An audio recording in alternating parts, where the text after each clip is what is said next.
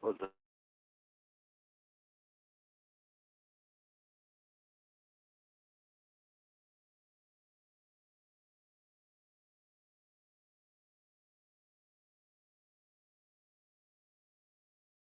Imagine.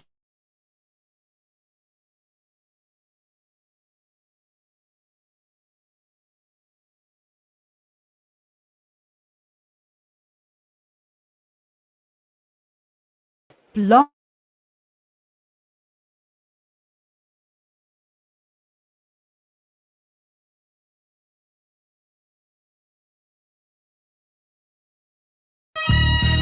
I am the wicked.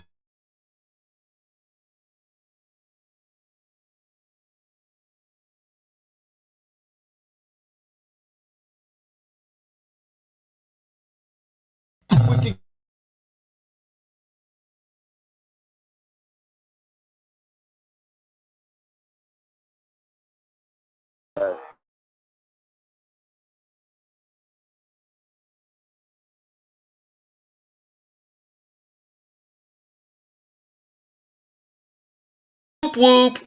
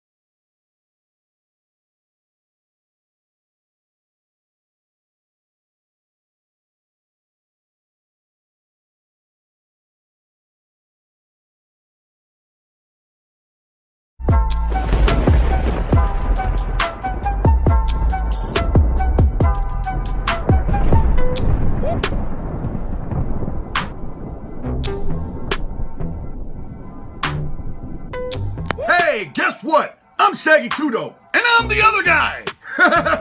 And we want you to remember where to go for the greatest podcast right on Carnival Spirits. It's a YouTube channel, and you'll get right to it.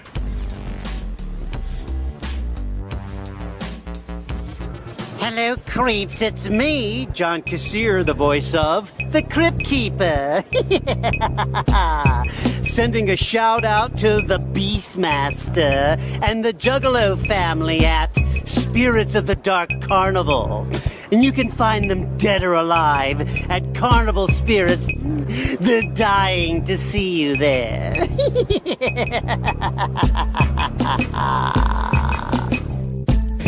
Shout out to Carnival Spirits.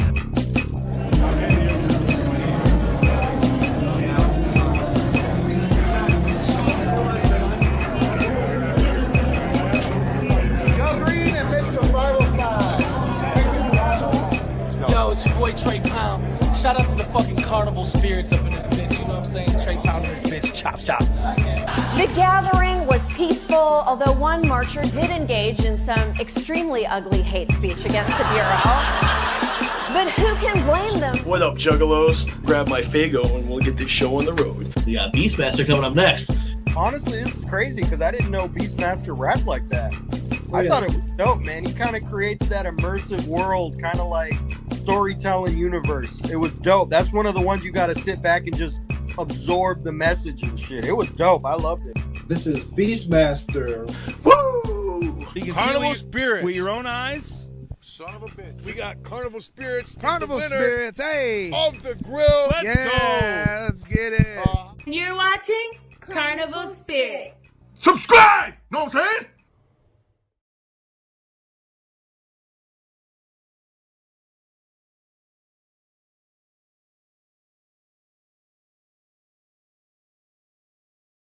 Are you planning on coming back to the Shangri-La Resort this year? Oh, absolutely. You guys put a lot of work into that shit, and you know, Juggalos really appreciate it. So, getting up on that stage isn't just fun. It's a privilege, you know. So we'll get off into some of your shit here in a second. I was gonna ask you about the When I Get to Shangri-La track. What inspired you to do that song? Oh, shit. I mean, I don't know. I felt really compelled to kind of put my own thoughts about death into song, and took what ICP did with the Joker's cards and the Wraith, Shangri-La, Hell's Pit. You know, some of this shit strikes a chord with people more than others, and I spent a lot of time thinking about death, and I kind of decided that I wanted to put into words my thoughts about death. If you feel like you're controlling your sin monsters, and you know, you think Jack and Jake are getting along, and you're not fooled by Malenko, and you know, all this more of the Dark Carnival. When I get to Shangri-La is just my spin underneath the surface of life, and when I get to heaven, to feel good about yourself and what you're doing in life and where you're going, that kind of thing. Yeah, and this is off of the Juggalo Agenda album, and if y'all are at the gathering, I hope y'all got one, because that album's a whip. And this is When I Get to Shangri-La by our good buddy BeastMaster. You wanna know what it's like when you die? We'll get to that, don't get ahead of the track. You have nothing but time, get the answer to your question at the end of the road. Death consumes us all, tell me something I didn't know. Faced with challenges since we were savages, seems like yesterday, that's how bad it is. Staring at the hourglass, tripping on the fallen sand. One vicious cycle after another for the common man. BSTMSTR, survival of the fittest, other end of the spectrums when the Reaper visits. But I'm confident I'm gonna die, there's no stopping it. And I could feel a hard drive with all my thoughts on it. Just like how they say every day we're dying since our birth. Time may have a deadline, but it's my time that I spend on Earth. Under closer inspection, self-analysis and contemplation. Open mind, blind faith in karma, journey versus destination.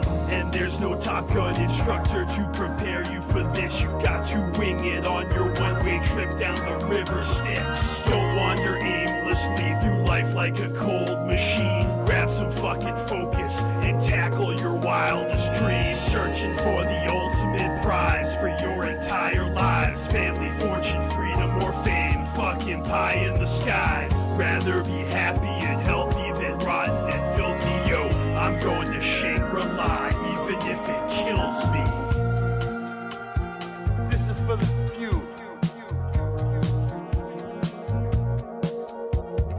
Countless close encounters with massive amounts of hardships and hard knocks, but slow and steady progress keeps our species out the tar pits. And each and every one of us can feel it in our stomachs. Death is hovering above us, so there ain't no need to rush it. Yo, I'm not immortal, though I'd love to be, if not just for the fact that I've got unaccomplished goals to hit. So count on me to keep the pedal to the metal, never settle for the second best of what potentially's coming to me before my death. We all know our days are numbered, and some more than others wonder what it takes to make or break efforts to cross through pearly gates. Probably not what I envisioned, something someone else predicted. If they reach enlightenment or simply sifted through the bullshit, righteous wicked visions, vivid catalysts for better living on an even playing field, praying forgiveness for our sinning. Ultimately could be the big difference between you and me.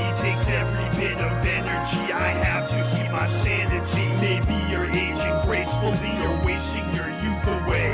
There's always a price to pay when it comes to Judgment Day. What doesn't kill you makes you stronger. Brownie points for living longer. But everybody dies, that's right, even if you die harder. When I get to Shangri-La, assume the sail. I'll see you there drinking blue ribbon beer out of the Holy Grail. Never die alone, say goodbye to anxiety.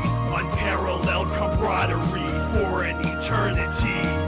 And free speech in every sense of the word. And rhino skin for everyone so no one's feelings get hurt. And no one needs a ghetto pass. In fact, ghettos be a thing of the past, as well as first class at last. Something to look forward to. Life sucks and then you die, laughing so hard that you cry. Don't let it pass you by. I'm not gonna sit up here and explain what every Joker's card is and what it means, because you guys already know that.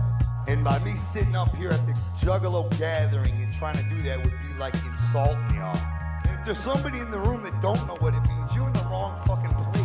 When I get to Shangri-La, the atmosphere will give me chills while my consciousness absorbs a plethora of ninja skills. When I get to Shangri-La, I'ma bask in all the glory of my brand new custom-made Corvette Batmobile waiting for me. When I get to Shangri-La, I'ma rig the lottery and watch the fortunes fall into the laps of friends and family. When I get to Shangri-La, I'ma look up Randy Rhoads, take some private guitar lessons, then break all Da Vinci's codes. When I get to Shangri-La, my nirvana in the sky, reunited with my dog and finally meet the butterfly. When I get to Shangri-La, all theories will be confirmed, like being born with the knowledge took me my whole life to learn. When I get to Shangri-La, I'll be thinking, damn, I knew it at my welcome party, thrown by everyone who beat me to it. When I get to Shangri-La, I'ma freestyle in the sky on a custom hoverboard, just like my man Marty McFly.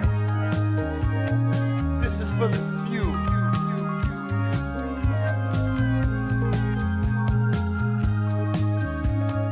This is for the few.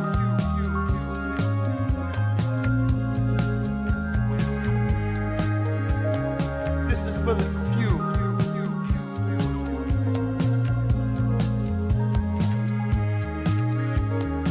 This is for the few.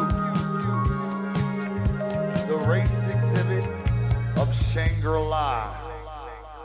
Oh yeah, that's a good track, man. When I first heard that shit, man, that shit touched me, dude.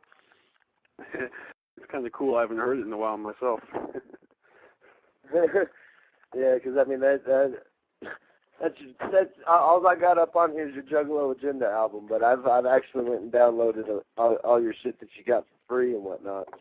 All that shit's good. Not all of it's written like Juggalo shit like this, but you know it's all good nonetheless.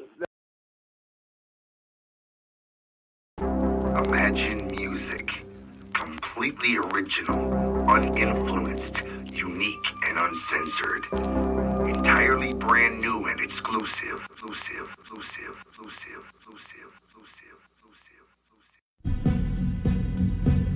Down with the cloud. Get down with the cloud. Down with the cloud. Get down with the cloud.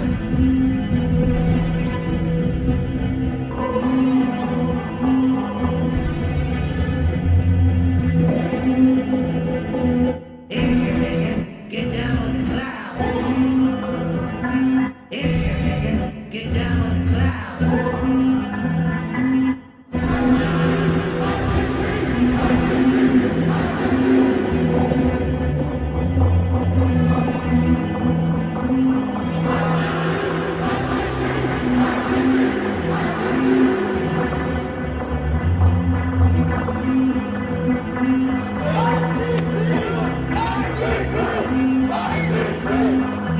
There's a couple painted up freaks.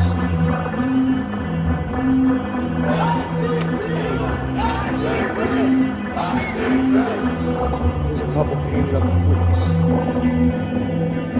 Y'all ready to party? When will you teens learn to be uncool like everyone else? Never, Pop. When will you teens learn to be uncool like everyone else? Never, Pop.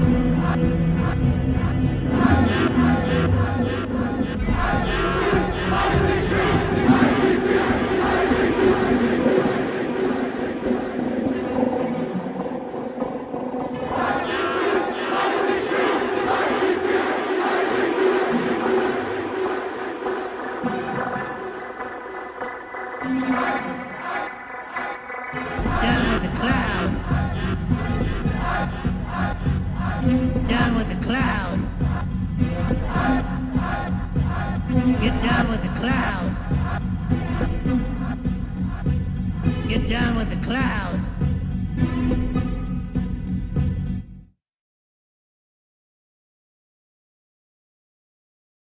You know, whatever, you know. That's Blog Talk Radio. Scotty Two Balls up on here on Carnival Spirits. We are honored to have a very special guest in the house tonight. Big Hutch is greeting us with his presence tonight. Hutch, is that you on here? What's going on with it, fam? How are you doing, man? Just grinding until I find it, man, you know, not just as a juggler myself, but as a hip-hop head myself. That's having right. you on the show is extremely an honor and a privilege, and I want to thank you so much for being on the show. Well, thanks for having me, man. Thanks for having me. Much fucking love. Out to you. Yeah, thanks for having me, brother. What's going on? How are you doing? Good? I'm just in the lab right now working on the Hell's Kitchen album, Right. So, going I'm about 8 songs deep, so. Right. I'm still going hard, strong, I mean, one thing about me is, man, I love, I love hip-hop. I love to do music, man, every day as much as I can, so. Oh, I know it. You've been in it for so long. Originator. I mean, how can you not?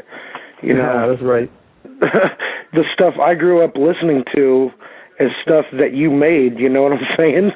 It just blows my mind. That's everything from Eazy-E to NWA to shit on Death Row. That's stuff I grew up on, That's right. I appreciate that because, nowadays it's hard to find people who really know what the whole blueprint of all this shit is, man. So everything is so flash in the pan, and no disrespecting nobody's making records now, but I guess that's just the climate. If people don't really cook their food no more, they pop it in the microwave, and they think they got a full course meal, Right. We kind of come from that era where you had to cook, you get in the kitchen and cook, I hear you, definitely. Yeah, so we got, I don't even know where to begin here. This is hard to start. So I have these set of questions.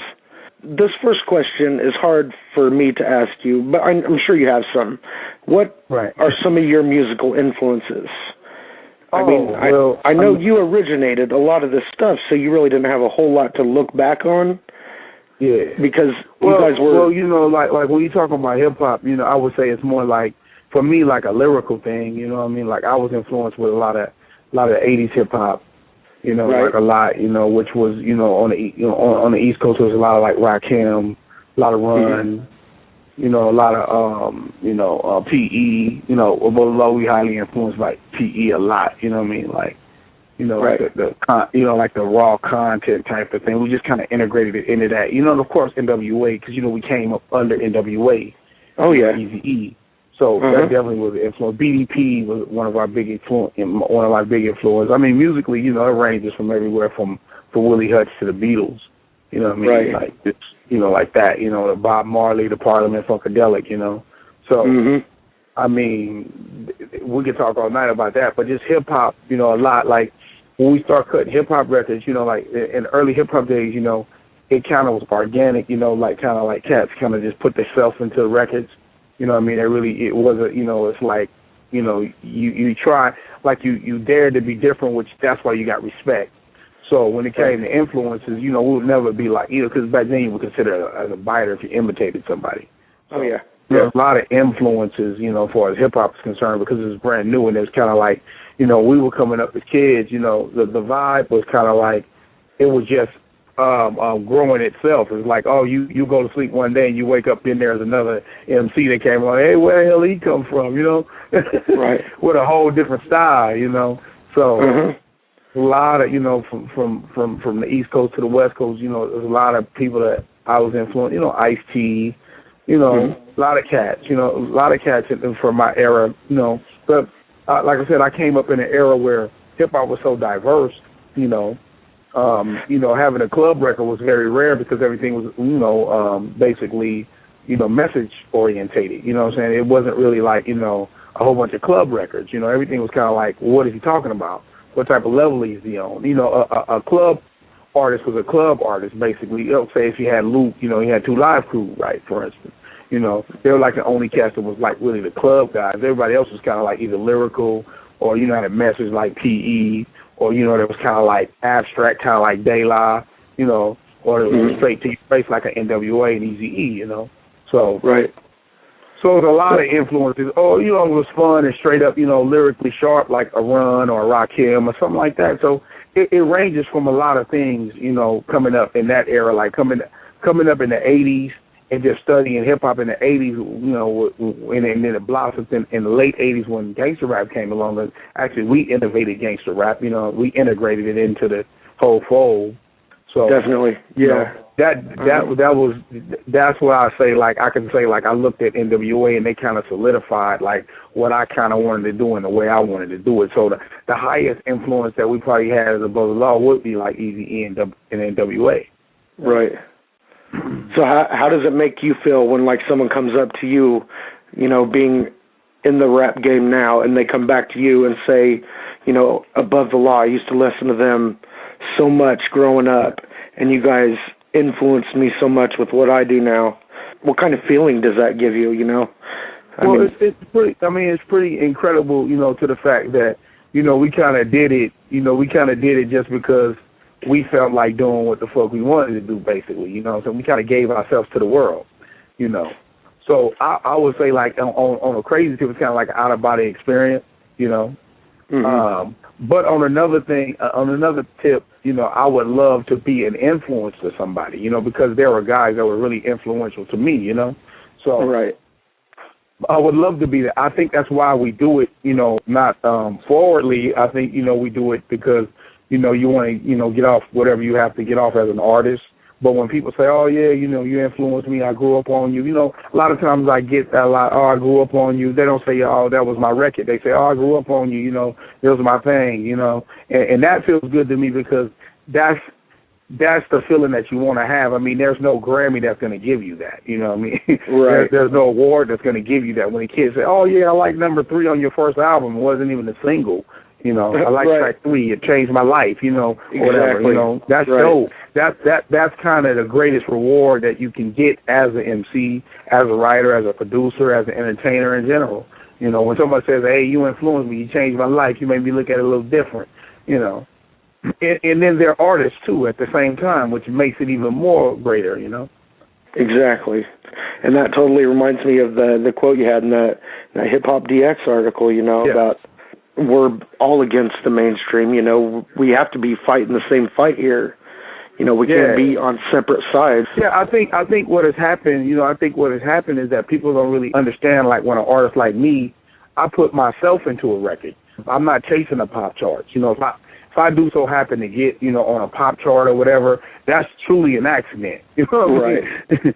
Because I'm not trying to do that. I'm still trying to preserve the real essence of it. You know, I'm one of the few guys amongst the divine council of cats who really believe in this. You know what I mean? You know, when we do records, there are actually how we really trying to preserve what really the true essence of hip-hop really is. And then when people don't respect that or people try to pick it apart or, you know, choose a side, that's to me, that's what the mainstream does. You know, the mainstream critiques you and puts you in a box and says you're this type of music. You're not hardcore hip-hop. You know what I mean? Right. Hardcore hip-hop is an organic thing. It's like something that you have to let it grow and appreciate it, you know. So, and you have to have appreciation from a point of view of knowing what that essence is. And I think a lot of people from our era kind of forget that and kind of move on and keep it pushing, and we don't try to look back and say, okay, let's do it like this from a perspective of where we really truly still believe in this, and let's stop writing it off because corporate America, corporate globally is writing it off, you know? Right. Let's still try to preserve that, and let's do things that preserve that, you know? See, I love that you're doing that, and I love the fact that you did it with Psychopathic and The Only Solution, Absolutely. You know what I'm saying? You bring in, you know, two of the things that I hold dear to my heart, you know? The thing about the crazy thing about, you know, the Only Solution, the Psychopathic Assassin, the whole movement that me and Jay is doing with that is the fact that we're not trying to make hits. We say we're trying to make history. We're trying to take a certain breed of something that's not in the industry anymore and introduce it to a whole new crowd. You know, definitely, basically the storytelling element, the whole little, you know, follow one whole album instead of, you know, because we're so single-driven now. Everything is so single-driven. So, you know, we felt like, okay, let's put together a record, you know, and tell a story and make it be more art and make it be more timeless than just like, oh yeah, just a fly by night. Oh, remember that cut? Or remember that cut? The thing we're doing with the project for the psychopathic assassin movement is that we're trying to make people remember a certain thing, the whole theme of it, you know, not just one thing about it, you know. Right. So that was the, you know, and it's kind of like old school, but trying to bring it into the new school, you know what I'm saying? It's like a blast from the past, but a boost into the future, you know. Right. That was the whole thing about that. It's never been about, you know, let's, you know, take a day off, because, you know, we bust our ass on the record, and, you know, we love what we did, you know. So, right. And the people that appreciate the record, we, you know, much love to all the juggalos and, you know, and all the people globally who dug The Only Solution. You know, and we're going to continue to, me and Jay going to continue to make records and do what we do, you know what I mean, because we believe in that, you know. Awesome. Yeah, I know they had in one of the newsletters back in December, you guys are still going to be doing some videos off of that. Is that still happening, or?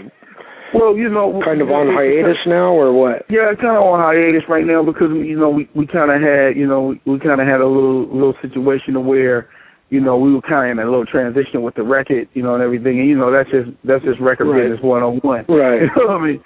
So, you know, yeah, I hear you. You know, it's just like we're either gonna be on to the next chapter of it, because, you know, I have my own company too, Westworld Big Shot. So yeah, you know, as well, you know what I'm saying? I had, you know, me and Mike, we had a couple of records, a couple of projects that were slated, and Jay had a couple of records that he was, you know, trying to do, so we kind of had to take a little hiatus on the Psychopathic Assassin project right now, you know what I mean? Right. So, I mean, we're either going to take step 2 and do the next record, or we're going to just, you know, fill it out, and then pop one out, you know, later on the end of the year, too, you know what I'm saying, again. So, you know, but right now, we're kind of going to get on with the business of what we're doing right now, you know what I'm saying? And like I said, right now, I'm working on Hell's Kitchen, live from Hell's Kitchen right now. So. Right. You said do you have a release date for that yet? It's May. I'm on 8-track beat, you know what I mean? All right. I know you have Angels and Demons up for play on SoundCloud. Yeah, the single's out, Angels and Demons. The video will be out in about another, like, 20 days. So, cool. You know. You can check that out on BigShotMusic.com. Yeah, everywhere. Right. You know, YouTube, you know how we do it, you know. YouTube, everywhere. My site, your site, on everybody's site. We'll make sure people see that. Everybody will see it. So how would you say that your new tracks that you're doing now differ from the earlier stuff you've done? Oh, well, that's one thing about it. It's not really, you know, the Hell's Kitchen record is not, it's more like an Above the Law record because it's more funky. It's more, I would say, like it's G-Funk reinvented, you know. Cool. Like everything, just like how you hear Angels and Demons, it's a real funky record, you know what I mean, all the way through. You know, kind of soulful, kind of hard edge. You know, I got a couple of crazy joints on there. Like, you know, lyrically, just, you know, off over the top. You know, just kind of like the Above the Law stuff is. Because what I wanted to do with the Live from Hell's Kitchen, it's 2-part. I'm the true definition of art. I wanted to make it more like, you know, hip hop, soul, funk, rhythm, blues, you know, that kind of thing. You know. Whereas all the things that you always heard from Above the Law, but just, you know, now I can't do a record, you know, because Cam G, rest in peace. You know, I kind of put all my energy that I usually tentatively put in, and I'm producing the whole record myself. So it'll be just like an Above the Law record, you know. So, you know, a lot of my solo records are integrated. I have house producers that work with the label, and, you know, of course I did, you know, Psychopathic Assassin album, Co-187 record with Jay, with all the Psychopathic producers. You know, and the classic beats, you know, the classic hatchet beats. So this record will be more like an authentic Above the Law record because it's me producing the whole thing like when I produce Above the Law. Cool. I got a lot of Above the Law questions. I had a lot of fans submitted Above the Law questions. Okay, that's all good. Do you plan on releasing, there was talk of Diary of a Drug Dealer? Yeah, well, no. I mean, because the thing about Diary of a Drug Dealer was the record that was coming out on Death Row. And, you know, with the new owners at Death Row, they still trying to, you know, decipher whether, you know, I can do a record with them or not. I really don't know. Right. You know, so, because that's a record that we were doing, which is actually, Diary of a Drug Dealer is like the Death Row record, and it's some of the Sex, Money, and Music record that we put out. I think Death Row maybe have like 6 or 7 songs, and then the rest I think is I'm trying to go back into my in my computer and see some of it's Sex, Money, and Music records too. So I don't know what, but it's like a combination of that. Like when we had left Death Row, some of the records were still stuck at Death Row, and then we did Sex, Money, and Music, and then I was incarcerated after that. That's kind of where Diary of a Drug Dealer went. We didn't use the topic Diary of a Drug Dealer because that's the record that we were going to do with Death Row. So in case we would have got any kind of contract disputes saying, well, you was going to put this record out with Death Row, then, so we just renamed it Sex, Money, and Music. Right.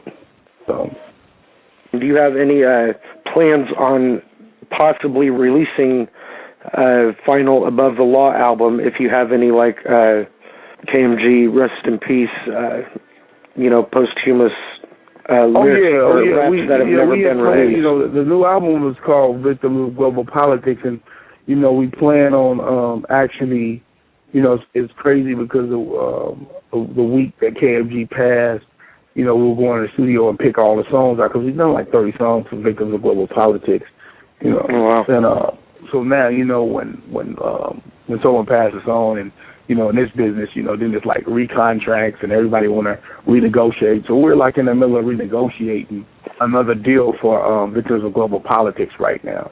And you know how it gets to families and and back and forth, and it's the same thing, So hopefully we can settle that by this year and then hopefully have it out, because it's definitely a great piece of work. I mean, I've got probably about, I have enough music to put out 2 more Above the Law albums, really. Wow.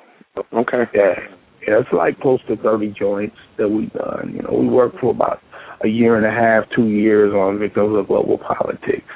So, and it's a lot of different producers. The only thing we did different on Victims of Global Politics for people to check for, we worked with a lot of different producers. Battle Cat produced on it, Chill from CMW produced on it, I produced on it, KMG, DJ Chaos, who else was on that? A couple of cats that I worked with over at Death Row came over and did some joints. I can't remember, younger cats, they were older cats now, but they were young at the time, but they done some stuff over there with me, So it's going to be, it's going to be definitely a crazy record, man. What I'm saying? Hopefully, like I said, we can get past this, legal bullshit, but that's the game. That's the game when it comes to money and, people, that you're dealing with. People got their hands, in your cookie jar, man. But, so y'all look out for that. We definitely have music. I mean, when it's going to come out, my peoples, I keep it real with my fam out there. When it's going to come out, hey, time will tell. Time will reveal, as we say. Something to look forward to, anyway. Right. Right. All right, we got another question. Somebody wanted to know, did you produce Eazy-E's Merry Motherfucking Christmas? I didn't, but I was a supervisor on that record. Okay. Because they wanted to know if you worked with Rudy Ray Moore. I was there. I didn't produce that particular You were track, there. but I was there because I was a supervisor. I was a supervisor on 1996. That's the New Year's Evil shit. So I was there. I produced the intro. I produced the cuts on that record. So not that particular one, but yeah. Mm-hmm. What are your thoughts on that album? Oh, I love it. I mean, the thing about Eazy, one thing I love about Eazy is that, he wanted to have fun, all the time. Right. I mean, he's a serious comedian, at times. But yeah, I mean, I loved it. I mean, I got to hang out with Rudy Ray Moore, and we spent a lot of time with him too, working. Yeah. So that was a beautiful thing.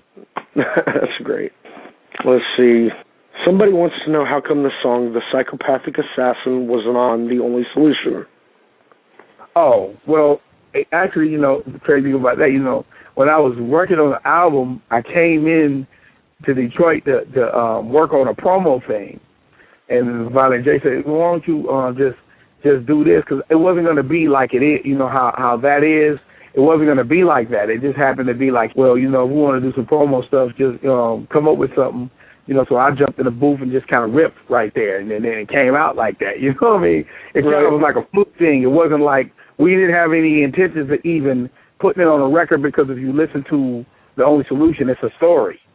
Right. Yeah. I mean, yeah. And that we were like, well, that, that's not really, that's like giving you a sneak preview of what, like, the Psychopathic Assassin is going to be about, you know what I mean? So it really was like a teaser rhyme that we did. It wasn't never going to be a record, ever. Right, It was like some just, freestyling, go in the studio type shit. Right. That's why it never really was a song. So I liked it too. I feel whoever asked that question, much props, because I felt it too. I wanted to, but when we put the records together, because, we done the Psychopathic Assassin album chronologically. We didn't do a bunch of stories and then make a story. We told a story from the beginning to the end, Mm-hmm. So when you hear Born to Kill, we go down a line. We just walk through the assassin's whole life. So that wouldn't have fit because the way it was just was a freestyle rhyme. But much props. It is a dope record. It is a dope flip. Mixed tape flip rhyme. It's one of my favorite beats too. Like that they do. I picked. When I was on American Psycho tour, I wanted to do that as a record. Well, when we done the freestyle to it for the promo, it was like, well, it's not gonna fit with the story that we're trying to do. Could have been like an iTunes bonus track or something. There you go. We should have done that. See, there you know what I'm saying? We should have made it available somewhere, huh? Let me get back to my questions here. Go ahead. What prompted you into wanting to rap in the first place? What got you into it? Well, I grew up being a musician, and basically, like, in the 80s, that's the era that, like the early 80s was like when bands were out and all that, right? Like, we were in high school, and in the late 80s, that's when hip-hop just took over. So I just decided if I wanted to be a performer, I would just have, not that I would have to rap, but I was more in tune in my generation as being an artist as being a rapper, instead of being a singer or a musician or, like that. The thing that helped me in it was that I was able to understand, messing with music so long, how to broaden myself in the music industry. That's got me into rap, just the whole, how everything just changed overnight, basically. Because in high school I was in like a little rock rhythm band, that type of thing. Everybody was put together with little bands and everything. You know what I mean? So, but then hip-hop took off. So it was like, you need a rapper. Even if you had a band, you needed a rapper. You know what I mean? Yeah. So I just started getting into rap from there. From there, just kind of like, like a bug hit me. And from there, I started running with it. Just on the fact that I liked it based upon from the artistic point of view. My dad and my uncle was like, what are you doing? We didn't pay for all these music schools and he's like, you're not gonna play no more? I'm like, no, I'm gonna still play, but I'm a rap. Kind of like hard to tell. And they're like, accomplished writers and producers and shit. And they're like, what is that? And I was like, no, I'm not going to sing. I'm not going to play. I'm going to play, but I'm not going to play music. I'm a rap, and then I'm going to put music with the rap, It was like, huh? Until I met Eazy-E and made a hip-hop record, you know what I mean? So I was like, okay, cool. Let's make money, So, yeah. So did you ever record any tracks with Willie? I recorded this one group with me and I used to have a band in high school called Enticement, and we recorded a record with him at his, I don't even know where it's at. I mean, it's like probably an 8-track cassette or whatever that. But yeah, we were recorded for when I was in the 9th grade. I recorded a little groove track with me, him, a couple of my band members playing on this record together, real funky little. But actually, it's funny because I got a gig in high school from that demo. I don't know where it's at right now, homie, but I got a gig in high school from that demo, but he's playing on it with us, Nice. And my dad, they playing with our band, we had a little band, That was in high school, everybody had their little bands and all that shit. That's cool.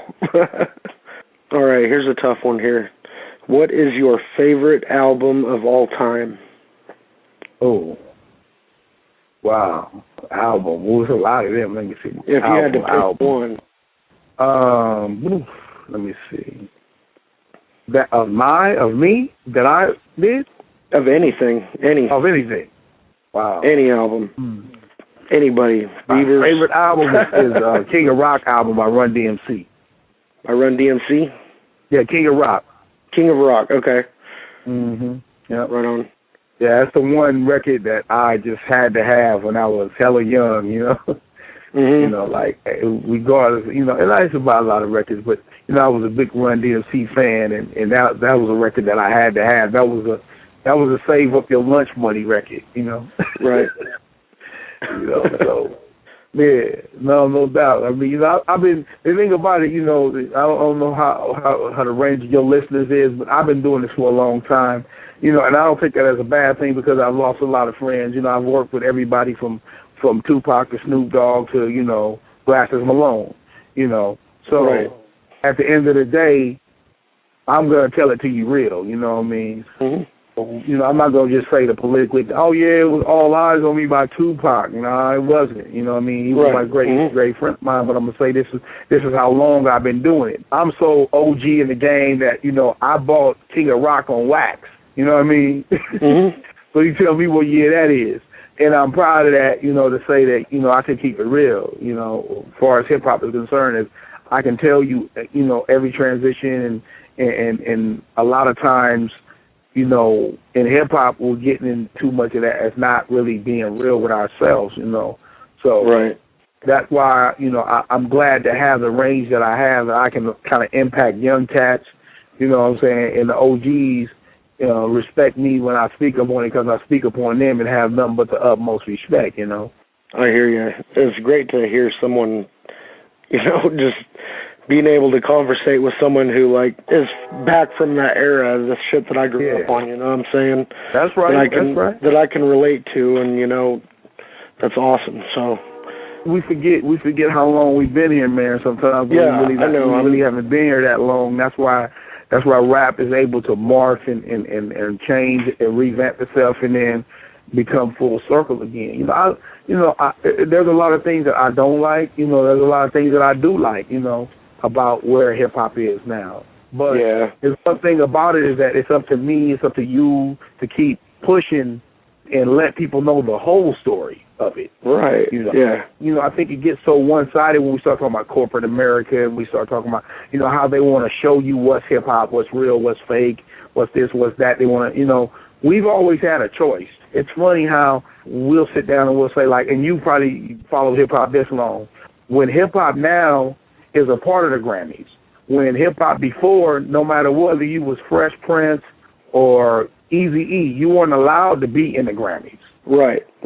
You know, no kind of hip-hop was allowed in the Grammys. Now, since it brings in revenue, you know, the streaming to make, they can sell their products to it, it's full-blown then. And that's why I say it's up to us to keep continuing to do that, you know? Right. I hear you. You got some more questions, let me know. I mean, no, I'm just rambling on and letting people know how my heart feels. No, that's what we want to hear, man. Right. Yeah, I just, you know, think about it, brother. I just get tired of, you know, get tired of, like, you know, everybody uptight in hip-hop, you know, who was, everybody knew, you know, got their nose in the air, they super divas, you know, and it's not fair because that's not what our struggle was, to be our own individuals, our own entity, our own voice, our own industry, you know. Right. And now we've merged in with this industry, and now it's like corporate tells us what to do and what to say and what not to say. And if you say that, then, oh, you're this type of music. And if you say that, you're that. Now, don't get it twisted. It always was like that, you know, as far as, like, it's been this type of music. But as a whole, kind of like I said in the statement, we do something that we all should be sticking together in. Right. You know what I mean? We're not that type of industry. You know, like, the people in our fans who follow hip-hop, be it juggalos, be it regular cats rolling in the streets, you know, some guy in a corporate office that was a hip-hop head when he was in college, whatever it is, we generally don't even gravitate to the masses at all, even if something is massively dope. You know what I mean? Like, far as if I have a record and it's a hit, we still gravitate into all the underground shit. You know what I mean? Right. The core of it. We're never knocking underground shit. We're always supporting it. It's not reversed like, okay, we're going to support the pop corporate fly glossy shit, and then just all the underground. That's, you know, that not to ourselves. We shouldn't do that. You know what I mean? Let corporate do that. You know, in ourselves, we shouldn't look for something to be so sensational that if it ain't sensational, we not fucking with it. Because real hip hop, it was successful without radio, without media, without mainstream TV. You know what I mean? It was successful because of that. That's why it was successful. The reason why we've all became major artists and legendary artists, quote unquote, that other people say. I don't say it to myself. I'm still in the mix trying to create history still. You know what I mean? We're like that because of the underground. You know, because of the voice of the kids, because of their voice, not because of MTV or VH1 or whoever it is, you know? So when we look for them to validate our industry, we're hustling backwards, you know? Yeah. I hear you, exactly. I mean, that completely brings it back to Above the Law and NWA and everything. Right. You never hear that shit on the radio back then. No, you never the whole infrastructure of Ruthless Records was no radio. I mean, you talking about we were going gold and platinum with no radio, you know? Right. And you got to realize the era that we grew up in and selling those kind of records, people can't even do that now, and they have mainstream networks pushing that shit, you know? Right. It's because it was the realness and people could relate to it back then, and they can still relate to it now. But they made the industry, you know, like the kids made the industry. The people who followed us and supported us, they made the industry what it is today. You know, you grew up to it. You know, you made it an industry. You know what I'm saying? You made it what it is today. And for corporate to come in and say, no, we think hip-hop is this, and this is what we think hip-hop is, that's wrong. Because they never wanted to get that. And then, like I said, I'm not saying, you know, because what I do love about it is that they'll come and give you, you know, Pepsi will come and give you a whole bunch of money, or Coca-Cola will come and give you to do you, or Mountain Dew, or whoever it is. And, you know, when back in the days, we could talk about all those brands and they wouldn't give us a nickel. You know what I'm saying? Yeah. So it's cool for the fact of the branding part and all of that, all those things. But when it comes to them dictating what we are and what we should say and how we should say it, that's wrong. Because it's always been the voice of the people in the streets. It's always been the voice of that. You know, and that's why that's grown, because I believe the fans don't say, and people get up and they blog and they talk about stuff, but a lot of times, 80% of the time when you hear those things, it's really about nothing. It's not about how let's restore hip-hop. It's not about, I'm talking from the people's point of view. It's all, he this, he that. Such and such got socked in the eye. Or such and such got a knife in his, in his ass. You know what I mean? It's not about what we was talking about. Like, fuck the system, fuck the game, fuck this, fuck all that. You know what I mean? Fuck all the lies and the bullshit that's going on. That's what we were talking about. And we didn't have a computer to say anything. Yeah. Nowadays, it's like people are worried about the wrong shit, but you listen to the same music. But, okay, I'm going to say I don't like the snare. And that doesn't mean shit. Listen to what a person is talking about. What do you got to say about what he's saying? What do you got to, oh, yeah, I like the beat, but he's not talking about shit. Oh, I like this, but you know what I'm saying? And it's like a whole lot of that going on in the game, man. There's not a whole lot of people saying like, well, I'm going to support his message. I'm going to support his artistic point of view. I'm going to support that person and what they're doing. When we grew up, the reason why I was like that, because we had so many people trying to lock us out of the business. I think the kids felt our aggression and what we were going through. You know what I mean? Yeah. Now people think because you got a song posted, you made it. So, oh yeah, I'm finna be Joey the Critic. That's what they do to a Mariah Carey record. They're critics. You know what I mean? They don't. Hip hop didn't generally do that. You know what I mean? So, and that's why so much great music came out, because the artist was allowed to do him. Now I could come into psychopathic, let me do the fuck I want to do, you know what I'm saying? So exclude them out of it. If I was on a big record label, they would be primarily telling me what the people want me to do. Now, would that be would that really be a true depiction of my artistic point of view? Would it? It would be what all these other people say I should be doing and how I should be saying it. You would never get G-Funk if that was the case. Because G-Funk was invented because we were trying to be different than NWA. Right, yeah. If it was people blogging back then, oh, y'all call a brother law, y'all should just twist and have Eazy-E and MC Ren and Cube on y'all album and just make it an extension of that. You know what I mean? Instead, the kids allowed us to say, Above the Law, when they came out, they were different than NWA and being in the same clique, but they was on some gangster funky shit. You know what I mean? So that's one thing we have to realize, that with that voice and all those things that we have, let's start talking about something. Let's really start putting some real issues on the table and restoring what's real, you know? Right. Who cares if Chris Brown had a fight with Ocean, whatever whose motherfucker is? Who cares? You know what I mean? What is about the music? What's cracking with that? You know what I mean? Yeah. Right. We not gossip. You know, hip-hop wasn't a gossip thing. It wasn't, you know, there's too much of that shit going on. You know, right. Who fucking who doing this? There's too much of that going on. What's up with the music, man? You know what I mean?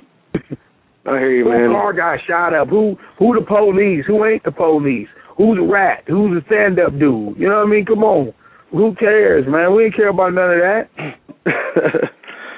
All right, man, we got like 3 minutes left here. All right. A couple more questions. I don't know what these are. Bushwick Bill wanted me to ask you something. Okay. I don't know if this is a real question or what. He wanted me to ask you what he was doing there at Cypher 4. What he was doing? What do you mean what he was doing? I don't know. That's all he put up on the post. He wanted me to ask you, why was I at the Cypher 4? What was I doing there at the Cypher 4?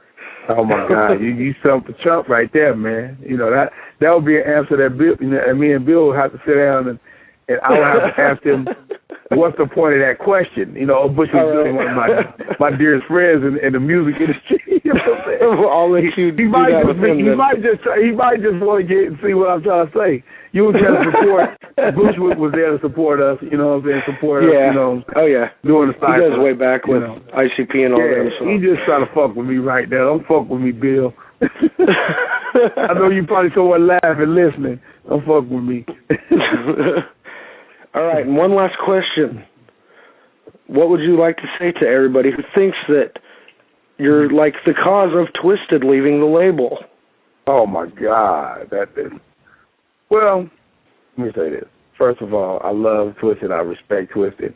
I really don't know what the whole politics of them leaving the label. But I want people to understand one thing. It's like this. This is a business. You know, and what anyone has to do is to make sure they're successful and they get out of everything that they need to get out of the business. I'm not a person that's coming along and saying, hey, don't do this for Twisted. I have no grounds or no control over what Psychopathic does for that particular band. You know what I mean? Right. But for it to be my fault, I never came in a meeting and never disrespected Twisted or never told anybody that, you know, push my shit.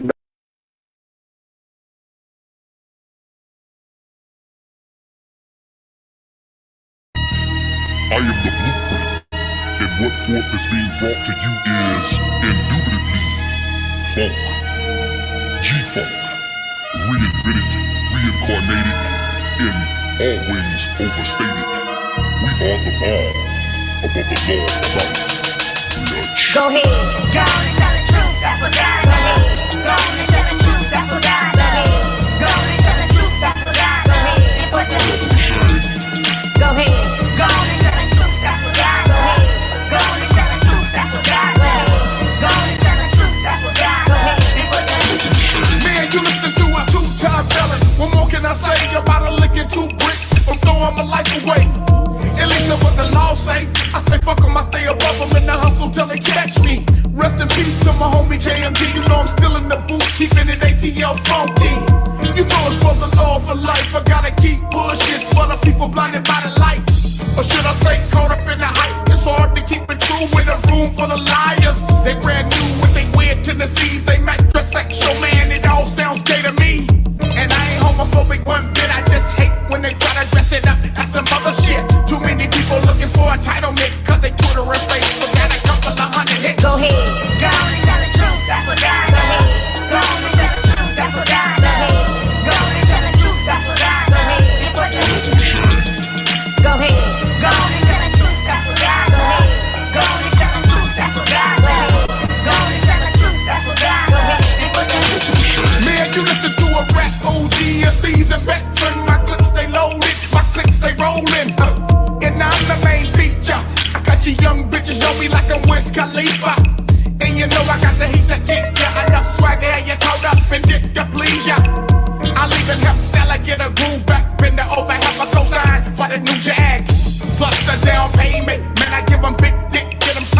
save them.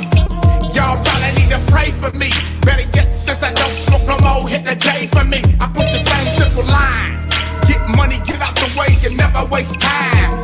And always keep God first, and keep my strap on safe, because these haters is thirsty. Go ahead, go on and tell the truth, that's what God. Go ahead, go on and tell the truth, that's what God. Go ahead, go on and tell the truth, that's what God. Go ahead, and put the. Go ahead, go on and tell the truth, that's what God. Go ahead, go on and tell the truth, that's what God. Go ahead, go on and tell the truth, that's what God. Go ahead, and put the.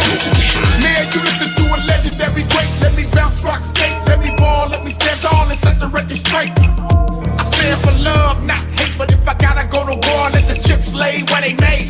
Gotta be willing to live for something in the club, poppin' E, rockin' Gucci, bout the OD. Everybody on cloud nine, psychedelic shit, super zooted out their minds. We in the midst of a big depression, pawned off as a slight recession, no question. While we all high, living our life with blinders on, barely getting by. Car no late, gas tank on low, still stunting in the club, putting on a freak show. But life ain't a rap video, so please stay in your lane and stay focused and Go ahead, go on and tell the truth, that's what God. Go ahead, go on and tell the truth, that's what God. Go ahead, go on and tell the truth, that's what God. Go ahead, and put the. Go ahead, go on and tell the truth, that's what God. Go ahead, go on and tell the truth, that's what God. Go ahead, go on and tell the truth, that's what God. Go ahead, and put the. It still does move, and it still removes the fake from the real, the strong and the weak, angels and demons. What side are you on?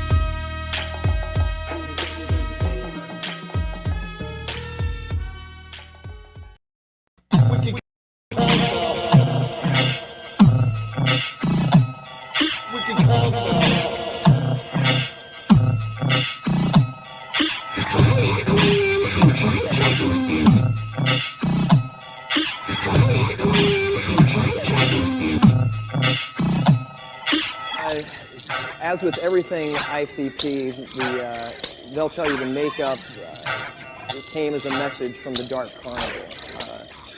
This is their mission in life, is to get on stage, dressed in makeup, rapping as clowns, and spraying Faygo soda all over everything. The last Joker cards will come when the time is right. When the moon lines up with Pluto, and Venus lines up with Saturn, and they all line up with Uranus.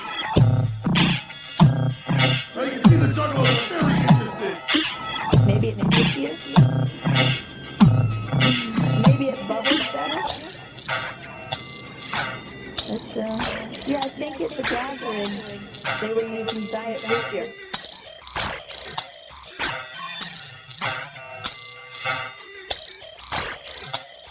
Now you can see the juggalos are very interested. You can tell by the blank stares on his face that they're excited.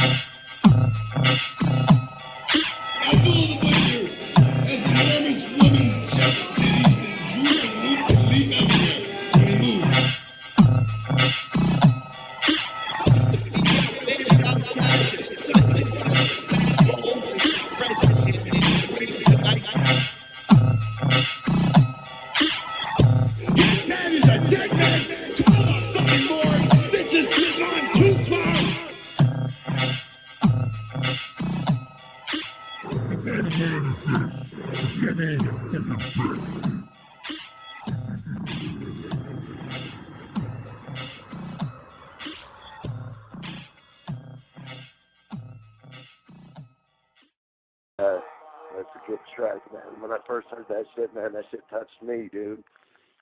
It's kind of cool. I haven't heard it in a while myself. Yeah, because I mean that's all I got up on here is your Juggalo Agenda album, but I've actually went and downloaded all your shit that you got for free and whatnot. All that shit's good. Not all of it's written like Juggalo shit like this, but you know it's all good nonetheless. That could be a controversial issue for some. I mean, some people don't like non-psychopathic artists making Juggalo-related music, but, you know, something compelled me to speak my voice about issues that my friends and I talk about all the time, and I know a lot of Juggalos that eat, sleep, and shit ICP and Dark Carnival, and a lot of people really vibe to the music that I made, and it's all tribute music, you know. It's all meant to lift up the whole, you know, Juggalo community. When I have something in my head, I need to get it out, like, you know, there's no stopping me. So what I had to do was I put together Juggalo Agenda, which is a whole album of all the Juggalo thoughts in my head that I just had to put to music, and I got that out of my system last year so I could move on to some other, you know, content. And I can't wait to have you back at the Shangri-La Resort, man. You tore it up there last year, and you're going to tear it up again this year for us. That stage was the shit, you know. A friend of mine got a message on MySpace the other day saying that, I don't know, some guy was just camping out in that general area in the Chaos District, and he just, like, heard my my tribute to ICP, Dear Joe and Joey, and I guess, you know, he had never heard it before, but just chilling at the gathering, hearing that for the first time on the loudspeaker, thanks to you guys at the Shangri-La Resort. Oh, yeah. Well, you mentioned your Dear Joe and Joey song earlier, and for all those out there who probably haven't heard it, it's a tribute to ICP, and I was talking with you right after the gathering, and you sort of explained to me what it started out as, and I think it'd be fresh to tell the Juggalos that, too. Yeah, no doubt. I mean, I know it was 1999, because it was not yet the 21st century, when I started to... I mean, I was really into ICP for a few years and put together, you know, a thank you letter in song form. And these guys deserve, like, the biggest thank you ever. I took 2 years to write the song, and the 6 hadn't even been revealed yet. But by the time the Jekyll Brothers had come out, it was all coming to a head. And after the 6 came out, I put the finishing touches on it. 2 years later, I recorded it. I didn't even have the song on MP3 or CD or anything like that for 2 years after I had written it. Just to practice that shit in my car when I was driving around. And then after I got that shit recorded, it took me another 2 years before I even put it up on the internet. And eventually started shooting out links and sharing it with Juggalos. And 2 years after that, it had reached over 50,000 plays, and I had, you know, sent it off to Psychopathic Records to try and get a spot on the Bomb House stage, the open mic stage at the gathering, and getting a lot of positive feedback from people telling me that they really enjoyed the song and that it kind of touched them and stuff. Oh yeah, and you know when I first heard that CD, it gave me chills like I was listening to the unveiling for the first time. You know, not those bad kind of chills, but you know those good, you know. Carnival chills, as I call them. And when I first heard that, I was like, wow. I mean, I would never expect a song outside of Psychopathic done by some 10,000 hard. And Dear Joe and Joey actually did. That's pretty much mission accomplished. So you got a good 70,000 plus plays of Dear Joe and Joey all together. CDs and everything else you've given out with that on there. I used to send emails out to people, and I used to shoot that track off to Juggalos through email. My first profile, the downloader was broken anyways, you know, flaking out on me. People couldn't download the song even if they wanted to, so I would actually manually email it to them. I probably sent out like a couple hundred emails, you know, that first year that I had it up there. And since we did all this talk about Dear Joe and Joey, I'll give it a play here. Juggalos, can you hear me? Juggalo Gathering 2003. Dear Joe and Joey, and anybody else listening to this, may I have your attention for a few minutes? The BeastMaster is my name, the North Shore Juggalo, Torleif James. Relax, this track has no strings attached. Compact disc with a list of side effects, unless of course somehow it turns a profit. Then you have no sure to sue me for it. Thoughts in my head needed a vehicle. Thoughts in my head barely conceivable. Needles and pins, it's all been a whirlwind. Don't know the ending, so where do I begin? Circa 78, conceived in the blizzard, as prophesized by a Norwegian wizard. 80s and 90s, so desensitizing. Seeing all these guys dropping like flies in the blink of an eye, I felt a change inside. I'm not gonna let this pass me by. I learned from experience, just trying to give a little back. So listen up or get bitch slapped. In 96, when I was 17, the Browse House Easter Sunday wrestling. Tommy B enthusiastically introduced me to a little something something off the Riddle Box L. Curiosity cracked open Carnival doors when Malenko dropped in and out of record stores. But this was nothing in comparison to witnessing a clown show in person. Ninja's vision of heaven in 97. Paradise, that Boston venue, had no clue what we were getting into. Dead center front row and no barricade. And at the end of the show, we ended up on the stage. And the clowns don't they go all over us. Walked out of there feeling like $1,000,000. That adrenaline rush, you only know if you know. When you make that switch into a full-blown juggalo. Lupos, Avalon, Songus, Palladium. All of a sudden, I couldn't get enough of it. Had to fucking have it if it ran with a hatchet. Every EP and Joker's card I could get. Even hard to find tracks surfacing on the internet. And Shockumentary was wicked ironic, cause we acted like it before we even saw it. I'm not narrow-minded, never felt more alive than we all survived and chanted. Props to Twisted. Don't even get me started. Batman raps, that's a whole nother seminar. Kid inside of me, sick of reality. Individual with a juggalo family. Tommy B holding down the floor of the scene with the cut rate crew ripping, know what I mean? Distance is nothing, unity means strength. A carnival lifeline of infinite length. In the meantime, we all just enjoying the ride till we twist and spin to the other side. All riled up, anticipating the six. Trying our best to avoid pissing contests. The Mannahatchee gear that you own is irrelevant. All you really need is clown love to represent. Remember this at the merchandise booth. You only got one life and your death is proof. ICP, thank you for the Joker's cars, Lotus Pod, and for this family of ours. We drop everything for our gatherings. No exaggerating, they're fresher than anything.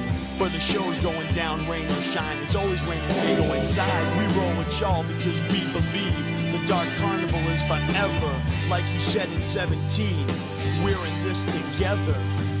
The carnival gets me high like marijuana, ecstasy, beautiful like Rihanna, diamonds, all up in a pinata. Hit 'em up if you want quick before you're a goner. Think you gotta shine? Take a look at the lives you changed with this carnival surprise. Hell, I gotta shine equally bright. Swear to God, I'm not lying. My shine's damn blinding. Just a matter of time, man.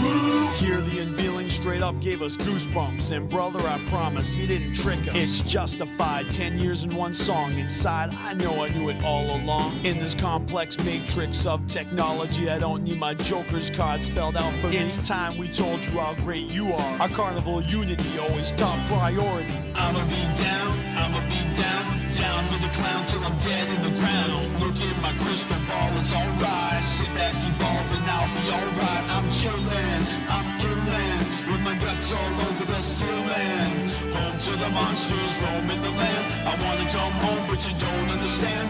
Why do we do the things that we do? Wicked rhymes, wicked times, you too. Damn, I wish I could be a ninja. Damn, I wish I could be a ninja. How many souls will fall from the sky? How many souls burn wondering why? We know you hit who we are, but even in Shangri-La. Whoop whoop, motherfuckers. Cali Green, too motherfucking fresh here.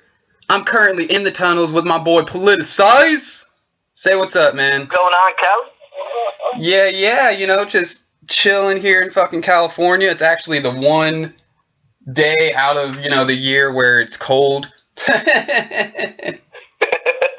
You know, it comes every once in a blue moon. I'm actually outside wearing like a coat and not just like, you know, short sleeves. It was raining. But anyways, that's not what we're here to talk about. Today we are here to talk about you and your movement that you currently got going on. So for those motherfuckers out there who don't already know Politicize, why don't you tell us a little bit about yourself? I'm 5'9", 147. I enjoy long walks on the beach with dead bodies around me. And, no. What's going on, motherfuckers? I used to go by the name Political Assassin. Me and Callie, we go a long, long ways. From the Forever 420 mixtapes, from the Stoner Power times. So we've really been on this music tip together for a long time. My brother's been supporting me for quite a while. Right now, my name is Politicized. The last thing I put out was Codename Assassin. Hell yeah, and we have gone a long way back. I mean, you were one of the first artists that I ever promoted, you know, in the underground. Actually, the very first motherfucker to hit me up, and it was at a time when you just got started. Yeah, it was real fresh, man. Really fresh at the time, like just at the beginning. Hell yeah. So, you know, going from Political Assassin to Politicized, why don't you tell us a little bit about that change? That change happened, I'd say about like a year ago now. And, you know, I went from going under Political Assassin, which was a great name. I always felt it was a dope name. But that was kind of the beginning. You know, I was not sure how to put everything out, you know, which direction I wanted to go in. I was working a lot with a lot of Philly rappers here, trying to get into a scene here. And unfortunately, they're very strict on what they like. So, you know, I wasn't catching the people I did. And once I started changing my stuff around and went by the name Politicized, it seems like a lot of doors opened up. And apart from that, a lot of my skill level went up. You know, after 3 years as Political Assassin, I learned a lot about the music itself. I learned a lot about myself as an artist as to, you know, not only how to write, but stop and break at points, how to shift my pitch in my voice, how to do a lot of things that I wasn't aware of back then. And through all the mistakes I made and, you know, trials and tribulations of going through it, under Politicized, it just became a better day. You know, I had to learn a lot about music. It's not just about you putting out whatever you want, whenever you want. Rather, put out the best material you can and make sure that people are going to feel it. Oh, hell yeah. You know, like we've said, I've followed you since the motherfucking heydays, and I gotta say, you've come way, way, way, way far from where you first started. I mean, you put out, what was it, 2 mixtapes, and actually technically it would have been like 3 mixtapes under the name Politicized, or Political Assassin, if I'm not mistaken. Right. Along with, you did the, what was it, In the Streets, the mixtapes that they had going on as well. Yeah, I constantly was trying to plug myself with the We Run the Streets mixtapes, and there we go. That's a lot of material under Political Assassin. And what's crazy is that one mixtape under Politicized did better than all of that stuff combined. So that's what I was saying about just getting to learn a lot more about the music itself, and, you know, not just sitting there like, I'm gonna put it out, buy this, that. No, it's about making people, you know, feel your music, listen to it. The love that you get, that people, you know, listen to it and tell you positive things is inspiring. It's more inspiring than any dollar amount for any artist coming up, just to get your name out there in the right way. That's how you build your foundation, and that's where I started as with this one. Well, hell yeah. I know also under Political Assassin, if I'm not mistaken, you were in the mix of talking to some people about possibly getting signed to like a major for a second there, for like a split sec there right before you changed up to Politicized. Yeah, it was like, it was an eye-opening experience getting to, I had a contact of a family friend that, you know, had contacts with Def Jam, so, you know, I went up there and I really thought I had something that could be cooking, but, you know, the first thing that I heard when I went to the offices at Def Jam, you know, it's on the 26th floor of this building, and it was like, kind of like, wow, you just ascended to heaven, kind of, you know. But as soon as you get in the door talking to the A&R, you find out you're more in hell than anything else. You know what I mean? Dude was telling, first question he asked me, he's like, how's your Twitter? Like, how's my Twitter? What the fuck do you care about my Twitter, dog? Like, seriously? Oh, you got shit. This cat trying to tell you he runs hip-hop, and he's wearing a fucking, what did he have? He had a little skinny Bon Jovi t-shirt, like his nipples were hanging out, telling me what hip-hop's about, so it's kind of like, dude, lesson learned, man. Yeah, definitely an eye-opening experience. You've gotten a lot of love, you know, in the underground with the most recent mixtape you put out last year titled Codename Assassin. Tell us about Name that. Assassin was so much fun. It's hard to describe. You know, all the stuff that I seem to put out now, it seems to always come out when I'm recording it and putting it out. There's always some fucked up shit happening in life, my own personal life, and it seems to inspire the music to get better and better. So maybe I should be an angry fuck because it seems to help sometimes. But yeah, Codename Assassin was a pretty short mixtape. It wasn't an album of any sorts. It was just 9 straight tracks with 2 original beats. One of the beats was with Jason Porter, and it was called Darkness Falls. And I know you guys had that as the first track on your CarnivalSpirits mixtape recently. We did, and it was the perfect opener, I gotta say. It really set the tone for the entire mixtape. Thank you, brother.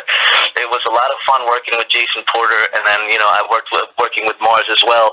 But working with Porter was a little more personal because after I started working with him on that track, you know, we kind of grew into a closer relationship where, you know, for him to tell me specifically, like, dude, I believe in your project, that was a solid mixtape. Like, to me, that was like, you know, that felt like, and, you know, it's like if Shaggy or Vinyl J came up to you, or Eshawn came up to you and said, dude, your material's dope. You know, it sets a level of this feeling that's like, wow, I can't believe you would say that about me. Who am I? To be honest, that's how I felt. And all the tracks on there, a lot of them had some good meanings. Hip-hop was literally taking a stab at the industry. Celebutard Killer, I just went after all these fucking celebrities that are only, like, why the fuck are they even famous? I put a lot of personal experiences in there, and it's just, every song had something to it. It was never just like someone rapping to it, you know, and that's the difference between Political Assassin and Politicized. With Political Assassin, I did have some good tracks that had meaning, but at the same time, I felt like, man, I'm just rapping on a beat with this. And whereas now, I feel like I'm making songs, even if those beats are covers. So that's the process that it went through, and it did really well, and I was really happy for all the input I got from people, you know, all the feedback and all the positivity. It was just wonderful. It made my day every day. You know? Well, hell yeah. I mean, let's go into talking about Jason Porter a little bit. You did have the song Darkness Falls with him and Mars, but like you said, you've kind of established, you know, a stronger bond. And, you know, there's a lot of cats out there that don't know who Jason Porter is, so for those motherfuckers who don't know Jason Porter, do your fucking research. You call yourself a fucking juggalo. You should know about the motherfucking Tunnel Runners album, you know, featuring motherfuckers like Mars and Jason Porter and fucking Low-Key. You know, fucking know about it. You know, he's... Exactly. How you don't know about Jason Porter and call yourself a part of the wicked shit underground scene here is beyond me. I mean, if you don't know about him, then I guess you don't know who Bedlam is minus Prozac, or who L.U. Cypher was, or cats that we all grew up with that got us into this. So, hey, come on, welcome. Because know your history. Cali has just established that. So, you're actually working on a mixtape project that he's going to be fully producing, titled Grimy. Yes. It's going to be a full mixtape with about 15 tracks, and then it's like an actual mixtape where, you know, in between tracks there's going to be, tracks in between the actual songs. So it's like the full mixtape that it gets you through this whole journey of grimy, nasty, dirty shit that we all see in life, but we kind of, you know, ignore, because if we think about it too much, we're gonna have to fucking kill somebody or ourselves, one or the other. So, you know, so the mixtape is gonna be a full-length mixtape, and it's hosted by Jason Porter. No hosting by some bitch-ass DJ Drama or DJ Clue or DJ Khaled or any of those fruitcakes. This is hosted by yours truly, a sick motherfucker who's established his name in the underground for years and years. You know what I mean? Well, hell yeah, and, you know, perfect motherfucker to produce an album with the title Grimy. Yeah, exactly. It's like, it's that's the thing, like, it works so well around his own persona that it's, you know, it's not too far off from any of who we are. Jason Porter is grimy as fuck, and most of the stuff I talk about is grimy shit. I mean, it's, you know, I talk mostly about negative things that happen to us, whether they be political issues, social issues, and they're grimy as shit, because we all feel it from a day-to-day basis. We all feel the fucking pinch, you know? So it works so well. with the mixtape concept. So every track is a concept within itself. Every feature, it works around the concept. So none of these songs are just like a track on a mixtape. Each song has its own original flavor, if I can say. Well, hell yeah. And if I'm not mistaken, he's actually going to be jumping on the title track, you know, Grimy, along with Doc Hollywood Hustle. Yes, sir. I recorded my part last week. We got Doc's verse on there. We got Jason's verse on there. And that's the opening track. That's like the anthem of the mixtape is That's Grimy. And hopefully we should be going to Detroit. Doc should be coming to Philly when we're all going to meet up, me, Doc, and Porter in Detroit, to put down the video, the official video for the mixtape, which will be That's Grimy. And, you know, it's going to be shot in 2 grimy locations. City of Philly, the city of the Murder Mitten. So, doesn't get more grimy than that. So you're actually going to be going out to Detroit, and Porter's going to be meeting you there as well, is what you're saying. Right. From what I understand, Doc is going to come down here to Philly to do his part, and then we're going to take a road trip up to Detroit for me to do my verse there. And also meet up with Jason Porter. And you know, Detroit's got so many grimy spots. I mean, it's just like a wonderful urban exploration tale in itself. You know, a million spots to film there. Oh, definitely. I mean, like, Detroit is one of those just like meccas of grimy, along with, you know, like Philly and fucking, what is it, Gary, Indiana. Yeah. It's just like, it's just crazy. Like, if you take a picture back of like 40 years ago, I bet those places weren't like that, but it's a whole new story now. So, you know. Oh, Gary's always been just a grimy fucking place. It's nothing. Oh, wow. It never changed, huh? Yeah, it's never changed. It's always been just factories and bars. I know my grandma, she got lost there once.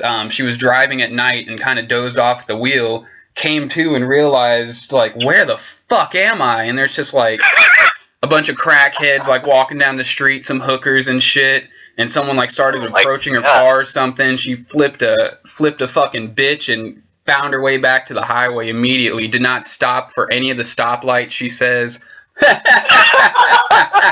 Got the fuck out of there. Damn. That's like an episode of, what's that, Twilight Zone or something, Stuck in Griminess. Right? That she said that she thought that she had driven right into Escape from New York. Wow. That's her. Now, next location, film location, Gary, Indiana. There we go. Home of Michael Jackson, by the way. Doesn't get any more grimy than that. Better keep your boys away, that's all I gotta say. Right. So in addition to this fresh fucking mixtape with Jason Porter, you're also part of a new supergroup out of Philly titled Dogs of God. You guys just released your first official single, Kamikaze. Tell us about that. Dogs of God is like, it's a project with Equitas, A. Wake, Rhino, Deranged, and Demonic. Those are the core members of the group, including myself. And Dogs of God is a lot like Army of the Pharaohs, Jedi Mind Tricks, where, you know, a lot of the beats they use loop like classical music and things of that nature to make these fresh type of beats that are very reminiscent of, like, you know, maybe Gangstar. Because Gangstar was really the first guy in the East Coast that, I think anywhere, that, you know, used those samples and looped them and created that feel. So that's really the kind of project it is, and we're spitting just like there's no redemption in these tracks. There's no we're nice people. There's nothing to make you feel good. These tracks are solid, in your face, I'm gonna fuck you up type shit, and they create that vibe just like Army of the Pharaohs does. Well, hell yeah, that's fucking dope. I can't wait to hear more of that project. It's a great project. I hooked up with now a good friend of mine, Equitas, who, you know, is local around me. We're very close in vicinity to each other. And I linked up with him, actually, you know, sending him a link to the mixtape for Codename Assassin. And ever since then, you know, we have so much in common. He also likes, you know, MMA, boxing. So we spar, we do that stuff. We do music. We're just very similar in our we both like history and politics, and we're, you know, just those type of people. And the group in itself consists of these amazing artists. You know, every guy on there is putting his best into it. I forgot to talk about Rhino, is also a member of the group. He's a new member. He's great. Check him out. His music is just, you know, one of my friends called it acid rap. So if that doesn't pique your interest, I don't know what will. But it's a great project, and we're actually going to have a show on this weekend. ADOT is having a release party for his album, and people will officially be able to hear Kamikaze live, and, you know, it should be fun. Well, hell yeah. So let's talk a little bit about shows. You recently had driven up to Canada, to Ontario, to do a show with Twisted a few months back. Why don't you tell us a little bit about that experience? I'm sure that had to be fresh, you know, growing up listening to wicked shit, fucking ICP, Twisted, Esham. I mean, it had to be fresh to, like, get to meet those guys and, you know, perform, you know, opening for them. That had to be fresh. It was, I mean, it was one of the best experiences of my life, you know, coming down to Canada. Every time I come down to Canada, it's always a positive experience. From you know, maybe even a year before I went down there to open for Twisted, just going down there and having a, you know, just going through the wilderness a little bit and having a road trip up there. Love Canada. It was really fun. So when I got there, you know, we went to the venue, and the venue was great. And it was crazy, though, because right across from the venue was like a meth clinic. So I knew I was in the right place somehow. But the Twisted show, we had Kung Fu Vampire. Man, they came all the way from California and drove. They drove from fucking Cali just to be at that show.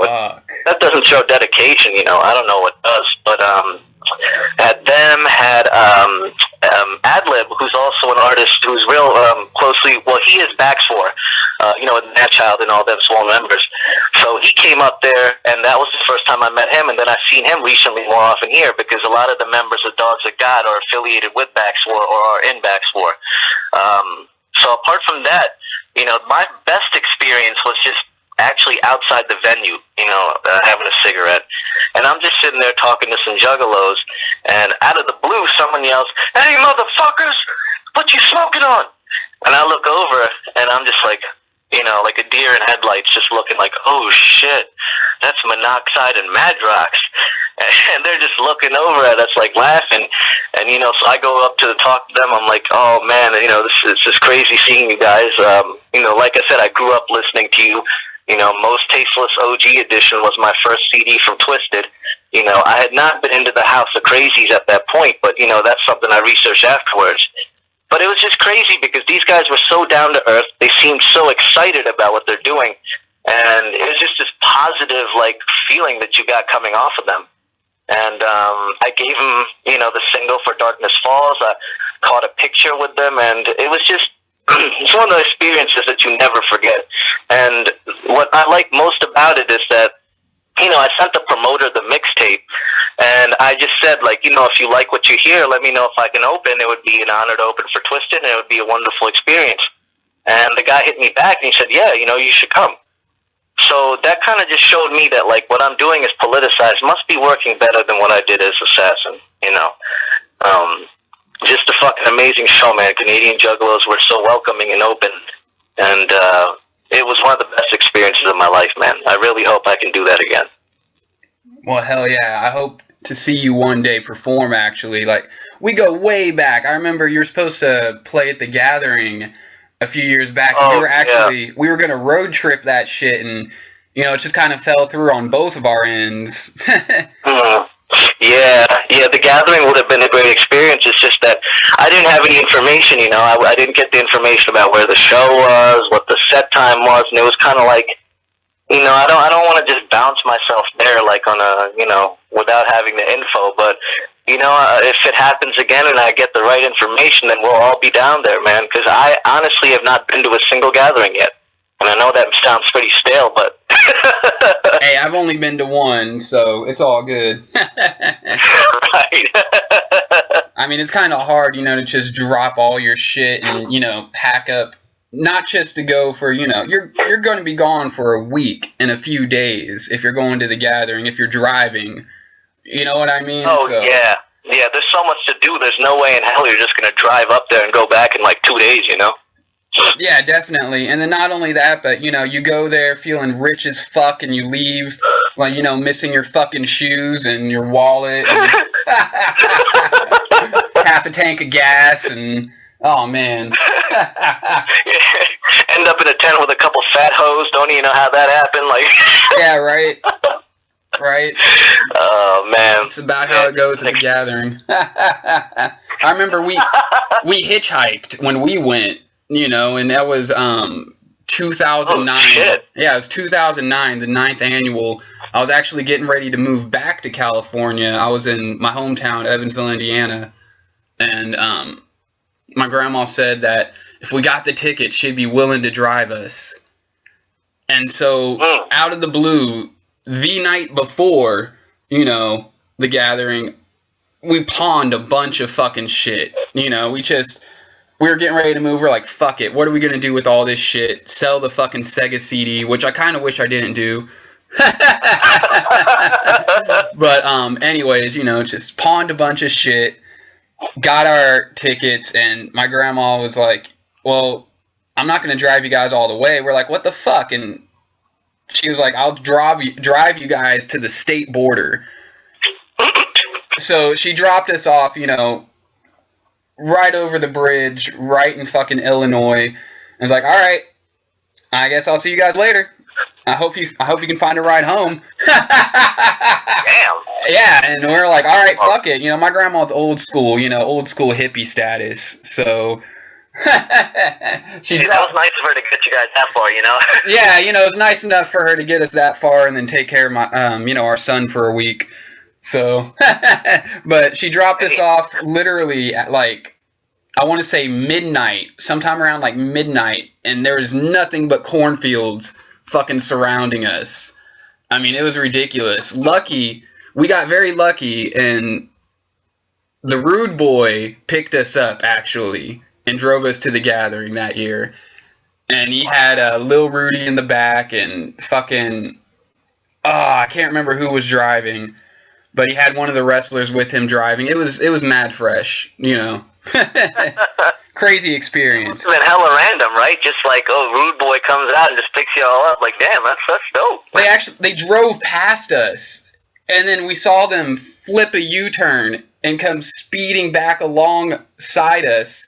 And I was holding up like this Hatchet Man window decal that I had from when I worked at Hot Topic. You know, it was a big fucking Hatchet Man thing. And I'm holding that up, like, hoping that some juggalo will see us. And they fucking sped past us. And we're like, what the fuck is up with these backwoods fucking hicks? You know what I mean? And they drive up the street a little bit, flip back around, roll up, and are like, hey, where are you guys going? And we're like, well, trying to get to Cave in Rock, Illinois. And they're like, oh, yeah? Something going on out there? I was like, oh, yeah, gathering of the Juggalos. I didn't know who the fuck the driver was. He was one of the wrestlers. And, you know, they're like, oh, hop on in. I think we're going that way. So we hop in the car, and sitting right there in the passenger seat, the fucking Rude Boy.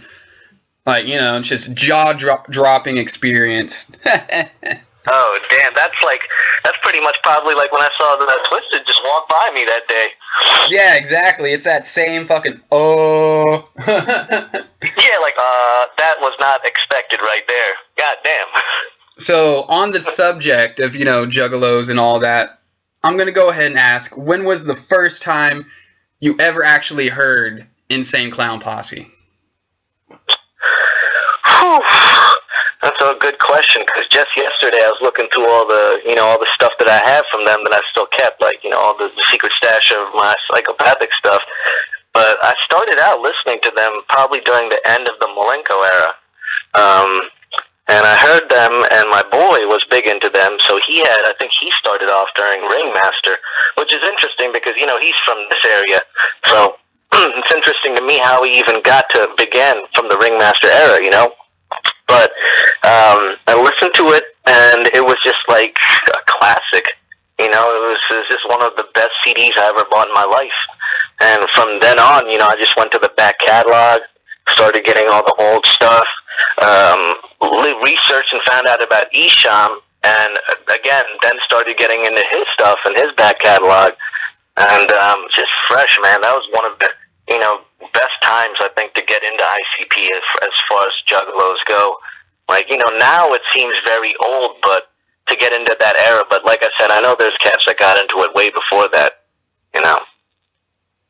Hell yeah, hell yeah. And with this being said, when was your first actual, you know, juggalo experience? Because there's a big difference, you know, in the 90s, being a juggalo, hanging out with your homies, and then actually taking that next step and going to, you know, an event, a concert, and being there with the family. You know, it's a huge step up, totally fucking different. You know, when was the first time you actually went to a juggalo event?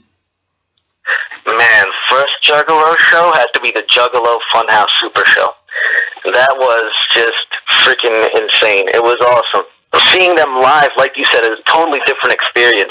And I think it's totally different from seeing them, you know, today as well. I mean, you got to see them at that time when Malenko came out. I even remember their website. Like, it was like a 90s website, Kelly. It was like, I mean, you probably know too, but it's just, it wasn't like a freshly, like, prepared website with all this shit. Like, this was when they were really, like, growing into themselves, and seeing them at the show, it was a true underground experience, you know? And not to say that they aren't that now, but I think that experience is very different from somebody getting into them at this point, you know? Back then, we didn't have shit in Hot Topic or Spencer's or anything. You know, there was no ICP merchandise unless you got it online or at a show. You know, that's where all the good stuff was at. You had to go to the show to grab their stuff. But that first show, the Juggalo Funhouse Super Show, man, it was a great show. I don't even remember who opened. I don't even think I cared because I was, you know, strictly there for ICP. Hell yeah. Hell yeah. And I do remember the old school days, you know, before Hatchet Gear.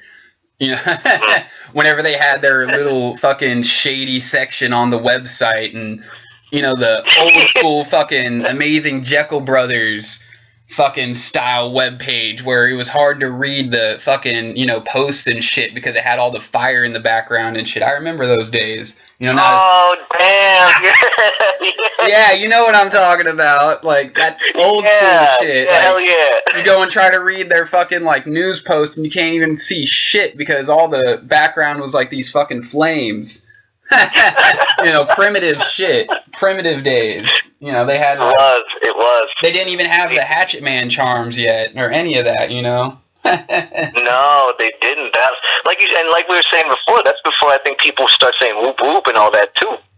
Yeah, I think we were just talking briefly about that in the CarnivalSpirits hangout yesterday, where you know, the times before that type of shit, before the whoop whooping, and when all that was actually, you know, coming to full circle with, you know, Dark Lotus, and, you know, it's crazy how much the fucking family aspect and just, you know, juggalos in a whole have evolved.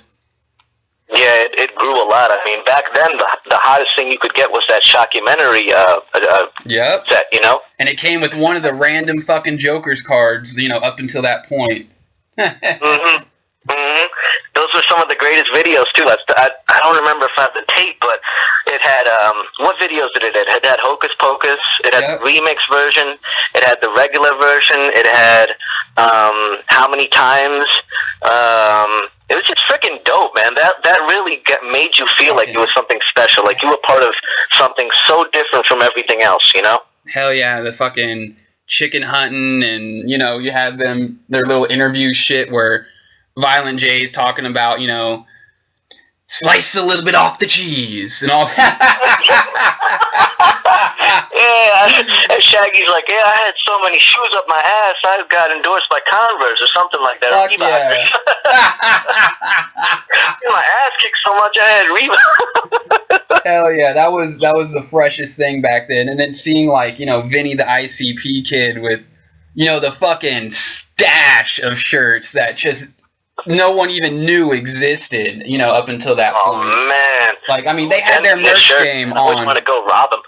Yeah, right? Like, they had their merch game on way before Hatchet Gear. You know, not a lot of people realize that, but, I mean, they had mad merch since way back the heydays.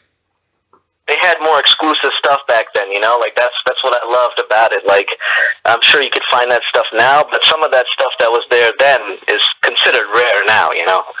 Oh, definitely. You know, most juggalos have held on to that shit and just aren't going to let go, even if they, you know, quote unquote, have dropped the hatchet. Like, you know, you still got those pieces, those treasures that you hold on to. Like, I remember, I remember Vinny the ICP kid, Fago Lovers did an interview with him a couple years back, and he had mentioned that he was fortunate enough to have never lost a single piece of merch over all these years. He still has everything he's ever had ICP. Wow. And that's not a strange concept, man, because just the other day I was pulling out one of the other freshest shows I went to was the Amazing Jekyll Brothers tour. Fuck yeah. And before that tour started up, I remember they were here in Philly. They were in a mall downtown called the Gallery, and I was in high school back then. So they had Jay and Shaggy come out in like straitjackets in those like little metal carriers like Hannibal Lecter. And I remember Blaze was there without his makeup. This was pre-Blaze makeup and everything, before the dead man arose. You know, this was like when he was just with Psychopathic putting his work in. And we just saw these guys come from, you know, the front of the door at the mall and pass us all in line. And it's just like, damn, dude. And we're waiting there, and then we finally get in, and we get the autographs from them. And Twisted is in the background, in behind these like glass, like this glass case, just looking at you funny and like, you know, just being odd as fuck. And I came up, and you know, I got like autographs from Jay and Shaggy, and Shaggy misspelled my name, and you know, you can still see it on there. It's Farid. He put Farie. And it was just, I still have that. Like, that's a piece of history that no matter what happens, dude, that ain't going nowhere. That's sticking with me until I'm old and fucking dead. Like, that's something you don't forget, you know? Hell fucking yeah. Hell fucking yeah. Well, I'm going to go ahead and wrap this up, but, you know, is there anything you'd like to say in closing? I'd just like to say thank you to each and every single person that downloaded Codename Assassin. It means the world to me. This music is nothing without the people who listen to it, regardless of whether you're on the bottom of the scale or you're totally on the top of the scale. Every artist should always remember that it's not your ego. It's about the people listening and giving you the gratitude. You know, be happy, feel blessed for what you're doing, and just make your music better and better. This next mixtape, Grimy, should be coming out soon. Should be coming out during the summer. It's got Jason Porter. It's got Doc Hollywood Hustle. We got Hush from Detroit, Spice One. We got Gilly the Kid. Got Equitas, Black Waltz, Justin Sane, Haunted. So it's just going to be a really good project. And, you know, everybody keep out for it. We're going to have that video for Grimy. And like I said, man, you know, the positive feedback I get, that's what makes me want to keep doing this. Because in our daily lives, we have, you know, as juggalos and underground artists, like, it's not easy. You know, we go through a lot of BS, but this is my most open invitation for everybody to get to know who I am. And I'd like to thank you, Callie, for giving me the interview. Thank CarnivalSpirits, because like I said, man, we've gone so far back, man, you know, and it's a blessing that we're both here doing what we love. Well, hell yeah. You guys can check out Politicize at politicizerise.com. Download that fucking Codename Assassin mixtape. It's fresh. I know a lot of you motherfuckers out there listening right now have already checked out, you know, the Ninjas in Action mixtape, which is featuring the song Darkness Falls. That was originally on, you know, Codename Assassin. But be on the lookout for more fucking music in the works from Politicize. Got that Grimy. You got that Dogs of God. And if I'm not mistaken, you're going to be part of, you know, Ninjas in Action Volume 2 as well, which, you know, we're in the talks of working out some freshness for that. Yes, sir. I'll try to drop some exclusives, try to drop some shout-outs for CarnivalSpirits, and everybody just stay tuned, man. There's a lot of good music coming up, and it's like Grimy. That's Grimy, because it's going to be grimy as fuck. So when you pop that in, you're going to be like, God damn, dude, now I know how, man, he knows how I feel. This is some shit we're going through. Oh, yeah. you already know I'm pumped for that. I mean, I've been following you since the heydays. You know, I still bump fucking Drinking on the Limca. That's still to this day, motherfucker. I bumped that shit. I was actually remix of that sometime, man. I was thinking about it. I was thinking about the remix of that. You know, me and gotta get some drunk motherfuckers and some high motherfuckers on that one. Me and Stanky were talking about it, so we were talking about covering it. No lie there. Stanky in the beginning. Hell yeah. But all right, I'm Cali Green Too Fresh. You guys have tuned in to In the Tunnels with Politicize. Make sure you check out the website, CarnivalSpirits.com. We got a lot of freshness over there. You know, we got some contests going on. For those of you who don't know, you know, check the page, check the contest. You know, there's a picture there. You go to the top of our fucking links. It'll say contest. Click on that. There will be a picture. Take that picture and share it on either Twitter, Facebook, or Instagram with the hashtag Ninjas in Action for your chance to win a copy of Insane Clown Posse's latest album, The Marvelous Missing Link Lost. So we got that coming up. Winner will be announced on April 2nd. So stay tuned, motherfuckers, because we got a lot more shit in store for y'all. You know, it's just the beginning. It's the dawning of a new era, motherfuckers. So, hell yeah, I'm Cali Green Too Fresh. Always keep it wicked motherfucking fresh.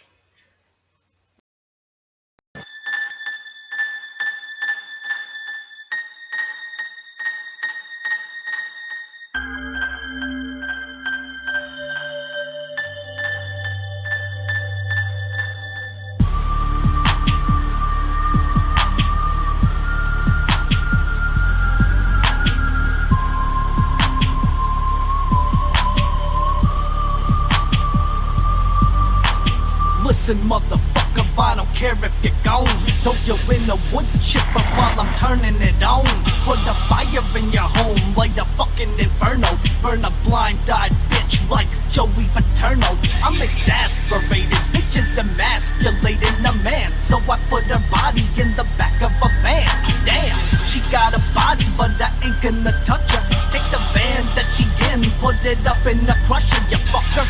I'm sadistic like a missile ballistic. I'm a mystic cutting shit that be cystic. Let me say it again, I ain't stressing you though. Kill your motherfucking faggots like I'm Ronald Defoe. Oh, watching pellets go, bullet time, max pain. Going out like Columbine so people know my fucking name. Never knew that pussies every day, they get the fucking same. Killing your lovely, separate your body from your name. When the darkness falls, I'm killing all of y'all. When the darkness calls, I'm killing all of y'all. Watch my mind go divergent, cut them up like surgeons. I'm working the homicidal addiction with a taste of missing description. Infliction of the worst pain, you'll never be the same. Brutality's the name of my blood-soaked game. Put the bitch on the plate, human meat is the order. Cut them up by the border and pass the fucking mic to Jay Porter. They got me in a psych asylum, cause I'm convinced I got the right to violence. Give me a corpse, I might defile it. I'm on the razor's edge, and if I'm not making sense, I date raped a bitch and wondered why she would take offense. She had the gravest sense that she would face a death. I pulled a razor to amaze her with a vacant breath. Chester Turner with a VHS to bless the murder. Strangle them, gangbang, and hanging them till they drop the verdict. Death's merchant, waiting for you to cop a purchase. With rotten virtues, it's time for me to drop the curtains. Fuck your lame tactics, I got a plot to bust out this fucking place and escape from the straight jackets. And the same day vanish like a stagecoach bandit, bumping Jay's old anthem like an age-old phantom.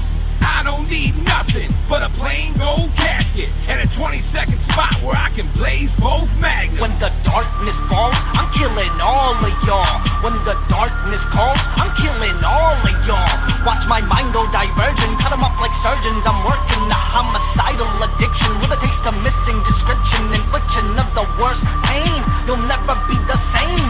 Brutality's the name of my blood-soaked game. Put the bitch on the plate, human meat with the sauce. Spit them sinister bars and shoot a school up like Mars. I'm in this padded room, for sending you to your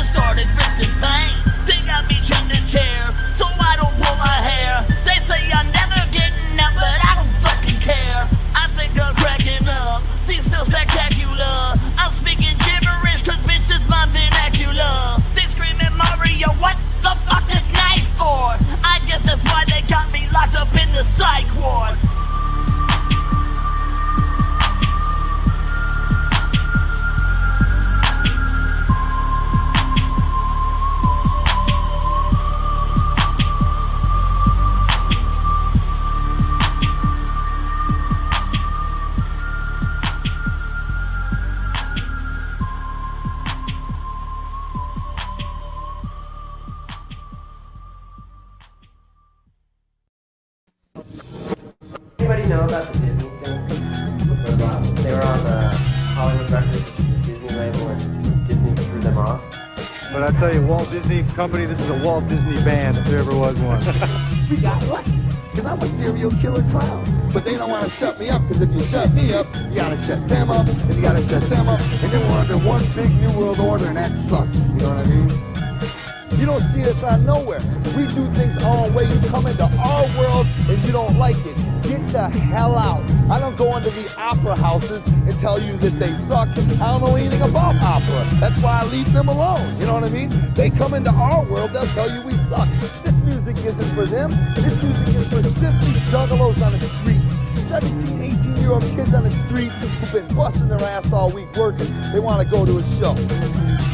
Because today's music is what we do. This is today. Watch TV.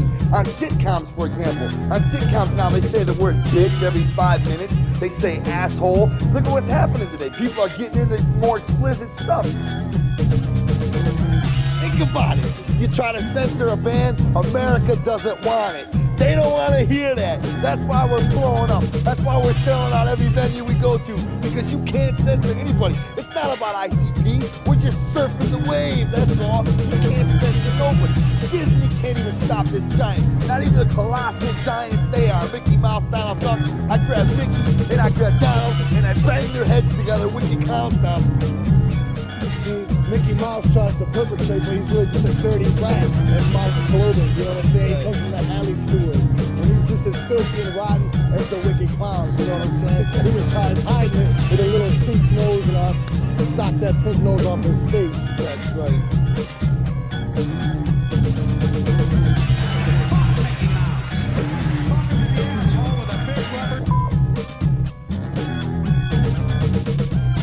First released the record like a regular band releases records, and then they go touring off it, and that only lasted 6 hours. Then they pulled the record off the shelves and tried to silence the juggalos. Not a chance in hell. We found a record label within a week. We would have found a record label within a day, but we was picky about it. And we went with Island because there's about 40 hot chicks working at Island.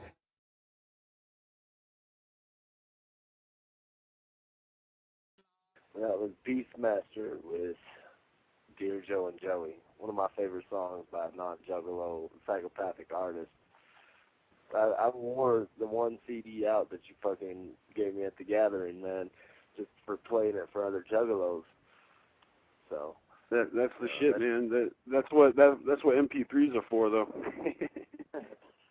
Actually, you're on my PSP, so yeah, that's my my MP3 player, my iPod. I need to take a minute to expose someone who's listening right now. Guest number 6640. He happens to be a homie of mine. His name is Twiz from Lynn, the city of Sin in Massachusetts. I just want to say, what up, Twiz, you salty motherfucker. Twiz is a really good guy. He actually hits the stage with me, and he performed at the Shangri-La Resort with me on Sunday night, the second night that we were up there. Actually, he was up there both nights with me. What am I talking about? But he did some of his tracks up there that second night. So last year I put out a whole CD, Juggalo Agenda, and it speaks for itself from beginning to end. Yeah. So like I was saying to you in that message, BeastMasteR, if you want to take clips from the show, if there's anything you like off the show that you want to take clips off of, you're more than welcome to. Dear Joe and Joey got me a spot on the Bomb House back in 2007, and that was the very first live performance I ever done in my life. And so I didn't have any aspirations to be a performing rapper before then, but once I hit that stage, felt that crowd, and just, held that cordless mic and out in the sunshine, like Cave and Rocky was fucking unbelievable, and I wanted to do it again as soon as possible. So we throw Fago. I take that was inspired by going to quite a few clown shows. Yeah, well, sometimes you get more Fago on you when you're standing in the not in the dead center front row, but sometimes when you're back a couple people, you tend to get more of the stream. But it's all about positioning and moving with the flow, because juggalo crowds can tend to be an amoeba and they move around like that. So you gotta kind of maneuver with the people. But yeah, we'll get off into some We Throw Fago and then return to our Fago talk.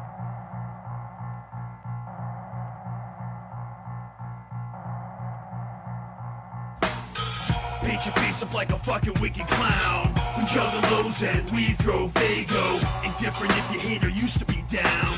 We juggalos and we throw Fago. A million memories, a story to go with each. We juggalos and we throw Fago. All the way from Worcester to Gandy Beach. We juggalos and we throw Fago. Don't judge a book by its cover, you motherfucker. We juggalos and we throw Fago. We say fuck the world cause we got each other. We juggalos and we throw Fago. Doesn't make you nervous, think we do it on purpose. We juggalos and we throw Fago. We throw Fago.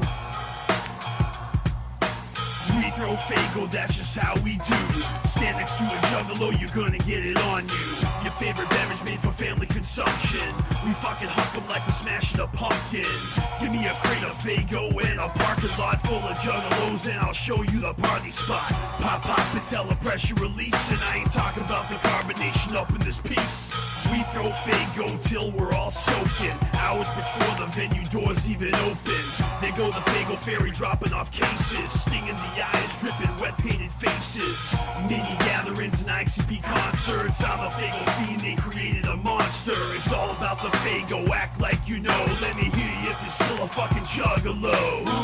Paint your face up like a fucking wicked clown. We juggalos and we throw Fago. Indifferent if you hate or used to be down. We juggalos and we throw Fago. A million memories, a story to go with each. We juggalos and we throw Fago. All the way from Worcester to Gandy Beach. We juggalos and we throw Fago. Don't judge a book by its cover, you motherfucker. We juggalos and we throw Fago. We say fuck the world cause we got each other. We juggalos and we throw Fago. Doesn't make you nervous, think we do it on purpose. We juggalos and we throw Fago. We throw Fago. We throw Fago cause that shit's fresh when you catch a 2-liter in the pit with the audience. My family, the one that's standing strong behind me when I'm in the front row at a clown show. Every time, every tour, juggalos coming back for more. There's a reason, there's a line out the fucking door. The most eclectic motley crew you ever saw. All for one and one for all in a fucking brawl. Standing tall, knocked down for a bit, but picked right back up. Ninja mosh pit etiquette. Come and get awestruck, the energy's awesome. Our glasses all half full with no fucking bottoms. We throw Fago cause it tastes great. Juggalo shows are off the chain in the Bay State. Maybe through your eyes you think we're all the same when we're going ape shit under the Fago rain. Spider leg heads all decked out with bandanas. Shake a bottle, crack it open and we go bananas. That's what's up, we don't give a fuck. You want a method to the madness? Shit, you're out of luck. Paint your face up like a fucking wicked clown. We juggalos and we throw Fago. Indifferent if you hate or used to be down. We juggalos and we throw Fago. A million memories, a story to go with each. We juggalos and we throw Fago. All the way from Worcester to Gandy Beach. We juggalos and we throw Fago. Don't judge a book by its cover, you motherfucker. We juggalos and we throw Fago. We say fuck the world cause we got each other. We juggalos and we throw Fago. Doesn't make you nervous, think we do it on purpose. We juggalos and we throw Fago. There ain't a put down or insult or joke, poke fun at that we haven't dealt with or had to combat yet. Juggalo to the bone, out of control. I'm coming home, I'm not alone, and we throw Fago. We throw Fago. We throw Fago. Blog Talk Radio. What the fuck is up, y'all? Scotty Two Balls up on here on Carnival Spirits. I am here with Polk Frost. What's going on, man? How are you doing tonight? Oh, man, I'm good, man. How's it going, man? I'm doing great. It was great to have you up on here tonight. Gonna get some good questions out of here and hopefully get some answers. We got your homie DJ Mayhem up here from 513. How you doing, man? Can y'all hear me? We can hear you. All right, we got both y'all up on here. So we're going to go ahead and get into some questions here. Why don't you go ahead and, for those who don't know, you were in Project Born. That's yes, sir. So why don't you go ahead and give everybody a little quick history of your time with the group? Oh man, I joined the group in '94, and before saying God was psychopathic, then God was psychopathic, Mm-hmm. Dropped the Born Dead, and then we released about 5, 6, 7 albums, something like that, and did a few tours and did a lot of things, man, in the group, and now it's been almost 2 years. I've been solo, doing my own post-talk thing, getting to it. That's right. So when did you start rapping? When I started rapping, oh man, it had to be like early '88, you know what I'm saying? Like 10 years old, man. 10 years old? Back in the day. Yeah, man. I mean, my uncle, kind of gave me that influence, man. He used to do what he do. Him and some homies in the hood, and I used to watch that, man, and and it rubbed off on me. So what are some of your musical influences that got you into it? Back then, man, I was on the Ice Cube, you know what I'm saying, the Ghetto Boy thing, and Rakim, and all those ones that used to put it down, man. Back then, the young folks around won't remember, won't know none of them names right there that I just named, man, and I know. Maybe Ice Cube or whatever, but go way back with it. Exactly, dude. Yeah, I hear you. Everybody knows who Ice Cube is. He's pretty much everywhere now. Yeah. But exactly. yeah, Rakim. Yeah, a lot of people don't know about him. Hell no. Yeah, Ghetto Boys. People are getting reintroduced to a lot of these older rappers. So exactly. What's your most recent release? As a solo artist, I haven't released my actual project yet, but I'm a part of quite a few releases that just came out. Like my homeboy Hoodoo, he had a release called The Portrait on that, and I done did a lot of collabs with a lot of people. So right, I know you have a lot of stuff up on your Reverb Nation page. That ain't even, man. That's just some, man. That's just a little bit, huh? Yeah, man, I'm a hard worker, man. I've been down for a few seconds, just chilling back and getting my mind right here lately in the last months, and taking care of things that need to be taken care of. But my guy DJ Mayhem, man, Split Side, my homies, 423 Music Group, 6 Side. We all got a lot of things coming, man. 6 Side. So you do have something in the works, getting ready to. Awesome. Yes, sir. We get that coming soon. Coming up. That's coming all right. real soon. Sir. And we ain't gonna give you a date. No release date yet, huh? Yeah, it's soon, man. I had a release date, man, but things, what I'm saying. Shit happens. Shit happened, and then I want to make sure that, like, as far as on my project, man, I try to be a perfectionist. I want it to be right from the intro to the last song on the CD, Right. Hey, Chris, should I tell them what's real good, though? Should I let them know? If you want an actual date, I'm stretching for 420. This 420 to drop the fix. I've been working on this thing for 3 fucking years, and Chris has helped me every bit of the motherfucking way. This shit is going to be so hot. I got artists is like Pastor Troy all the way down to fucking Busy Bone. Oh, so shit. This motherfucker, when it drops, people going to know exactly what the fuck 423 Music Group about, because we've been pushing this shit for a minute. That's what it's Mayhem, DJ Mayhem, his album, The Fix, Yes, sir. We'll give him the fix. Awesome. Music sucks. I got something to fix it. That's awesome. Yeah, it does suck. Do you listen to the radio, bro? No, I don't listen to the radio. Do you turn on, like, Hot 102.9 or listen to Ross Parr? Because I don't. I never listen to any radio at all. Hell no. I can't do it. That's true. That's 2 Lil Wayne songs later, man, and I'm trying to shoot myself in the face. You feel me? Exactly. I just can't do it. They say the music we listen to makes you want to kill people, but no, that other shit makes me want to hurt people. Them rappers ain't got what they talking about. They don't know what they talking about. Right. And it's just so phony and fake. And when you come to 423 Music Group, it's real. If we say it, we did it. If I tell you I killed somebody, I did that shit in the military. If Chris said, I did this and I did that, take it to the bank, boy. Flint, Michigan is rough. Yeah. No doubt, man. Right on, man. So, any tours coming up?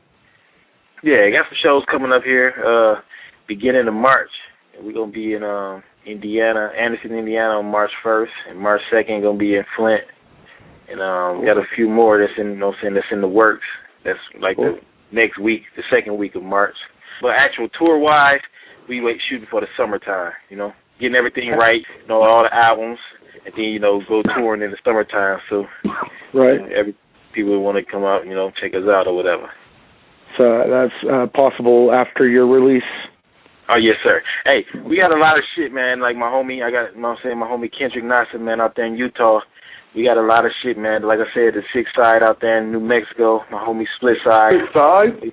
OS7, Hoodoo, EV, everybody, G-Rilla, Avalanche. We got a lot of motherfuckers with us, man. And my cousin Elion, he coming, with his new mixtape soon. So I got a crew.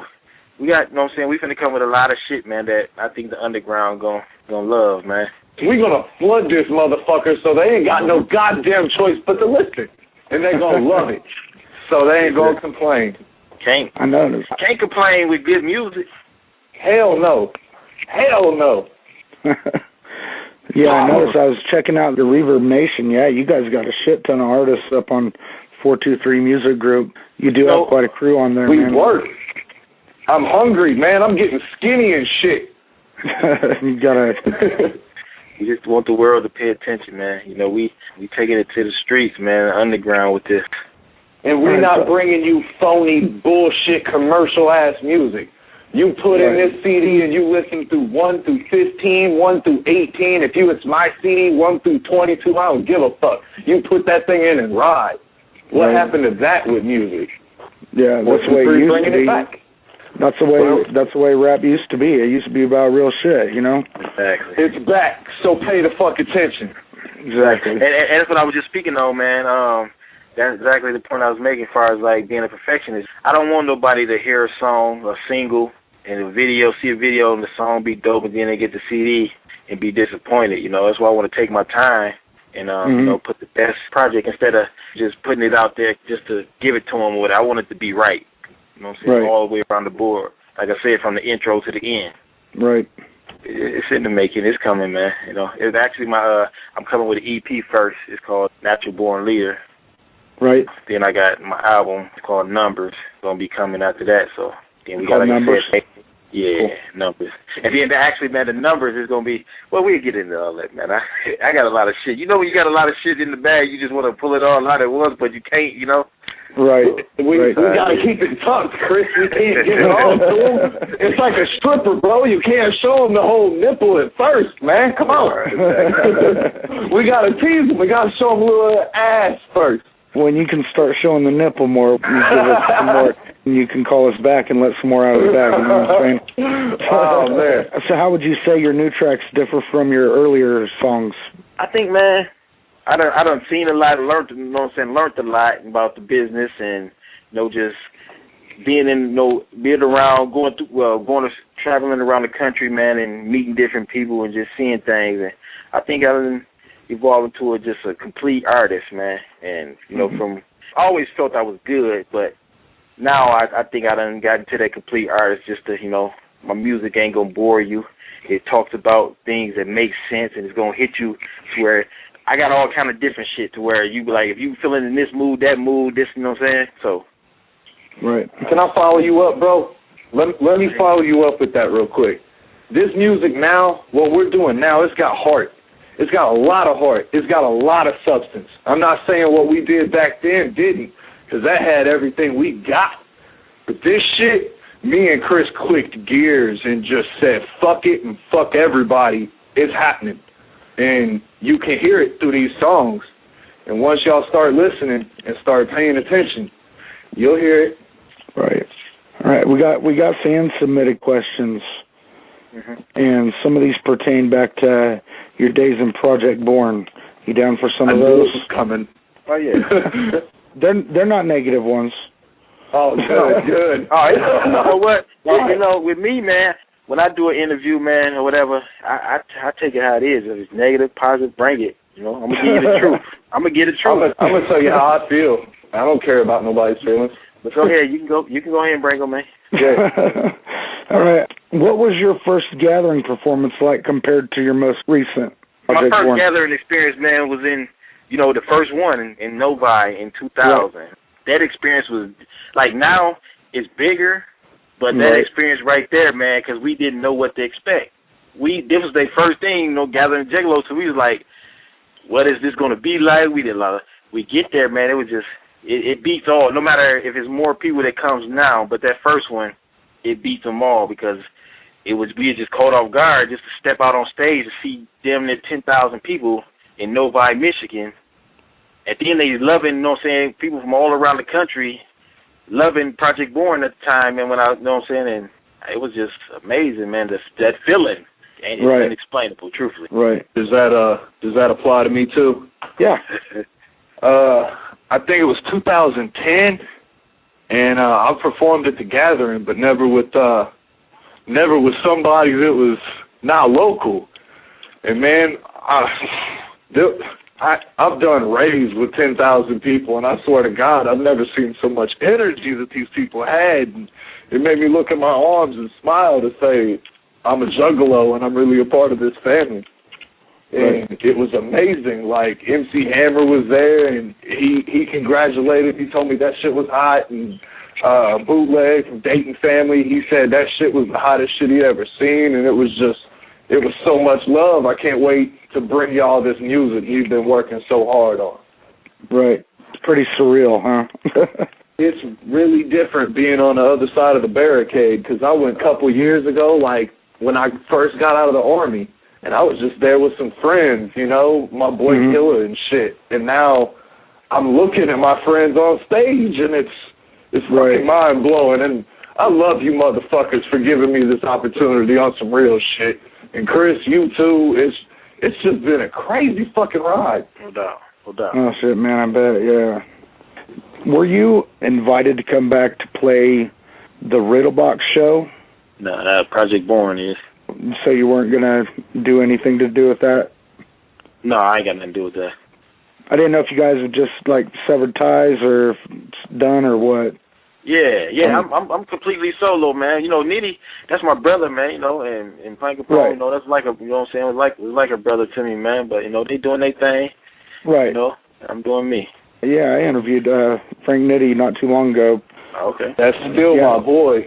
He was real cool about it. I think this was before they even heard they were doing the show, so. Okay. Yeah, no doubt. It would have been quick to do that show in all realness. It would have been dope to kick it with Jay and Shaggy and Nitty and Pink's crazy ass, and because we had a lot of good times. Yeah, someone just wanted to know if you were going to hop back on there or not, so. I've been getting asked that a lot, man, but, you know. Yeah. Man. I said, no, I'm doing my own thing. Well, I guess I can cross this next question out. Well, it's not Project Born. It is Polk Frost, man. All day long. And you ain't going to be disappointed. I tell you what.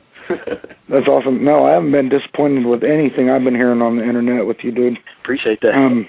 Yeah, my homie, Mr. Hatchet, introduced me to your shit, and I was like, whoa, dude, yeah. Oh, yeah, that's my guy. I got to shout him out, too, man. That's my guy, man. Yeah, dude. He's a good dude, man, and I appreciate him all day. You look out for me, promote me when I need it, and much love for him. Much love, fam. Thank you.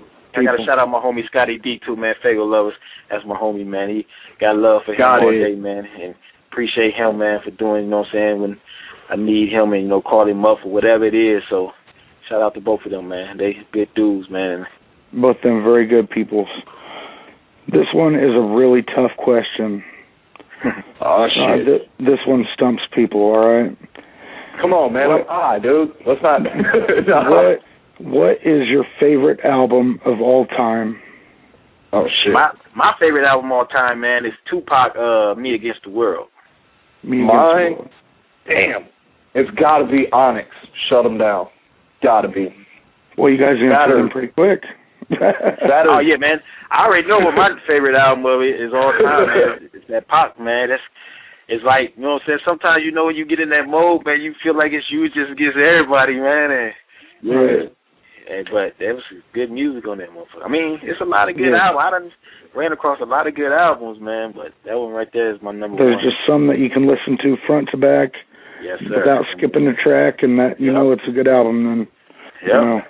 All right, this last one, a lot of people are wanting to know What are your thoughts on Juggalos being classified as a gang by the FBI? Oh, man. I think that's some straight up bullshit. You know what I'm saying? And I can speak real, you know what I'm saying, good on that because I've been in that, you know what I'm saying, from the beginning. Right. I seen how, you know, psychopathic do their thing and how Juggalos run, man. When you party and have concerts and shows, whatever, man, with Juggalos, man, you have a time of your life, man. You don't have no problem. You don't got to worry about if you go to a show with the Juggalos. You ain't got to worry about if you're going to get shot or this and that and take your gun. You're going to have a good time. It's family. Right. You know, I've never took my strap to the gathering. Not once. Exactly. And I've been everywhere around the country, man, and done met all kinds of Juggalos from everywhere, man, and we talk, kick it. I give them my number. We talk on the phone. Them Juggalos, man, people don't understand. It's not no gang, man. FBI, I don't know what they own, man. And, you know, you got to commend, man, no matter what, how some people feel today, man, Jay and Shaggy, man, for the work that they put in over the years, man, from the 90s to build that, man, and you know what I'm saying, and now today look at it, a big old family, man, that you, Juggalo's the best fan, I don't call them fans, man, but that you can have, man, best fans and family that you can have, and there's no lie, and I'm not speaking that saying, trying to get everybody know how I feel, anybody that know Pope, around the country, they know that's how I feel. I tell them that in person or whatever. It's the truth, man. You know what I'm saying? That's from the heart, man. Right. People are always afraid of what they don't understand. Exactly. It completely blew me out of the water when that was even brought up, you know. Oh, yeah, man. That was crazy, man. What it is, they got their little thing that they don't like about ICP, and then they want to take it out on their fans, you know. That ain't the way that it went. You know, if they didn't like ICP, they should have just didn't like ICP. That was their opinion, how they felt about them. But come on, man, don't try to put their fan base and family as try to call them gang members. Come on, man. Right. You never heard that about Kiss? Fan base. Never heard? You know what I'm saying? Come on now. The Kiss Army. They got all kinds of fuckheads in there. The Kiss Army. Man. Yeah. I had some homies, man. That wanted to try to call in, man, you know. Nobody has called in yet, but they can call in if they want. And yeah, man, I want to tell you too, man, I appreciate, man, you taking your time to holler at us, man, and, you know, get the scoop on what we got going on and, you know, let the world know. Hey, anytime, man, anytime. It's great to get people let them know what's going on in the underground, you know what I'm saying? Exactly. And most things that people see is like articles and stuff and written words, and they don't hear what the artists are doing. You know, there's not a lot of interviews going on, is what I've noticed, you know. Hey, if I could, I would be on the radio every motherfucking day talking to people who want to hear my music and hear what I got to say. It ain't no bullshit. If you hit me up, I'm going to write you back. That's just what it is. Right. We got 606 is hopping up on here. Yeah, I don't know who that is. Yeah, that's my guy. That's Kentucky right there, man. All right, 606. Call back in. You just got dumped or something. Yeah, man. You know, I just want the world to know. Pay attention, man. 423 Music Group, man. Split Side. You know what I'm saying? Original Records. My boy Six Side, Rose Joker out there, man, in New Mexico. All the homies, man. Rose. Leon. You know, man, we about to do it, man. You know, I ain't gassing this shit up, man. Like, you know, everybody should have confidence and believe in what they do, man. But I really have confidence in my crew, man, and we got a lot of good motherfuckers, man. Good-hearted people. Good. You know what I'm saying? Make good music. You know what I'm saying? So all around the board, we coming with it. Ain't no playing games, man. Hey, fam, let me ask you a question. How many DJs you seen light their turntables and themselves on fire? Like cigarettes in the crowd from my hand. I mean, where can you go get a show like that? No, I've never seen that done. We putting on the show, man. All right, 606 is back on. Oh, 606, what it is. Hey, what up? Hey, this is Hoodoo. I just want to call in and show some love to Cole, man. Hoodoo, what's good? Hey, I thought you was about to say something crazy. Hey, I thought about it. Hey, that wrong. Yeah, man, hey, that's my guy Hoodoo right there, man. He at Split Side all day, man. You know, y'all can check out splitsidemanagement.com, man, and check out the homies OS7, EV, Avalanche, G-Rilla, all the homies, man. Me. everybody, man. We got a strong team, man, and the game is paying attention. Believe that. Right on, man. Well, we'll put up links for this under the podcast interview. We throw this shit up on YouTube. We put it on Fago Lovers, TrueJuggalowFamily.com. That's good. We promote it wherever we can, Yeah. And another thing, man, I want to say this too, man. You know, I'm not a type of person that like to be in problems, but man, I just want to say this to some, to the people out there, man, that's possibly listening and gonna be listening. If they just want them to know, if they got a problem with Poke Frost, man, I ain't hard to find, man. I'm all over the net. This ain't no beef, invitation and nothing like that. But you know how people talk behind your back and say this and that, man. I just want to address it, let them know. Just holler at me. We ain't gotta do all that talking behind back, making diss songs about me, because I don't go that way, man. Because if I get deep, on the diss songs, I murder them. So, I'm saying we can holler it whatever way, man. But that's really didn't I tell you I was hungry? Hamburger sounds great. Yeah, man. I just want to put that out there. That's not no beef invitation. I'm not a beef type dude, man. I don't get down like that. But I just want to address that, man, because I always stay silent with it, man, because I'm focused. I'm trying to be worried about the business, man. But I just had to let you know if it's a problem, we can handle it on wax. But the motherfucker don't want to see me on that, man. So that's why they talk behind my back, man. But it is what it is, man. We appreciate you having us on here. Hell, not a problem at all, man. Anytime. Yeah, man. Shout out to TrueJuggalowFamily.com, FagoLovers.net, SplitSideManagement.com, SixSideRecords.com, 423MG.com. Yeah, man. We worldwide with this shit, man. I just want to show the whole underground love. Everybody that's out there working, that's on their grind, being real with this shit, man, that's taking this music shit seriously and not as a game, man. I want to shout them out. Salute to all my homies on the projects in Flint, Michigan, man, River Park, man, Project Code. My homie Cheese, all them out there, man, doing their thing, man. Shout out. Everybody, man. Right. We know you've been on your grind for a long-ass time. Man, I done got getting better. They say sometimes when some people, they like, man, you started in the 90s. I'm just getting started with this shit. You're doing what you love, What's up? Exactly. We like a 1992 Toyota. You ain't going to kill us. You kidding me? This dude's a I'm going to make you laugh in my shows, and when you come out to see 423, you come and see me in Poke Frost, I'm going to make you laugh. 2 minutes left. Anything else you guys want to add in and get off your chest, shout-outs real quick? Yeah. Juggalos, if you want to hear about all this shit I've been talking, because I'm not going to talk shit and not back it up, you can check out my Reverb page at DJ Mayhem 8. And then you can check me on Facebook and get further information. And all you got to do is type in Chris, like CHRIS, and then my name, DJ Mayhem. And you'll find me real easy. Yes, sir. Right. Cool. Yeah, man. All right, because I was trying to look you up earlier, but I didn't know where to find you. I looked up DJ Mayhem, but it wouldn't pop up. I didn't know where the 8 was, so. You got to know who you're looking for. I know it now. Hey, the new site, man, the new 423mg.com is going to be under construction here soon, and it's going to be up, so we have everybody, all the shit on there, man. And if y'all want to book, book a player, man, or whatever, something like that, hit up SplitSideManagement.com. Shout out to all my guys over there. All right, thank you guys so much for calling in. Appreciate it very much over here at Carnival Spirits. Enjoyed having you. Call us, hit us up anytime. If you guys got shit popping, you want to promote something, just let us know. You know how to get a hold of me. No doubt. I'll be in touch, homie. All right, we'll talk to you later, man. Sam. All right, we're saving the number. Right. All right, later.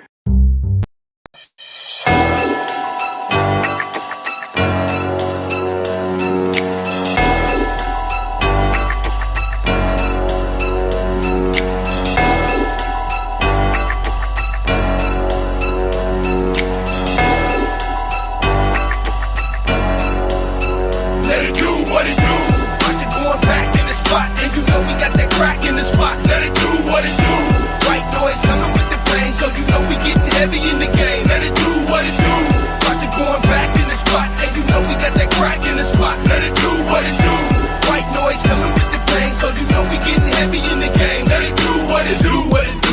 does what it does. I get a little buzz, show my juggalo some love. Can't afford to drop a 30, so I gotta wear the glove. Want the party to the crib, niggas acting up in clubs. I bet, no sweat, I get a little fierce. Cause we the big three like Allen Garnett and Pierce. Understand, understood, we grew up in the hood. River Park down in Flint Town, everything ain't good. It's some niggas pushing drugs, some homies passing slugs. Got people under pressure like Louisiana floods. Where it is, where it was, they tryna cop a hood. I won't grip to buy a big job so I can be a stud. Got my beat screaming what? When bringing up the gunplay. Just violated papers, speeding backwards on the one-way. They click to the clack, then bust it, that's a fact. And that's the damn reason that we act like that. What it do?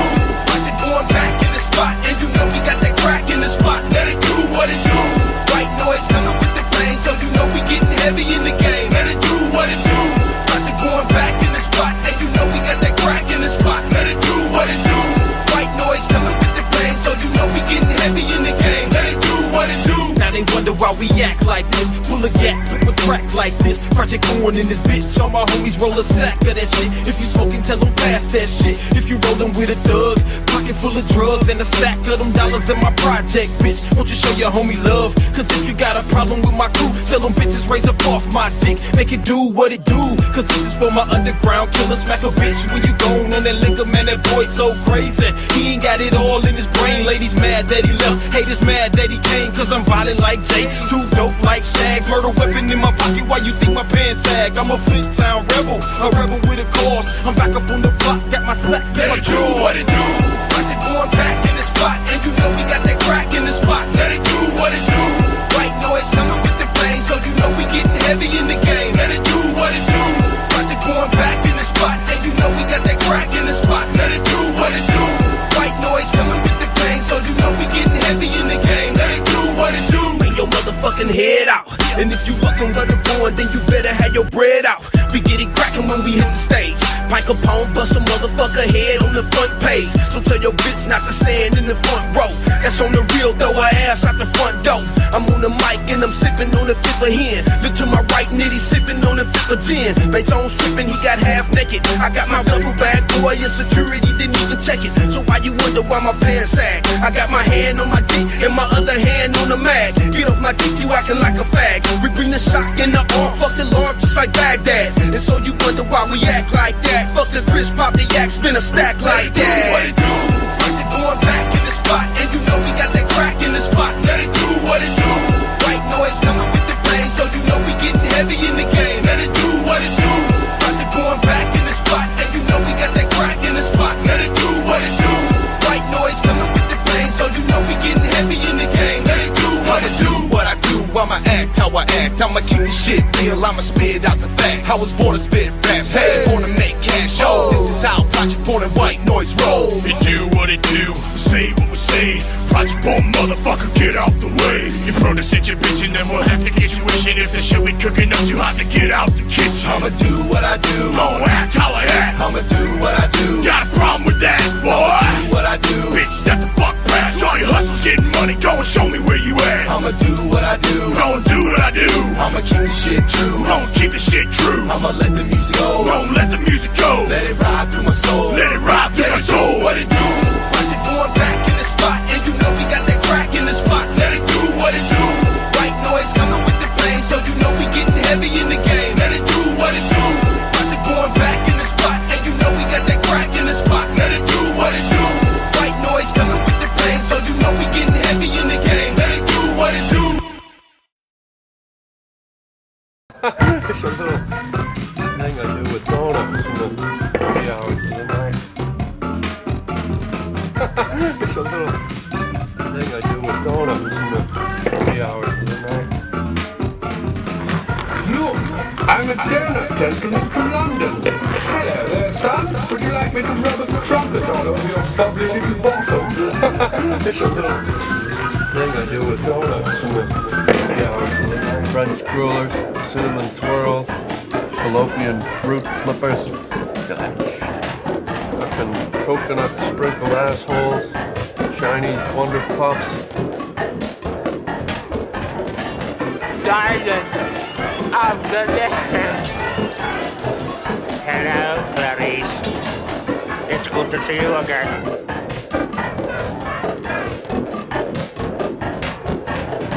It's a little thing I do with donuts in the wee hours of the night.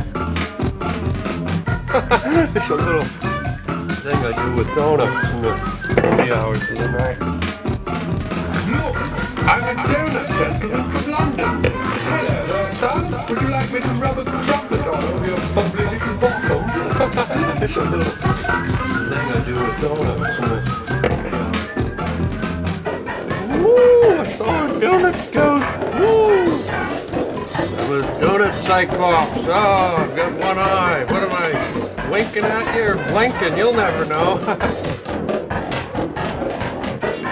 Silence of the land. Hello, Clarice. It's good to see you again.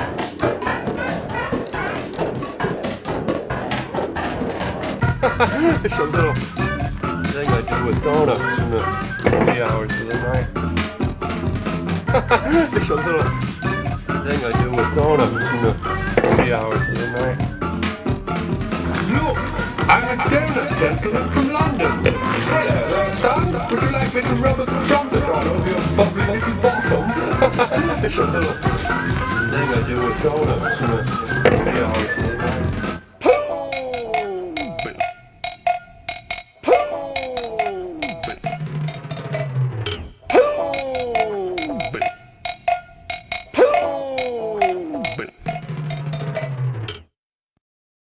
Ninja.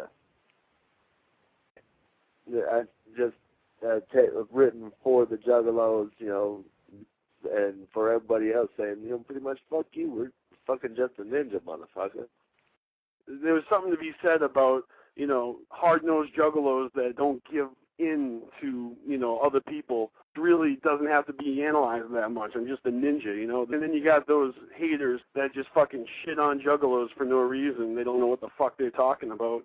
And then you've got, you know, those people that totally drop the hatchet and just basically give up on ICP, and they used to be down, but they're not no more, you know. Like Alex Abyss said it when he retired from Psychopathic Records, you know, once a ninja, always a ninja, and that really strikes a chord, so I had to fucking throw that in there.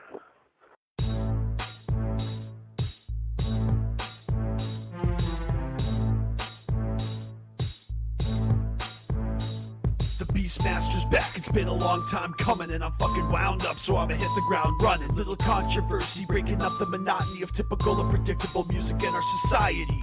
We're fucking crazy, it's all in the name. Insane clown posse against the grain. Rapping about death and sex and chicken necks at the edge of our seats, waiting for what's next. The whole Juggalo army, this for Juggalos only. Now I pass the axe to my homie. It's our entertainment with something else to it. You say you're down for life, we're gonna prove it. Fuck you, I'm just a ninja. Fuck you, I'm just a ninja. Fuck you, I'm just a ninja. Once a ninja, always a ninja. Living life every day like it's Halloween, and I got Juggalo posters from the floor to the ceiling. Each and every tour is a seminal performance. The Carnival's karma is enormous. Hundreds of Fago bottles tossed in the crowd. When we clear out, not a single one to be found. Each one's caught, guzzled and dumped over our nuggets, and we ride in the street all wet and sticky from it. Gotta love it, part of something larger than ourselves, and the reason behind it is the power inside it. They say I'm young, dumb, and full of cum, but Juggalos know where I'm coming from, don't you? Fuck you, I'm just a ninja. Fuck you, I'm just a ninja.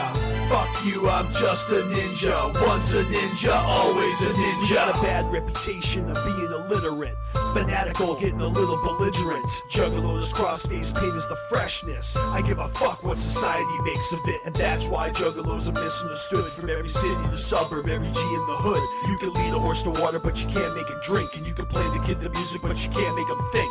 I'm not the shit because I listen to ICP. I'm the shit cause I'm me, BeastMaster. You're not the shit just because you're a scrub, but you're the shit if you got clown love. What up, son? Fuck you, I'm just a ninja. Fuck you, I'm just a ninja. Fuck you, I'm just a ninja. Once a ninja, always a ninja. In our world, it's hard to differentiate between who's real or fake, even behind the paint. And for some, it's a phase, and it's sad but true. Fucking fair weather fans, I got two words for you. Suck it. If you're down, be crowd, quit your bitching. Joe and Joey paid their dues in my opinion, but opinions are like assholes. Everybody's got one and everybody thinks everybody else's stinks. ICP never jumped the shark, making something out of nothing ain't a walk in the park. So if you lower your hatchet and try to save face, you never understood the carnival in the first place. So fuck you, I'm just a ninja. Fuck you, I'm just a ninja. Fuck you, I'm just a ninja. Once a ninja, always a ninja. Land of the brave on the walls of the cave. Look the wraith in the face and don't be afraid. Whether or not you act your age, whether or not you change, maybe you stay the same. Maybe you serve fast food or you're stuck in a cube. You can't escape in the music that you're listening to. You see ICPs, jokers, cards help me. Dealing with the hand that God dealt me. We need our wicked shit and our juggalo humor. I know you wish you discovered it sooner. Now we're celebrating life well off in the future. Together even if just through the computer. Fuck you, I'm just a ninja. Fuck you, I'm just a ninja. Fuck you, I'm just a ninja. Once a ninja, always a ninja. Fuck you, I'm just a ninja. Fuck you, I'm just a ninja. Fuck you, I'm just a ninja. Once a ninja, always a ninja. Shout out real quick to Scotty Balls. He said, much love, y'all, from me and the Carnival Spirits crew. Hashtag Happy Juggalo Weekend. Yeah. Yeet. All right.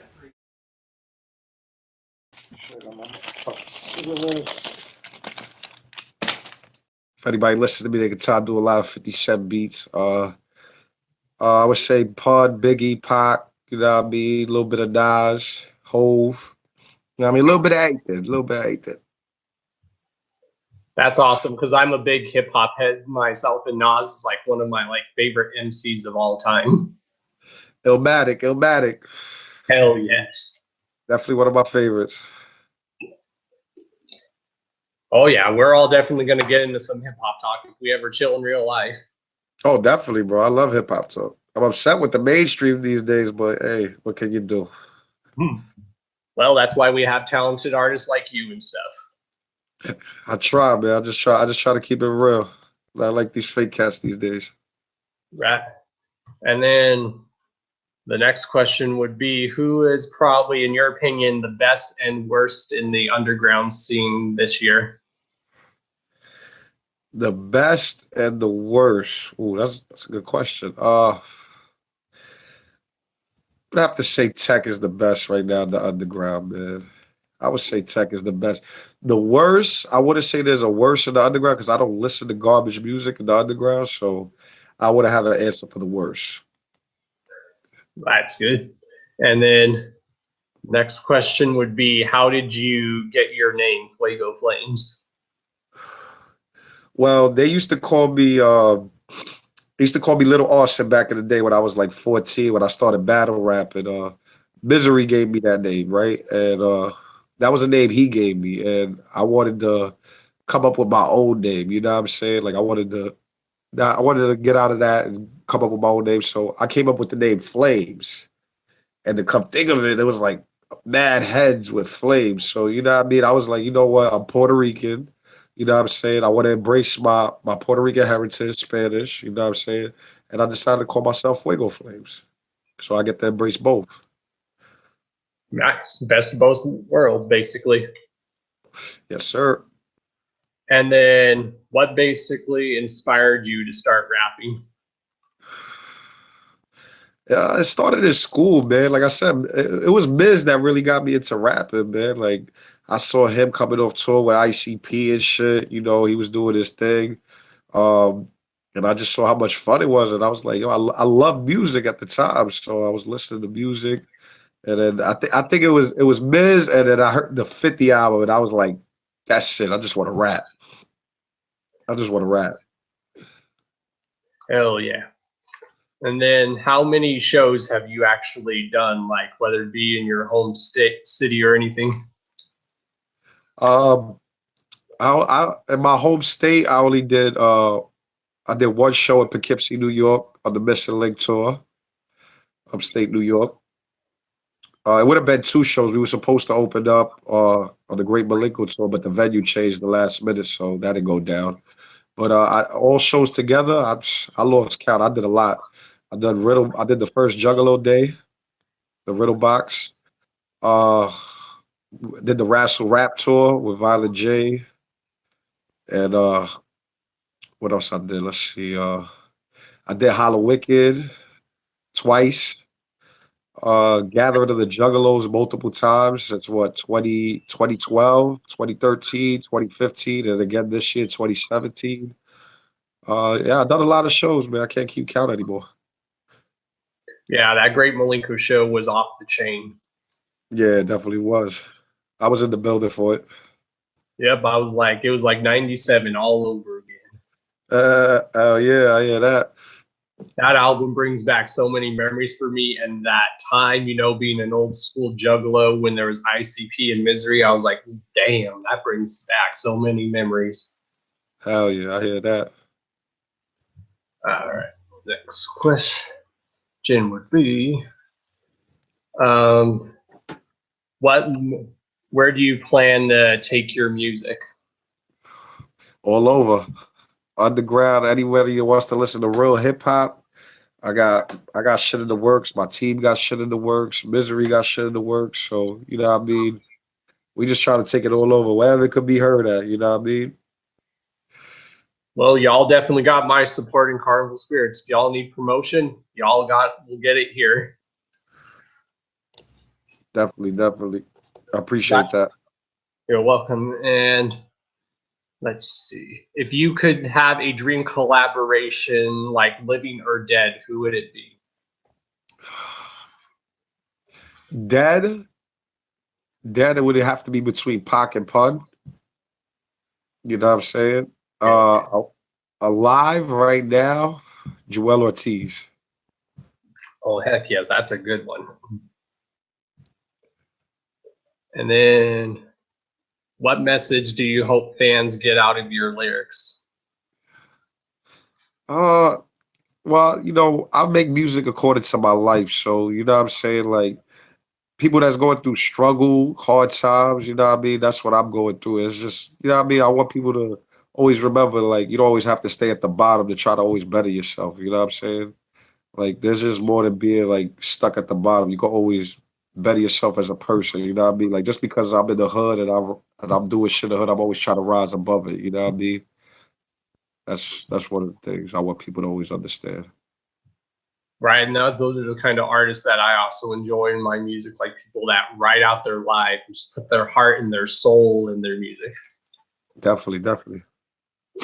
That's like what I do with this whole YouTube stuff. I like put my heart and soul into it just to entertain people and just to get my point across and go say what's on my mind. I feel that. That's what's up. Keep doing your thing, man. For real. Thank you. That really helps with my confidence because I do actually suffer from anxiety and depression. So that really does help with my confidence. Thank you. No doubt, man. And then let's see. Any advice on inspiring up and coming musicians? Just keep doing your thing. You know what I'm saying? Hard work does pay off. As long as you stay focused and grind, good things will happen. Doors will always open for people. So, you know what I'm saying? As long as you out there grinding, doing your music, and, you're getting better at it, doors will open, and, great things can happen out of it. That's good advice for anyone who's doing music or if you're on here just doing videos. Definitely. And then do you have any up and coming new projects you also want to plug in? I'm already working on my Man on Fire, to be determined whether it's going to be a mixtape or album. I haven't determined it yet, but it's already in the works. It's called Man on Fire. The Spanish Side project is in the works. Twin Gats and the Riders is in the works. You know what I'm saying? That's definitely in the works. What else? And you can catch me on the rest of the Spanish Side members' albums that they got coming out. I'm gonna be on that. So yeah, there's a lot of work going on right now. Everybody's in the booth working. Also, if anyone doesn't know, he has a release out called Psycho, so go pick that up if you haven't.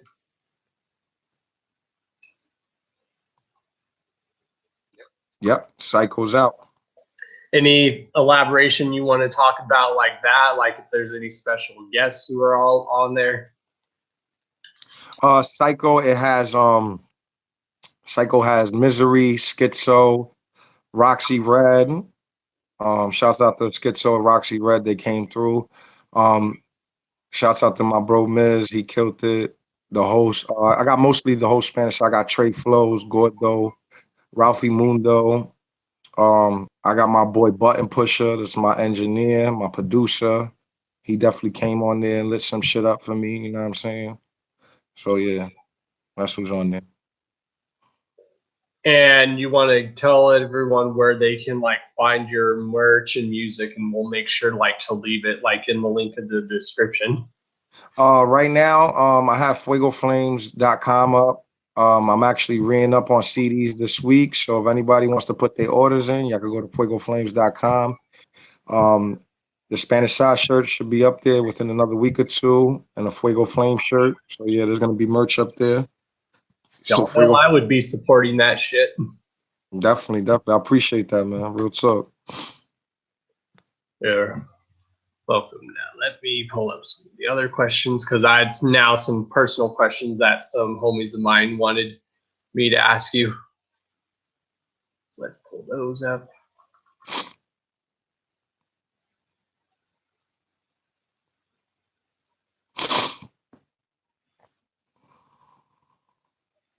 Let's see. Wicked, if everybody knows the story, Wicked is the baby father to my cousin Samantha. So you know what I mean? We had a problem with him already, you know what I mean? I knew Wicked. We went on the Rational Rap tour, and back then I didn't have a problem with him. But when he messed with my family, that was just something weird for me. You know what I'm saying? I didn't like it. Anybody that knows me, I would have not condoned it. You know what I'm saying? So that's how that went about. And when that whole shit started in January, Twisted, Blaze, and Boondocks, they all were in psychopathic at one time. You know what I'm saying? So, and if anybody knows the history, that there was always bad blood between Twisted and Spanish side, Misery and Spanish side. You know what I'm saying? Since the 01 gathering. So when they signed Wicked, it was like not only a smack to face to psychopathic, but a smack to face to us. You know what I'm saying? So that's how we took it. But the only one that responded during that whole situation was I don't say his name. I call him Whoopi. Everybody knows who Whoopi is. You know what I'm saying? So Whoopi opened his mouth, and that's how me and him got into it. You know what I'm saying? That's how me and Whoopi got into it. You know what I mean? So yeah, that's how that went about. And you've also released a lot of disses like this year. Can we expect you to taking more shots at anyone else? I don't want to really take shots at anybody else. Is that, you know what it is? All right, like it was supposed to be one diss track only. It was supposed to be just for Wicked. Me and Whoopi got into it because you know what? He called me out to a battle rap. Now where I'm from, a battle rap is 3 rounds. You know what I'm saying? So I gave him 3 rounds and I left him alone. Then I went and I took a shot at Chuck Reeves.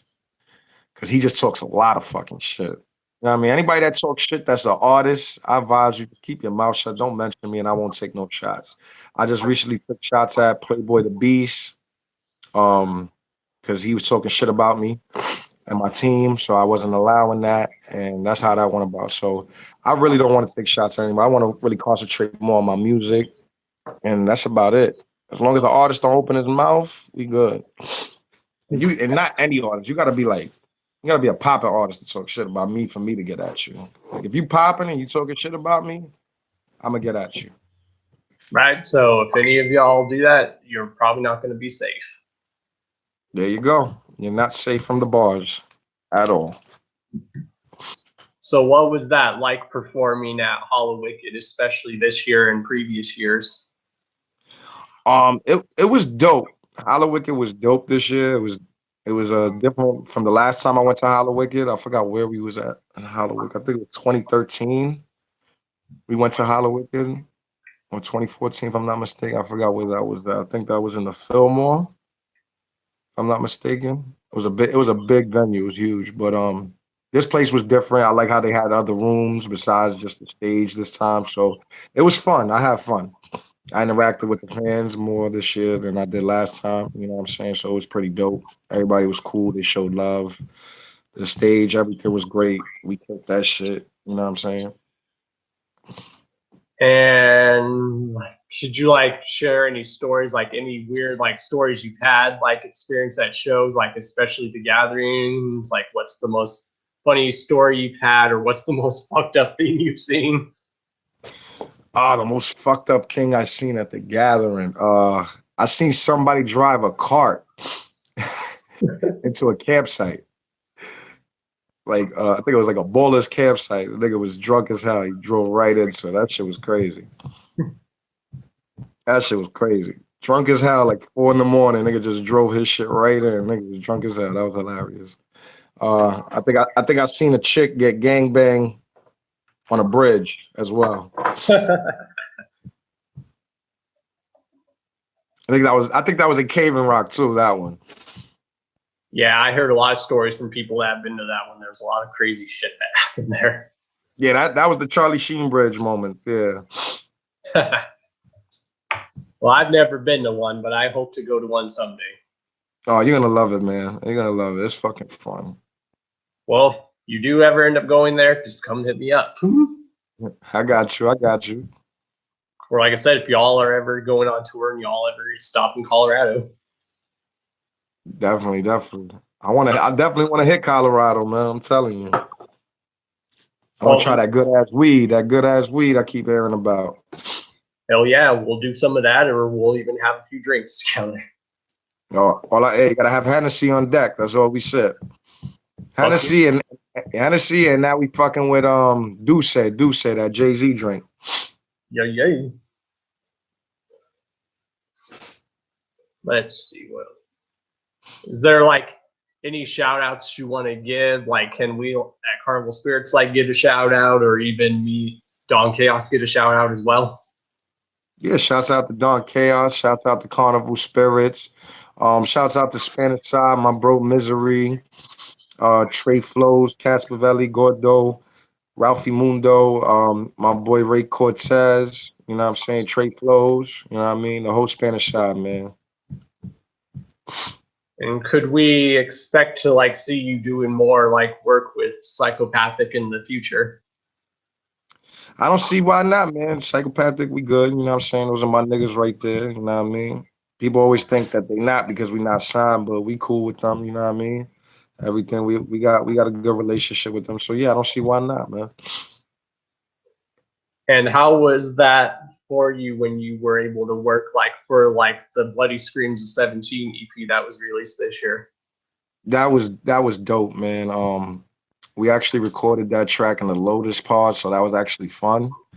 Well, half the team was there. We recorded it in the Lotus Pod. The other half was in New York, so the other half did their part in New York. But me, Gordo, and Miz, we did our shit in the Lotus Pod, so that was pretty fucking dope. The beat was dope. The engineer, the love that they gave us to everybody was cool, man. Everybody was cool. It was dope. Shouts out to Psychopathic for that, for real. That's dope. Because I like recently just finally met ICP like on the Malenko tour, and that was a big moment for me. They cool as hell. So that's why I've been telling people, fuck what you've been here, and I've met those dudes, and they were chill as hell. Motherfucking chill as hell. Yeah, that's how they always are. They mad cool, B. So what are some like funny stories you can like share that you've had like experiencing with someone of Psychopathic? Like, did you let Jay like have a funny moment, or just where you guys did the most funny shit? Nah, I don't got no funny stories with Jay and none of them. You know what I mean? It's always professional business when I see them. You know what I mean? We kick it, yeah. We cut a couple laughs, but nothing crazy. You know what I'm saying? Hell yeah! Always keep it professional in business. Exactly.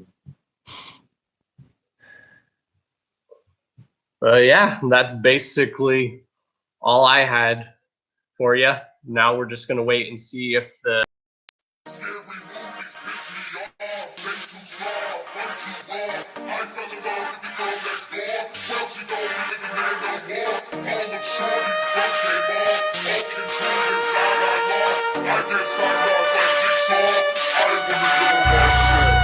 up and I go right for the window, light up a smoke, peek out the blinds. Think all the time of making this dime mine, cause the thighs shine fine, plus her eyes got diamond designs. Tan skin, 5'5", I'm bugging out, springing out, I gotta get it at all costs. When I'm hitting, I'ma be ripping it all off, making the call guard like she's about to pay a visit to Allah.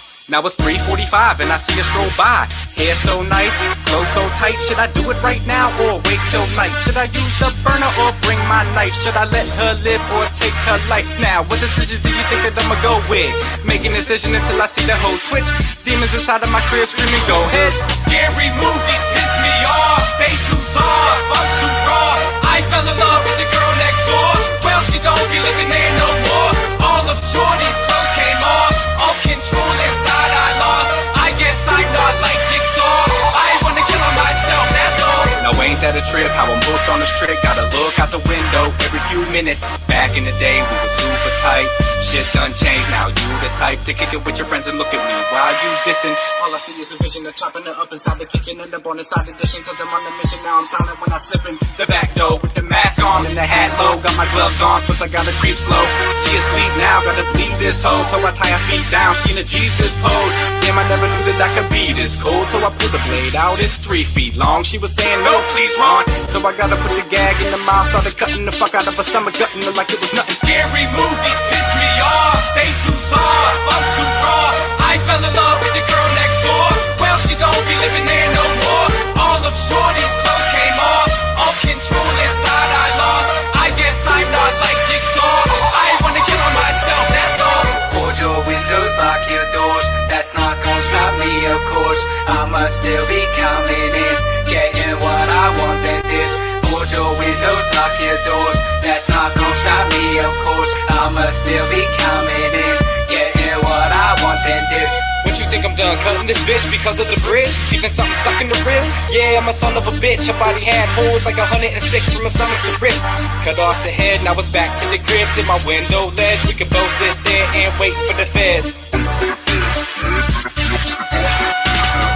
Scary movies piss me off. They too soft, I'm too raw. I fell in love with the girl next door. Well, she don't be living there no more.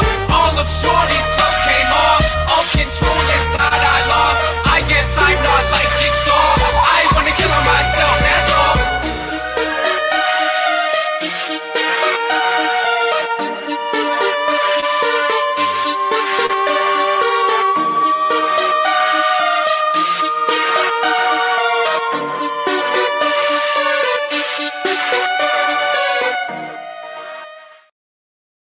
You know what I'm saying? We're like, yo, fuck that. You know what I'm saying? You know what I'm saying? You know what I'm saying? You know what I'm saying? You know what I'm saying?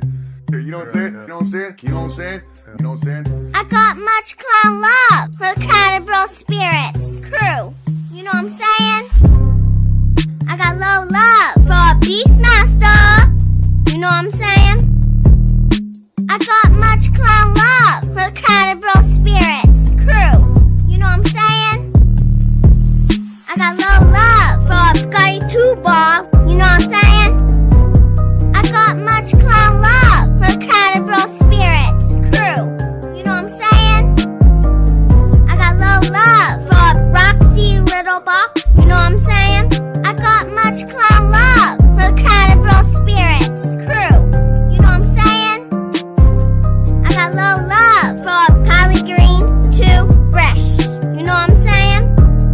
I got much clown love for the CarnivalSpirits crew. You know what I'm saying? I got low love for Shanzi. You know what I'm saying? I got much clown love for the CarnivalSpirits crew.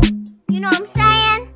I got low love for Uncle Side Fee. You know what I'm saying? I got much clown love for the CarnivalSpirits crew. You know what I'm saying? I got low love for Panic 17. You know what I'm saying? I got much clown love for the CarnivalSpirits crew. You know what I'm saying? I got low love for Dawn Chaos. You know what I'm saying? I got low love for the CarnivalSpirits. You know what I'm saying? You know what I'm saying?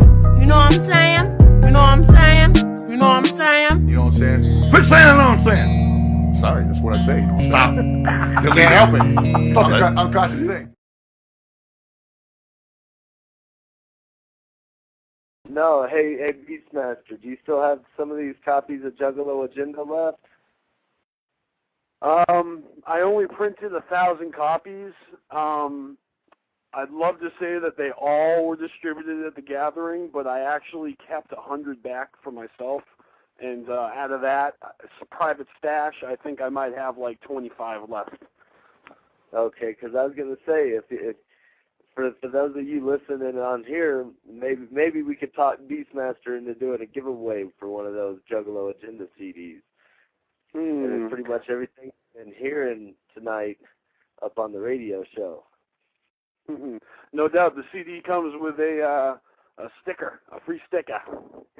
But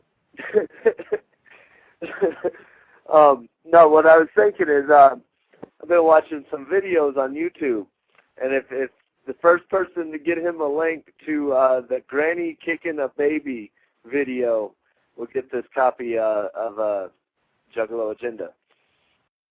Yeah, we can do that. So when the first person to actually gets you a link of a granny kicking a baby, then that's who gets the CD. They send you a link, and it's an actual video of a granny kicking a baby, and they send their information and everything. They get the CD. There is one that does exist. If you film your own and it's like the most creative granny kicking a baby that you can make, then maybe I'll send you an extra sticker. There you go. Y'all heard it. Do this little giveaway here. Oh, no doubt. That would be a riot, man. You know, it'd be really cool to see a bunch of people get together and, you know, if you film your own and it's like the most creative granny kicking a baby that you can make, then maybe I'll send you an extra sticker. Exactly. I love that shit because I do that. I mean, I give everything I get at the gathering. But I really do hope it's back in Cave-In Rock because that's actually a really good place to have the gathering. Well, you know, we can only hope that location is pretty fresh, but you know, anywhere they're going to have it is where I'm going to be going, so it doesn't really matter in that sense. But yeah, have you ever played Morton's List, BeastMaster? I really didn't have a lot of people to play it with, you know, back when I got it. You know, it's pretty uneventful if you don't have ninjas to play the game with. But I did read the book from cover to cover, and I actually got my copy of Morton's List from Jumpsteady at the gathering in 2001. That was in Toledo, Ohio. I went to the seminar, and he actually threw some dice into the crowd, and whoever caught them got a free copy of Morton's List, and I caught one of them. So I went up, got my copy of Morton's List, and you know, chatted for a little bit, and took it home and opened it up, read that shit. Didn't play it for a long time though. Oh man. I've got a message here that says video. Okay, there you go. Check it out. It's a granny kicking. It is a link. A kid. All right. Hold on, I'm just making sure it's the first link. The first yes, one. Yes, it is. The first one. And the I had three unread messages. I just wanted to make sure this was the first one. There you go. This better be funny. All right, hold on. Here it comes. Just making sure it's not fake. It's only 17 seconds. He's lining up. Oh, she fucking kicked it. I can't believe it. All right. It's official. And the person who sent me this was, it was Cuckoo. It was Cuckoo. Cuckoo. Congratulations, Jeremy. Jeremy in Georgia, you win the CD. Sweet. There you go, Cuckoo. And what's that, Cuckoo? I was going to say, I may have only said sweet, but that's pretty, that's me being excited. That's a pretty excited reaction. It's like sweet. But I'm going to get off into this track, and it needs no introduction. Well, it needs no explanation, I should say, but it's proud to be a Juggalo. Broken within the path from the get-go. Feeling fear and death, so now I can let go. Evoking faith within, I've had from the get-go. Feeling fear and death. Proud to be a juggler, the hero, the lotus, the era of the tempest. There's a buzz in the air like the Boston Hempfest. Breaking and growing like the ground under you and me, spreading like infection in the days of alchemy. Obscure references and blatant giveaways right under our noses, even in the early days. The dark carnival, the mythology, the simplicity, the complexity, the way it all makes so much sense to me, and yet somehow cloaked with suspense. You see, it piques my interest, builds my impulse, pulls the string. Yeah, there's a reason for everything. Evoking feeling I've had from the get-go. Feeling fear and death, so now I can let go. Evoking feeling I've had from the get-go. Feeling fear and death. Proud to be a judge, dedicated to the butterfly. What's it all about? He just says 17 again, figure it out. But that was then, this is now. We're still holding it down. All eyes on the underground, some fucking how. Representing family with pride and passion. As if psychopathic, we're World Series champions. The wicked shit, good at pushing our buttons. Constantly cutting edge and keeping it scrubbing. You could be Juggalo, OG, or newbie. It doesn't really matter if you're down for infinity. You hear me? I say the more the merrier. The more diverse we are, the fucking scarier. From the get-go, feeling fear and death, so proud to be a juggalo. From the get-go, feeling fear and death, proud to be a juggalo. The overwhelming elation of the live show, the beautiful absurdity of all that Vago. It's the only way to go, but at the end of the day, if it doesn't float your boat, it doesn't matter, hey, juggalo. And absolutely, you can go and be cynical, but the dark carnival keeps me invincible. What is a poser, hound dog, or Juffalo? Haters and demon faces, is that the way it goes? Unwanted drama needs a Kool-Aid punch. You can't let a rotten apple or two ruin the bunch. And for the rest of us, my Juggalo family, close homies, and those who barely know me, wet behind the ears or set in your ways. Those down with the clown before they coin the phrase. Some dwell on the negative and thrive on explicit shit. Others find peace of mind within the depths of it. Maybe you're stuck in the middle, making the best of it. Along for the ride and all the twists and turns in it. We all caught on to the same phenomenon. We throw a lotus up and get our wicked on. Evoking faith within the back from the get-go. Feeling fear and death, so proud to be a juggalo.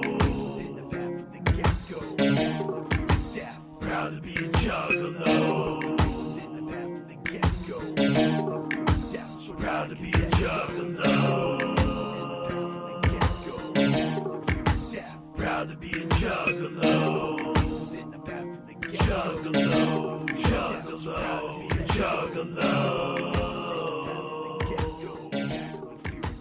Proud to be a juggalo.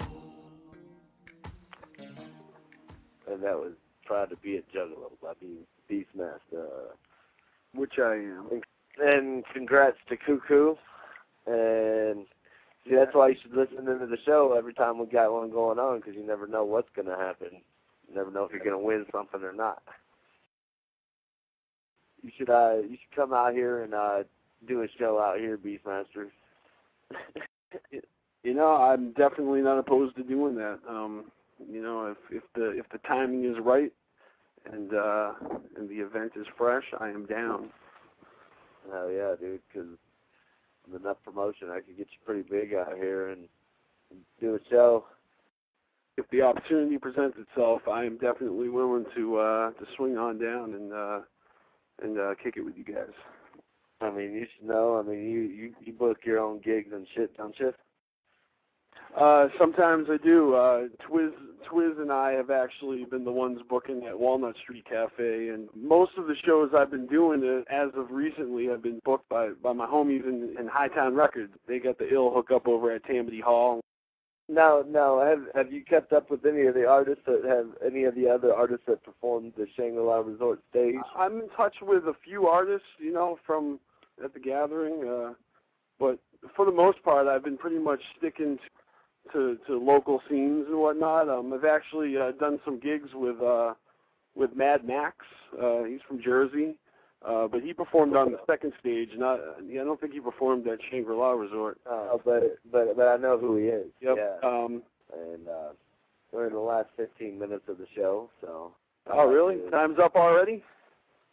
Getting there, yeah. Good grief! I haven't even taken my Christmas tree down yet. But I'd like to give a fresh ass shout out to all the people in the chat room throwing it down. Hell yeah. Yeah, especially guest number 660, whoever you are. Yeah, 6640, whoever the fuck you are. Nah, that's Swizz. He's cool, man. He's cool in my book.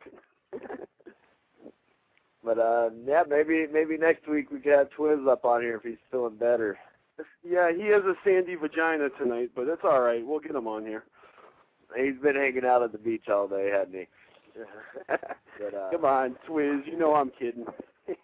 I went down to Florida, and we went to this strip club called The Scoreboard, and my boys lived in the area that's like Sarasota, like just below Tampa.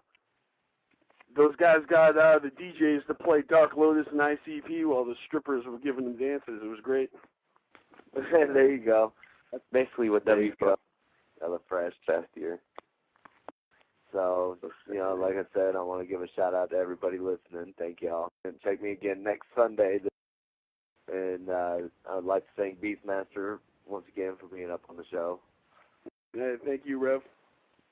No, not a problem, man. It's all about my family here, Next time I come on, I'll try to bring something brand spanking new that you can premiere on here or something.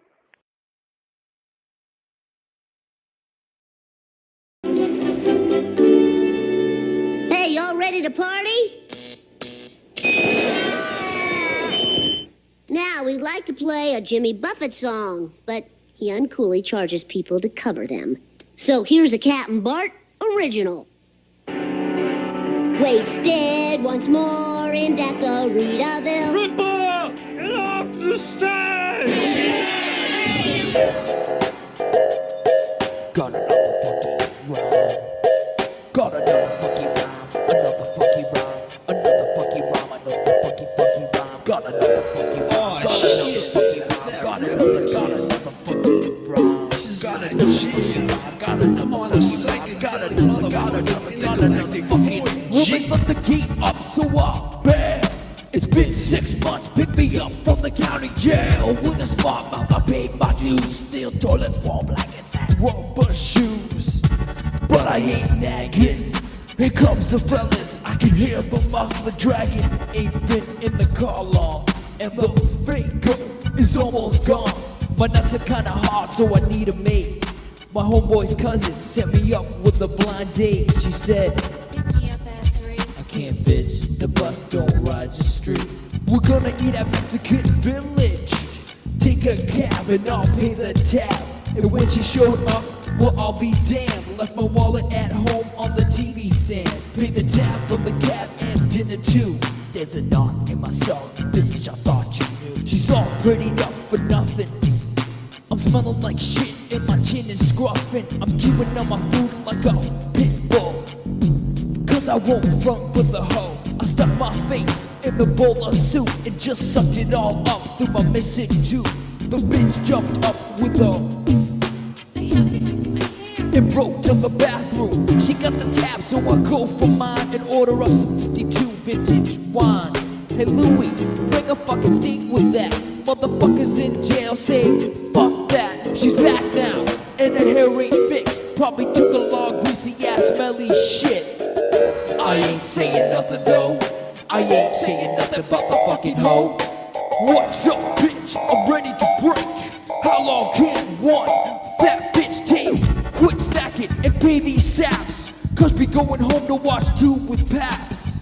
So, Ripper, what do you do for a living? Oh, come on, Pops. You see me smoking buds in garages, attics, third floor apartments. Matter of fact, I think I smoke with that fat bitch in the kitchen. Your dad's really cool, sweetheart. I mean him, let me use his car. And he's sweating me a 50. Cause he knows I'm kinda shifty. If I'd have hit, you'd have been home free. But now you're coming home with me. Dad, I got a bitch in the bedroom. the bar and don't come home soon. You know I loved all you whacked hoes, but I need a shot too, so I switched to the Mac mode. Let me fuck her and give her a shocker. Well, you know she's a freak. When you kid yourself with substance. Hey, what else? And a fuck to go with that. Come on now, bro, and let me hit that. Tell you what, you let me stick it. And maybe I got an extra tequila for you. You little super skank. You donkey loving mushroom smelling Zuzu pedals, bitch. Ripper, that's the shit. Free from the world, ninjas better believe it. Oh yeah, that was that. A little smooth talk when she was on her back. You never guess what. My first day out and I caught my nut. My first day out and I caught my nut. My first day out and I caught my nut. My first day out and I caught my nut. My first day out and I caught my nut. My first day out and I caught my nut. My first day out and I caught my nut. My first day out and I caught my nut. My first day out and I caught my nut. My first day out and I caught my nut. My first day out and I caught my nut. My first day out and I caught my nut. My first day out and I caught my nut. My first day out and I caught my nut. My first day out and I caught my nut. My first day out and I caught my nut.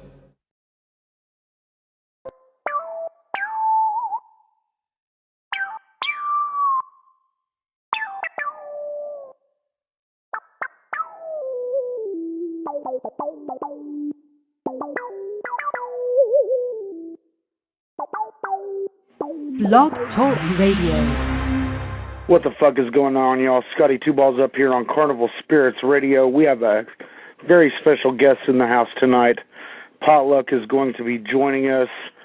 We're going to go ahead and see if this is them. 707, you're on. Who's this?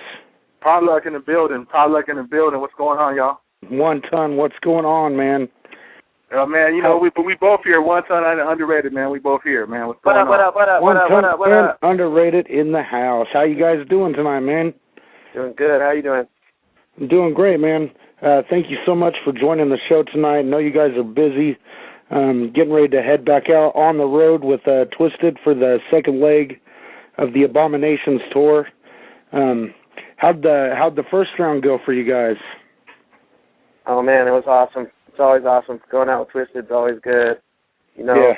they're like really good friends, and you know, their shows are always packed, and the fans are always cool. The Juggalos are always showing love, and the family's always cool. You know, and you know, Head to E was on the tour, and Little White was on the tour. Everyone got along. We had a good time. We partied, chilled. The business was good. The shows were good. We can't complain.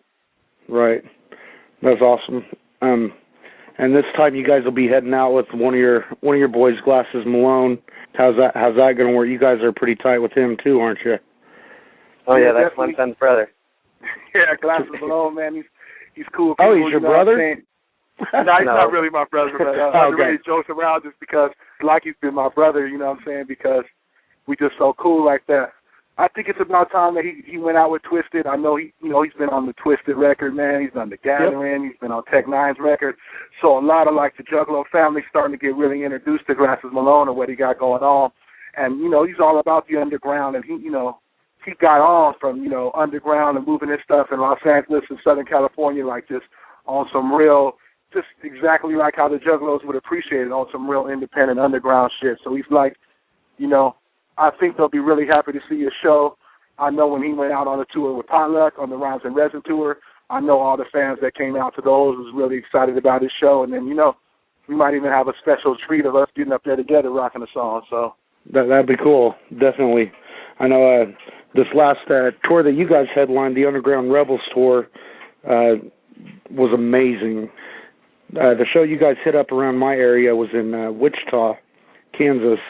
And it was a very, very small show, but you guys, it doesn't matter how big a crowd, how small a crowd, you guys still bring that energy, and I can't thank you enough. I mean, some people, they can play a smaller crowd and not put the effort into it, as much as they would a larger crowd, but you guys still brought it, and I just want to thank you guys for doing that, you know what I'm saying? Fun for us, man. You know what I'm saying? Like, we do music because we love doing music. Like, if this wasn't our job, me and Underrated would still be making songs. We'd still be going out there doing it. You know, it's funny you bring up a show like that because, you know, we did some really packed shows on that tour, and then we did some shows that weren't as packed. And then a show like Wichita, Kansas, you know, then you get a snake promoter who snakes out and doesn't even pay us, and we end up doing the show for free. But still, we just love making music so much. We going to get out there and we going to rock a show, and everyone who came had a good time. I think that night was maybe 50 people there. But I know all 50 people who came had a really good time, and it was a party. And so, you know, we just build and go on to the next city. So that's, you know, that's how we get down.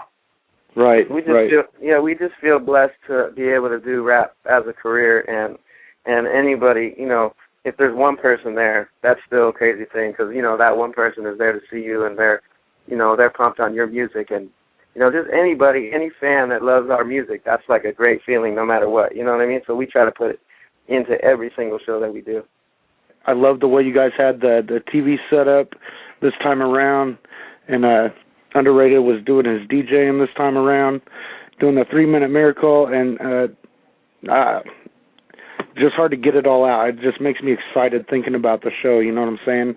I mean, it was just an exciting thing to watch you guys do your craft, you know what I'm saying? Big fan, you know what I'm saying?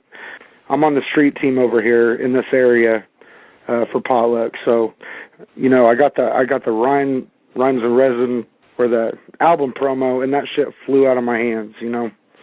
I mean, it went quick. Love you. We appreciate it, man. We appreciate it. You know, that's how, like, you know, that's how the family's built. That's how this whole underground movement is built. It's like, you know, we go out there and do songs and do shows and just kick it with everyone in each city, and then different people just get involved and want to help. You know what I'm saying?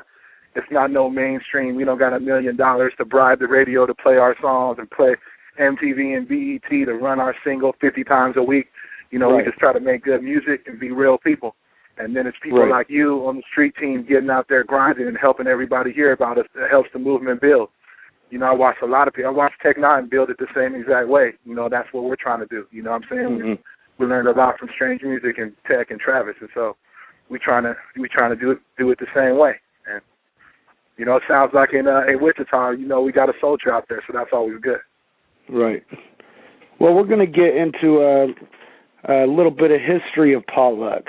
When did you guys start rapping? What got you into it? Around what age did you guys start up? We were doing it. We started DJing first, and we got into music. We always loved hip hop music, and we met. Our whole life we love hip hop music. Yeah, our whole life for sure. But we met, and we started out as DJs, and then we started making beats.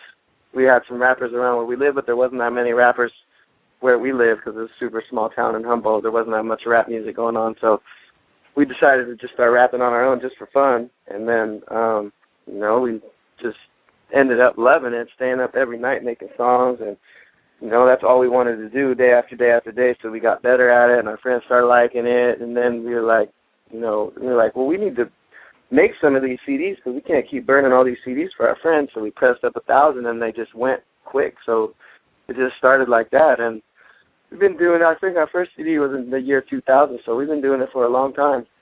I'll say we've been rapping 15 years now, maybe. Yeah, we've been doing music our whole life. You know what I'm saying? That's all we've ever wanted to do, and it's kind of funny. We just fell into rapping. We never wanted to be rappers. We never thought of ourselves as rappers. You know, we always wanted to just DJ and make beats, but it's something that kind of like feels like it chose us. So that's why when you come to a Potluck show, you know, you'll see, you know, Underrated making most of the beats. You know what I'm saying? You'll see Underrated go, you know, back there and DJ on the turntables a little bit too. You know, next time we go out on our headline tour, you might even see me get behind there on the turntables. You know, it's like, oh yeah, hip hop, and that's all we've ever cared about in our life and done is started musically. So it's, you know, rap music's been great to us, man. We're really blessed. That's awesome. What would you say some of your musical influences that brought you into it would be?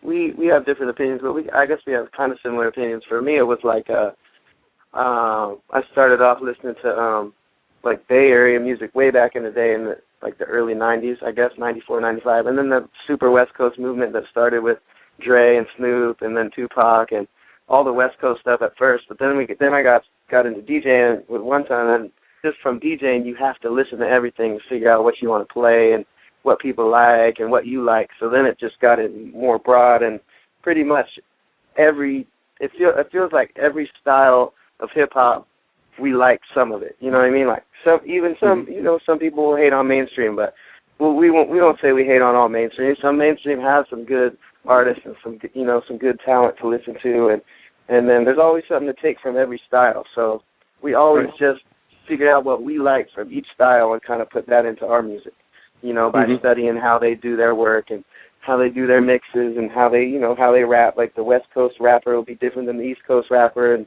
but we like a piece of everything. It seems like there's not really that much discrimination. I mean, we are on the West Coast, so we have more influence like that, but we really love all types of rap. Right. You ask me, I'll say a lot of the same things he just said, but I mean, to get a little more specific, if you're from the West Coast and you don't say Tupac is the best rapper ever, it's like, that's like you should be shunned, you should be kicked off the West Coast. So obviously Tupac, is definitely a big influence. And then for me being a big dude, I always looked up to someone like E40.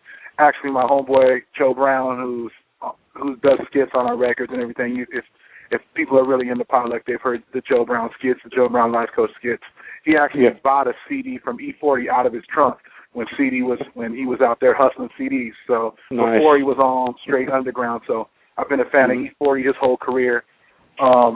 And then just getting into like the indie movements and stuff and just watching what different people do, watching someone like Atmosphere and, Rhymesters and them build their whole family and what they got going on. And then obviously watching somebody like Tech-9 and just seeing like just how much that dude just loves music and how hard he works and how he's like 150% about the fans. And, I've seen him sit there and sign autographs for hours on end. And then, I've seen you go to shows where he should be the headliner and promoters make him go on first, you know what I'm saying? And he goes on first and kills it. Like, he's just a very, very humble rap superstar. And that's the same thing that E40 is, man. We've been fortunate enough to be around him a lot and tour with him and do songs with him. And, I always looked at that before anyone even knew who Pop Luck was. And then as we gained more and more fans, I always looked at people like E40 and Tech-9 as a big influence on how to conduct yourself as a man and as an MC and as a hip-hop artist, staying humble but still working hard. And so my personal influences, that'll be two of them right there. That's cool. Okay, we're going back to the tour here. We got the first leg out. How long is the second leg going through to? Second leg goes to, I don't know how many they've announced yet, but I think May 5th is the last day in Detroit. It's what they told me. I think the last date that they've already announced is up till like April 19th. I think that one goes. That was in Salt Lake City. So there's a couple little field dates that'll happen before there, and then soon they're going to be announcing this final, 2 weeks of it. So it'll go from March 14th in Canada all the way till May 5th, and then after that we're working on trying to get up to Canada with Pop Luck and Glasses Malone, and then doing some of our own shows, working our way back to Humboldt. So. A lot of people in Canada will be happy. They're complaining they never get any shows up there or anything, so yeah, definitely. Do you guys have any plan for any upcoming releases this year? Yeah, we're working on our free CD. It's called THC, The Humboldt Chronicles. We're about 80-90% done with it. If we weren't going on this tour, we'd be able to finish it in the next month and put it out, but we got to go on this tour. So when we get back, we're going to knock out that last month, and then we're just going to put it out there free. It'll be everywhere you can get it for free, man. It'll be in a million different spots. You can download it online. And it's a real CD. It's a real thing that we spent, a year or a year plus of our career working on. And it's, it's the best CD that we've done to this point in our career. And, it'll be out there. So it's a real CD and not a mixtape, huh? Nah, it's a real CD. It's our real CD. Wow. We spent over a year and a half of our lives working on this CD. And between the tours. And it'll come out. It's going to come out this summer, and we'll put it out so everyone can, they can catch up on what's been going on in the lives of Pop Luck over the past, year and a half. That's cool. That's awesome. Everybody loves free stuff. Definitely free music. That's really cool. Yeah, it's like we can, when we're doing what we do in in making music, it's like we can go and, you know, listen to Best Buy tell us that nobody buys weed music no more and no one cares about the underground. And if you're not going platinum and on the radio like 2 Chainz and Kanye, no one's going to buy your CD. And then have such a struggle to get the CD into all the proper locations so all our fans can get it, and all the business people and all the millionaires who own Best Buy and FYE and all the distributions, the Sonys and all that can make all the money, and then half our fans can't even get access to our CD. Or we could just say, you know, fuck the industry and who cares about all these big corporations, and we could just give our music away for free and let everybody who wants to hear it get it. And if they really like it, you know, they'll support. You know, they'll come to the show, they'll buy a shirt, they'll keep us making music. That's our plan. Definitely. That's cool. That's the way to go. That's awesome. Let's see. How would you say your new music, like coming up, differs from your earlier tracks, like from your earlier music? I think it's just the progression, the natural of just always studying everyone else and see what's going on around you, and always, you know, we always try to stay relevant as far as what's coming out at the same time, because, you know, like I said, we listen to a lot of different styles, and just always trying to improve in every aspect, and every single rap that we write, we sit down and go, okay, this was even harder to write than the last one. You know what I mean? Like, because I'm trying to be better this one than I was last time every single time. As far as the beat goes, the rap goes, the mix goes, the overall CD done in the end. So, I mean, I'm trying to think what was different as far as the sound of it. I just think it's kind of in the direction of all the other music that you hear. A little bit. It got a little flavors different as far as, you know, the bigger things that people were doing with the way the beats go or the snare rolls, and, you know, it was just kind of just a little more current than the stuff was before because it's newer.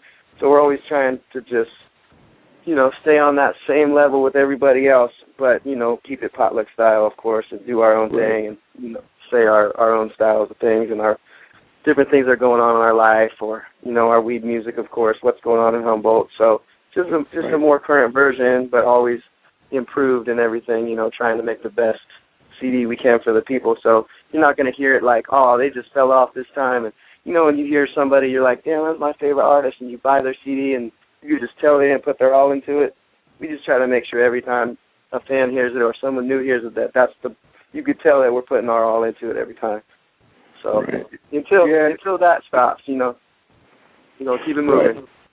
And it's anytime you get a potluck CD, you're gonna get to know potluck. It's gonna be like opening up Underrated's diary or One Ton's diary. You're gonna know real hip hop. You're gonna know real raps. The lyrics are gonna be all genuine. It's not gonna be no fake, you know, cookie cutter lifestyle or no fake mainstream thing. And when Underrated talks about influencing and listen to a lot of people, we just always make sure we listen to people to make sure the professionalism and the production values and the mixing values and the quality of music is like it would be, just like $1 million got put behind it. But really, me and Underrated with Jeff Simmons making them albums, you know, in Humboldt and you know, and then with Jeff in LA, just making those records all in-house, all us, but just studying the whole music environment to make sure our professionalism always stays top-notch, but at the same time, you still get the raw, underground, potluck vibe that every fan that's been into our music so far loves, and that if a new fan hears that for the first time, it'll be their new favorite. So that's what we always try to do on every CD, and just keep improving the professionalism. That's what we do. Right. And Rhymes and Resin, I mean, you guys had so many relatable songs on there, two that come to mind that really stuck out to me is Runaway and I'm Different. I mean, the first time I heard those tracks, I was like, wow, that's exactly what I'm thinking, you know, put to music. It's like you guys just read my mind and put it to music. It was crazy. It's crazy, man, because I think a lot of people, no matter who they are, or what they look like, or what race they are, or whatever, how old they are even, like, if you can communicate how you're feeling a certain time or explain something that you're going through, a lot of people, you know, they have the same emotions and the same feelings a lot of times. So that's what's so cool about music is you can just, you know, sit down and write what you're going through, and people can really relate to that sometimes because it's just a different way of just sitting down and talking to somebody. You know, you put on some music and you hear the rap, but if you can, you know, convey the exact thing of sitting down and talking to you in a kind of creative way, a different way you want to hear it, but yeah, there's something awesome about that. That's one of the best things about music to me. You know, right? Like Jay-Z will sit down and write a song. He'll sound like he's just sitting there talking to you. You know, of course he'll do it in his super creative, out of this world lyric way, but he'll sit down and make you feel like you're just sitting right in front of him. He's sitting there explaining something to you. So, you know, and the better we get, the easier that communication becomes. You know, like you can, you know, your first CD might have some good feelings on it and all that, but the more that you do it, the more that you perfect your skill, the more that you can just sit down and really write down words. They might have to rhyme, but you can really say what you're thinking. And, you know, I think that song is one of those songs I remember. I remember that one too. I know what you're talking about. So that's cool that you felt it like that. Yeah. Another one that just really brings... You guys, like, wrote a Father's Day song. My dad, you know. I mean, there's not another song like that out there. And it's such a great song because, I mean, you can just feel the emotion in it. And thank you for that song, you know. Because people... I mean, there's a lot of deadbeat dads out there, you know, just the world we live in. But the fathers who are out there that do take care of their kids and are there for their kids, you know... Me, I'm a father of 4 kids, you know, and I'm not one of them deadbeat fathers. You know, I want to be remembered by my kids as a good father, you know. So a song like that comes along, it really gives you a good feeling, you know. If you knew me and Underrated's fathers, they've been a really big influence on our lives, you know, like Underrated is really close with his father. You know, my father recently passed, so rest in peace, but he was, you know, he's a big influence in my life, and we felt just it's important to let people know and honor the people in our lives who were such big influences. You know, everybody can sit down and say, you know, Joe Montana or Michael Jordan was my idol. But when I look back, I look at my father like my idol. I look at him as a stand-up dude. You know, he came on a boat from Africa with $100 and became a doctor. You know, so it's like there's no limit to what's a dedicated and a hard-working, you know, man, if he puts his heart into something, can accomplish. And when my father instilled that in me, and I look back at the memories I have with him, whether it's, you know, him teaching me how to ride a bike, you know, him teaching me about educating yourself and being knowledgeable, or him making me a man and toughing me up, you know, kicking me in the butt and saying, go out there, man. If somebody tries to punk you, you better fight him until you can't take your last breath, you know. So I felt like a song like that kind of honored the fathers in our lives, Underrated's father, what he's meant to him, what my father's meant to me.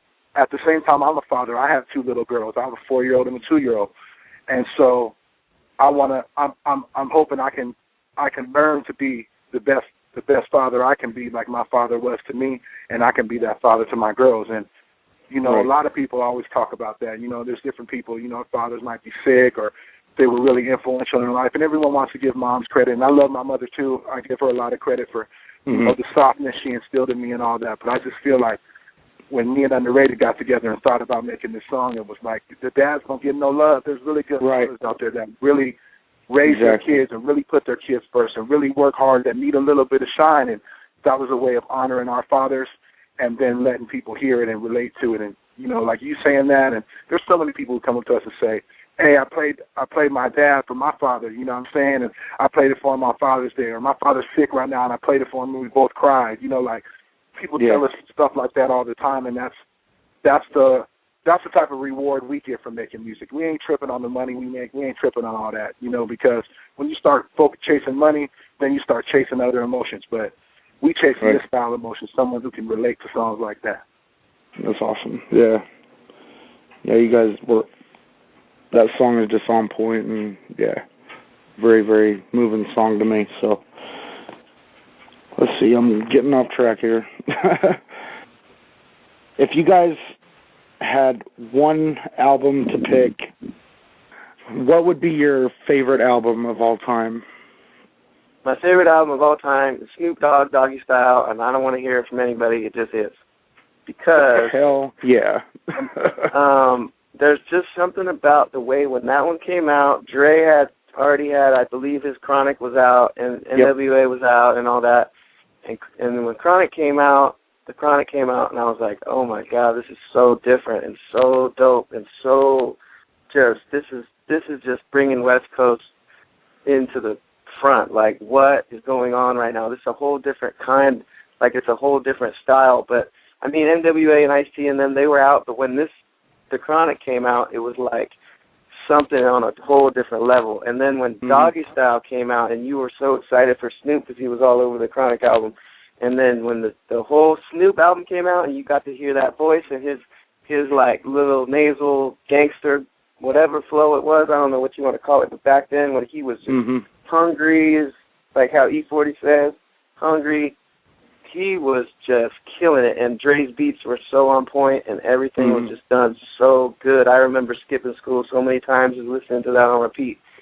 And I don't know, I've never had I've heard a lot of albums I love, and I do, and I can't say like, you know, you sit and listen and say, oh, those are the best lyrics or those are the best beats ever made, but for the time, to me, for the time, that was just the one that made me feel like, damn, I love rap music, and this thing can just be on repeat for days. It doesn't even matter. I know every word to every song, you know, so those are the good times. Yes, Doggy Style is one of my top favorite albums, definitely. Yeah, it's so good. Why do the later releases not have G's Up, Hose Down on it? I don't know. Is that true? I didn't know Have you ever noticed that? Uh-uh. The later releases do not have G's Up, Hose Down on it. That's a sample clearance is what that is. Yeah, probably. I've always wondered that. Huh. Well, I heard the one when it first came out, and that was the one I put on repeat, so that was on that one. That one got yeah, right. For me, I would say it's Tupac, Me Against the World, just because that is kind of in between his career. He had already, you know, released 2 records plus the Thug Life record.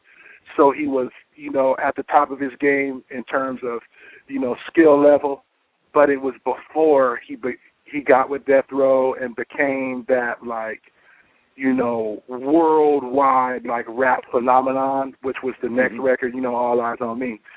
So you got to hear on Me Against the World, you got to hear a lot of his realer songs about real issues like we were talking about before, you know.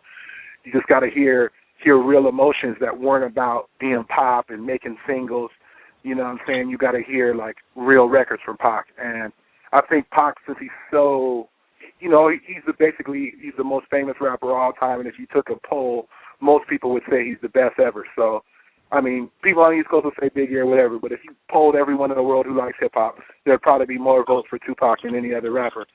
So, I felt like that's a record that was right in the perfect time where you can get a real Pac, what he wanted to get across, but before the mainstream could kind of swallow one up, and his machine would make him make songs like that were more commercially appealing. So that's my favorite one.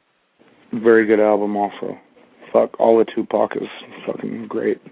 All right, we're about to wrap up. I have one last question here. You guys have a wide variety of fans, you know, juggalos, juggalettes, cottonmouth, kings and queens, technicians, you know, every range of fan, you know. But a lot of the majority of people who listen to our show are juggalos, and we want to get your perspective on, ever since the FBI has labeled juggalos a gang. When you first heard this, what was your initial reaction to that? They're stupid as fuck. Yeah, I just think that, like, I mean, anytime you're looking for the cops to say anything that even makes halfway sense, I mean, you're looking at the wrong thing.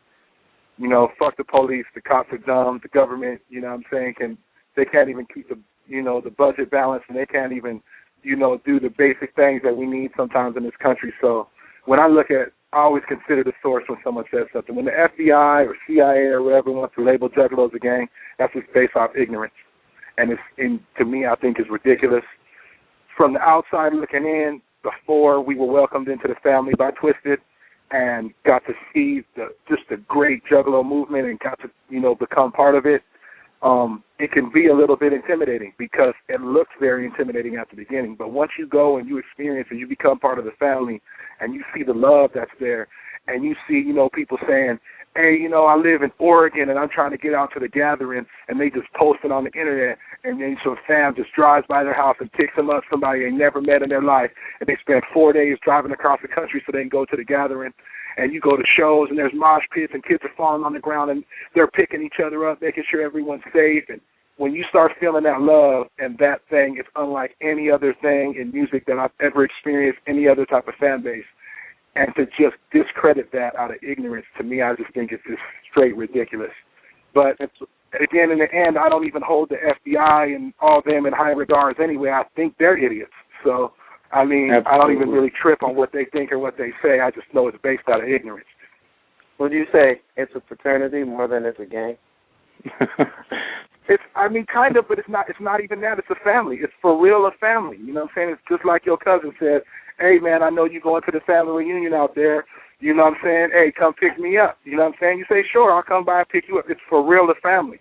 And, it's a wonderful thing. And, sometimes, ICP gets criticized for the why they started it and the reasons and what it's become now and old school juggalos and new school juggalos and all that, man. All that is just so secondary. I just look at just the wonderful thing that is the family and the love that I've personally experienced in all the tours I've ever done, or fans who's come to our shows at the beginning before I even recognized what was going on, and every experience I personally had, and could be welcomed as a member to how we are now. And every experience in between is just a great thing. And the Juggalo movement is a wonderful thing, and it's something that, like you said, there's nothing like it in music.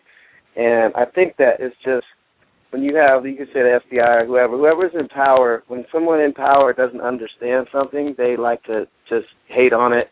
They get scared of it because they don't understand. No, how would they understand? They're doing a whole different thing. They don't get what's going on. They just see, from the outside, they see the painted faces and they see the, maybe kids being loud and the soda throwing around or whatever it might be that they see. They're just scared of it, so they have to do something.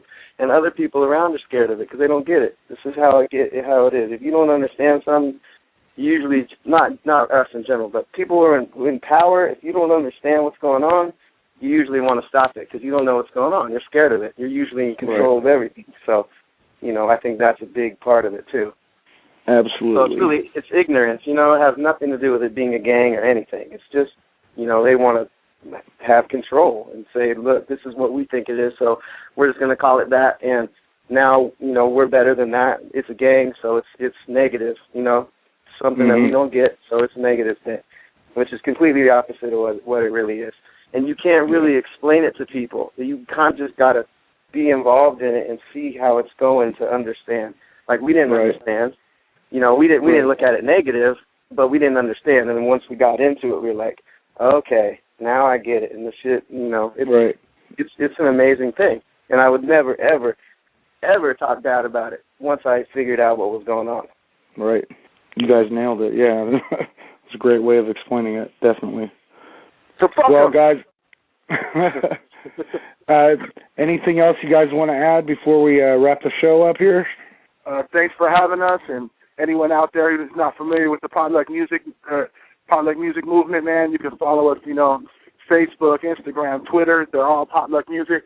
You can go to our website, Potluck Music, check out all our new shows, check out the new videos we got coming up, and this summer THC is coming out, the Humboldt Chronicles, so make sure you go support, find out where it is around your area, go pick it up, listen to it, make 10 copies for your friends to give it away.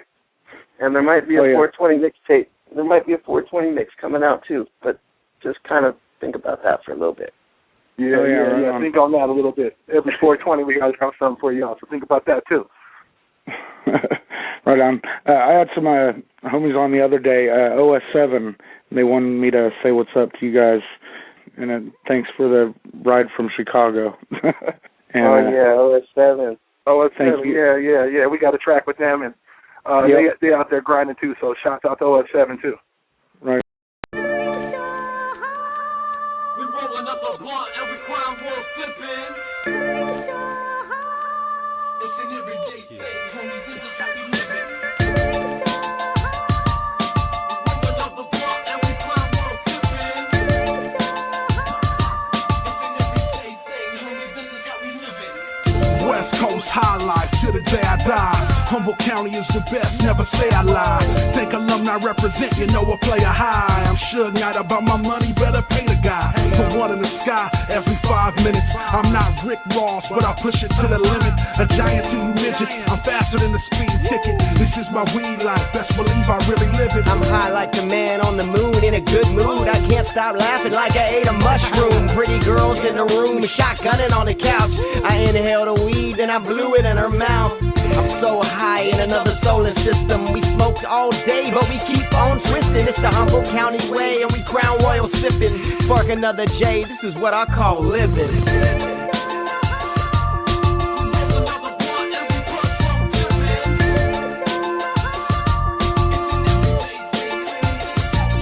I'm high like a plane in the sky till I crash on the floor. Then I look around the room thinking I should smoke some more. Think I'm lying, man, nothing but the finest buds. When we rollin' through your town, maybe we can match one. 017 in the pop luck, taking back the stoner track, original and sub noise. Who can fuck with that? Wanna fuck with that? Better bring the finest sack. If you rollin' up the green, homie, we can match that. This is how we do it when I'm drinking on the fluid. Mary Jane, I love her name, feeling like a new kid. Oh, we hangin', tell them to show you how we do shit. Dickies, Chris, and loose fit. Oh, we won't make you stupid, but stupid is what stupid does. Haters are just stupid cause loving when I buzzin', not even when I wasn't. Love is all I want, but I'm just being blunt. Let's smoke this one and have some fun, but you don't gotta front cause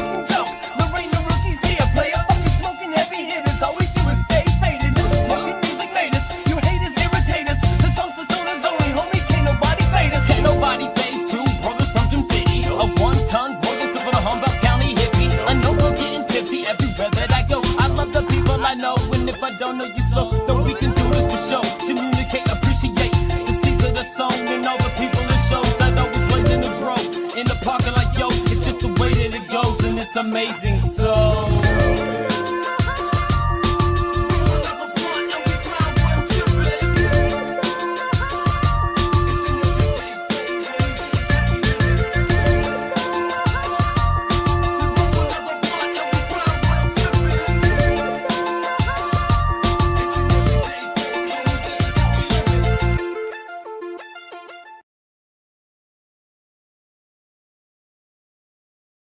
How old are you?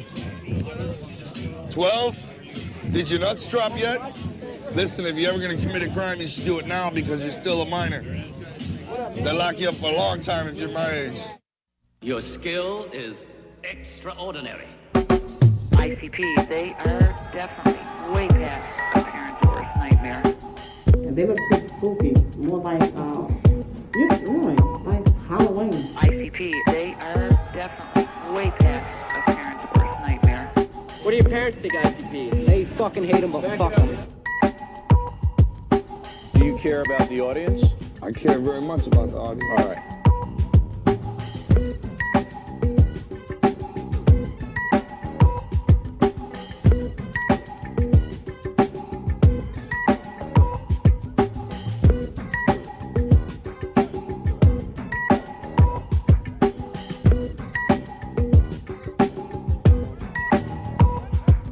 The baby boomers, whiny, narcissistic, self-indulgent people with a simple philosophy. Give me it, it's mine! Give me that, it's mine! These people were given everything. Everything was handed to them. And they took it all, Sex, drugs, and rock and roll, and they stayed loaded for 20 years and had a free ride. But now they're staring down the barrel of middle-age burnout, and they don't like it. They don't like it, so they've turned self-righteous. And they want to make things hard on younger people. They tell them abstain from sex, say no to drugs. As for the rock and roll, they sold that for television commercials a long time ago. So they could buy pasta machines and Stairmasters and soybean futures. Soybean futures. You know something? They're cold, bloodless people. It's in their slogans, it's in their rhetoric. No pain, no gain. Just do it. Life is short, play hard. Shit happens, deal with it. Get a life. These people went from do your own thing to just say no. They went from love is all you need to whoever winds up with the most toys wins. ICP, they are definitely way past a parent's worst nightmare. Remember to rebel against authority, kids! ICP, they are definitely way past a parent's worst nightmare. But I'm gonna wrap you up in barbed wire and send you back to your mom and dad!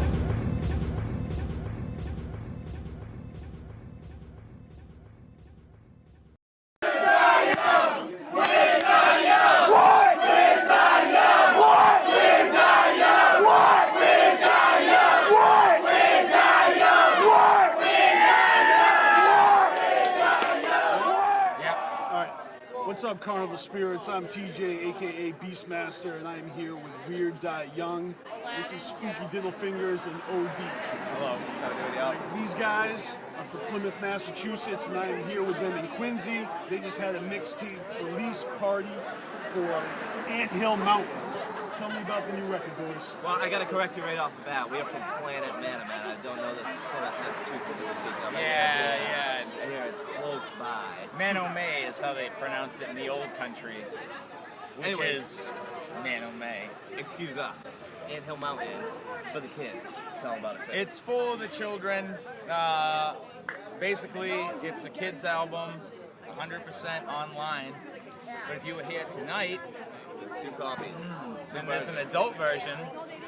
We are on like we're like on a quest for chicken milk and egg water, and we got to battle a wolf shark. There's a story to it. There's all kinds of shit, you know. So you get a little bonus if you get it. It will be available on hiphopzombies.com. Yeah. Later this year. That's no lie. But otherwise, Anthill, that's the adult version. The regular version, Anthill Mountain, available now. Available now everywhere: Spotify, YouTube, fucking KK Box, all kinds of silly shit. And you know, it's for the kids. There's no swears on that. So Weird Die Young. No swears on the motherfucker. No swears on that motherfucker right The kids are going to be bumping Weird Die Young. Yes. Yeah. No swears. Yeah. I got a couple copies. I'm going to give one to Bud. You know, it's with Don't give the fucking yeah, okay. Yeah, he's about well, you right. said it's for kids. Good, all right, He's 5 years old. Let me fucking explain this again. The adult version is the hard copy CD. Do not give that to fucking Nani. It's available on Spotify. But on Spotify and online. And on iTunes. You can purchase it as well. YouTube, digital all copy. that shit. It's too late. He's already got it. Anyways. All right. So we're not responsible. I'm just kidding. I'm just kidding. All right. So there's an adult version. There's a kid-friendly version on Spotify. Excellent. And iTunes digitally. You can only get the adult version, hard copy CD. Either here tonight, we fucked up, or online. Well, you'll find that for sale on eBay. Yeah, exactly, yeah. He's got it. All right, well, listen, I want to ask you guys a couple questions. You guys are juggalos, right? You've been to the Gathering Juggalos many times. I've heard of these juggalo people, and I associate with them. You know, we're a juggalo channel. You know, you guys are juggalos. I just wanted to ask you guys, how'd you get into ICP? Where'd you discover ICP? You know what I'm saying? Is it too far back? I mean, do you even remember? Alright, I heard ICP back when I was like 10 in 1998. My brother used to fucking shoot hockey pucks into a dryer and bang Great Malenko. And he was friends with a bunch of skater kids, and he hated the album, so I stole it from him. And from 1998 on, pretty much, fucking, it's been on. I remember going to a record store, fucking Strawberries, or Saturday Matinee, or whatever the fuck it was, and my mom had to buy the shit for me, and she wouldn't. This is funny. It probably explains a lot.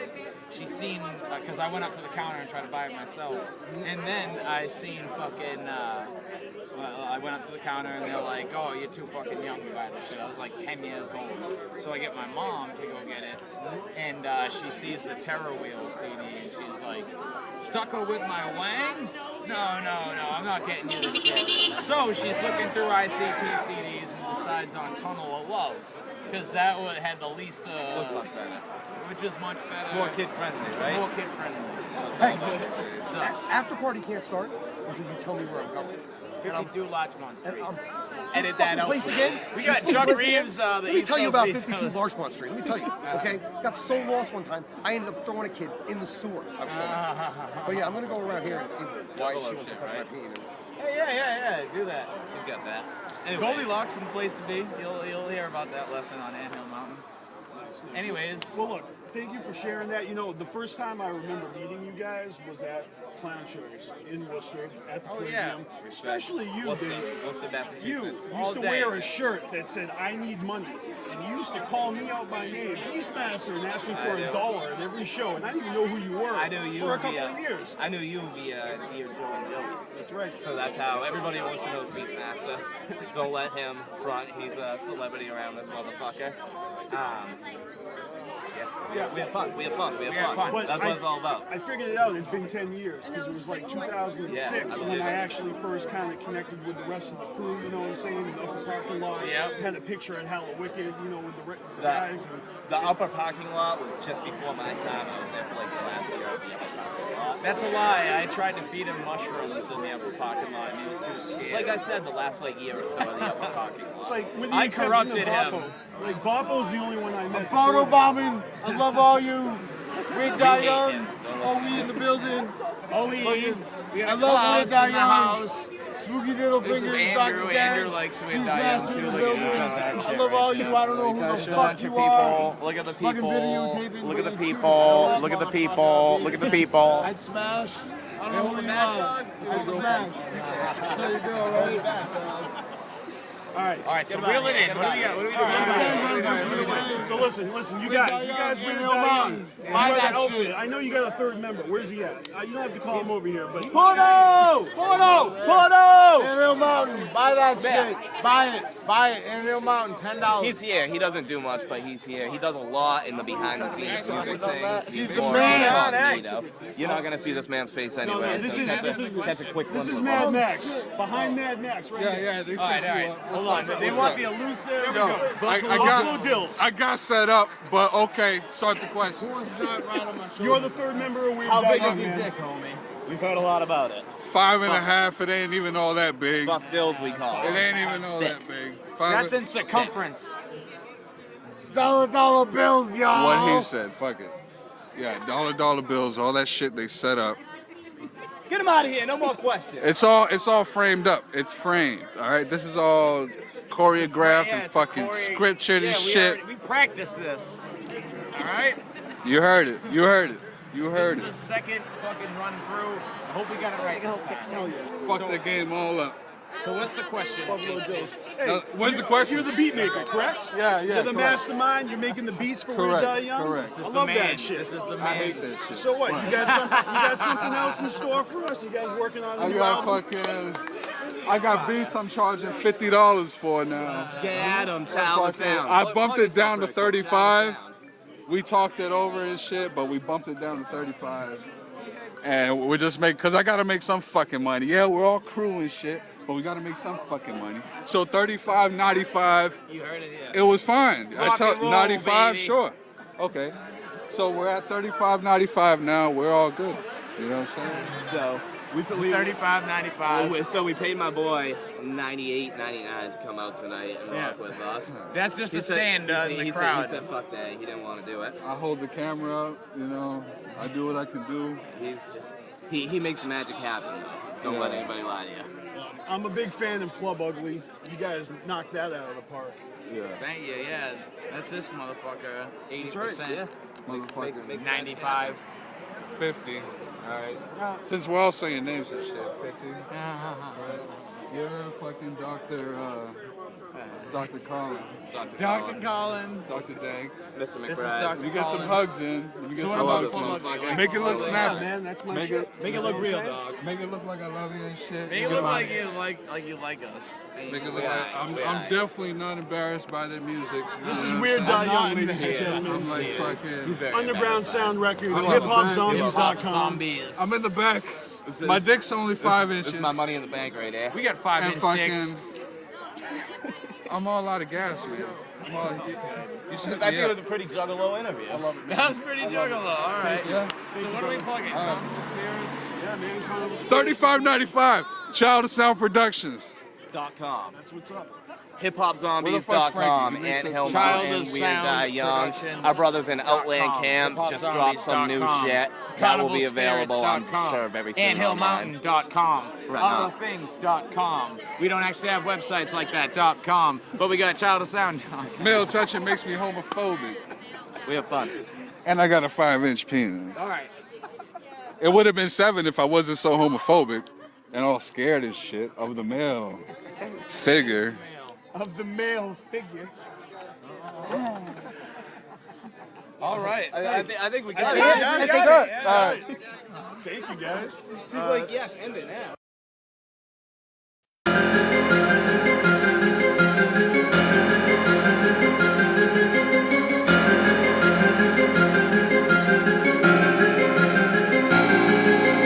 Bitch, I'm not a killer, but I wanna stab you in the face and hold you down and see how your blood tastes. I wanna hit your heart race cause I'm a metal case.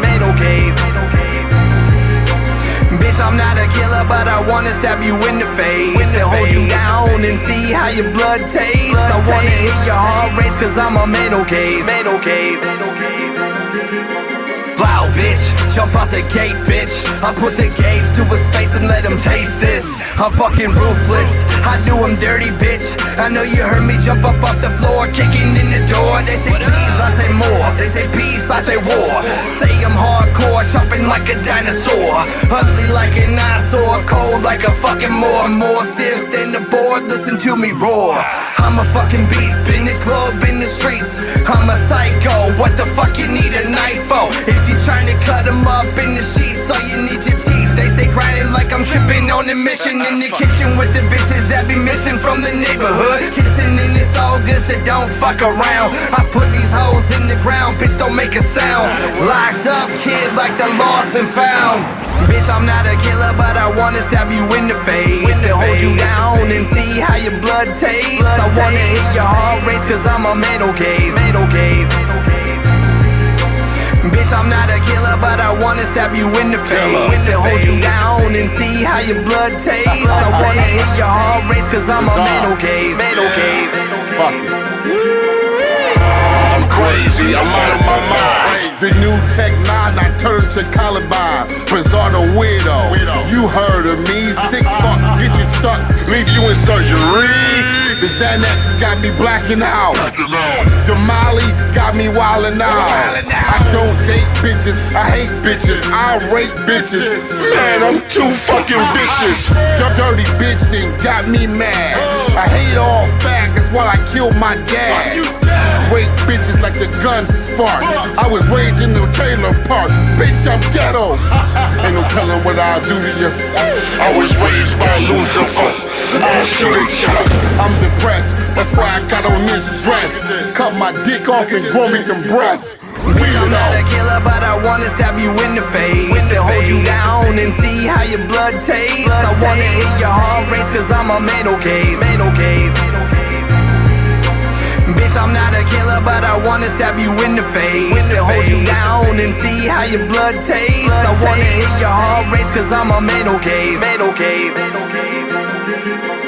Yeah, I'm messing with Bizarre, who else you know gonna fuck a bitch with the chainsaw going in raw.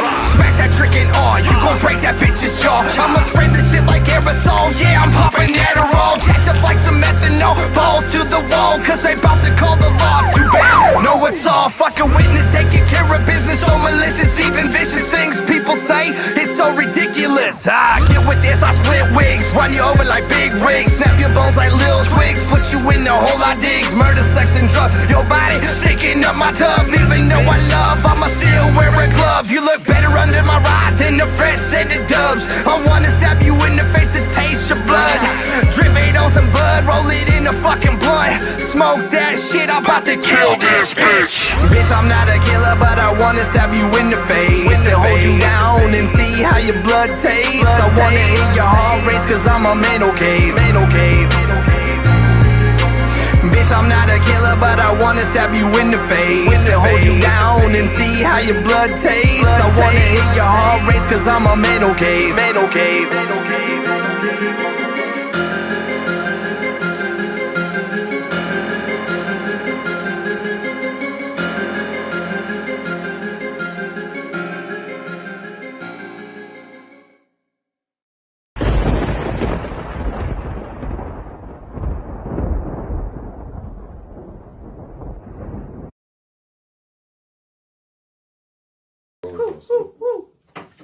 What up, y'all? This is CarnivalSpirits checking in with Sevademic. How are you doing tonight, Sev? I'm good. I'm good. Hope everybody is well tonight. We are having a dank-ass night like a fucking bunch of stoners. Yes. In Denver, Colorado. Word up. Living it up. Yes. Well, shit, let's get right to it then. How are you, Roxy? Oh, well, me? I'm okay. You good? I'm good. This is the first time we've done an in-person I know, interview. in-person interview for all you motherfuckers out there. Yes. Chilling in person. This is how I like to do interviews. Get the vibe going, you know, actually get to kick it. And, yeah. Yes. I can make that. We got a big pile of weed here. Courtesy, this tray is courtesy of Ohio Chronic Trays. That's sick. See, I didn't show you this, huh? No, that's dope. Yeah. That's dope. Yeah. What's that made out of? Is that leather? This is leather. That's leather. Oh, Yeah. I thought it might be. That's dope. Hit Ohio Chronic Trays up for all your tray needs. Custom trays and shit. I can dig that. Yes. Hell yeah, Sevademic. So good to have you. Good to see you. Thank you for doing this. And It's good to be here. it's good to be here for sure. Thank always. you for having me. So I'm excited about this. We got good things happening. Really dope things happening. Absolutely. And the first dope thing happening in a day and some change, as you said, is the new album Severance is dropping March 6th. Yes, it is. How do you feel about that? I feel very good about that. Severance is the first album back on my own label, Sick Mind Media, LLC. Sick Mind Media.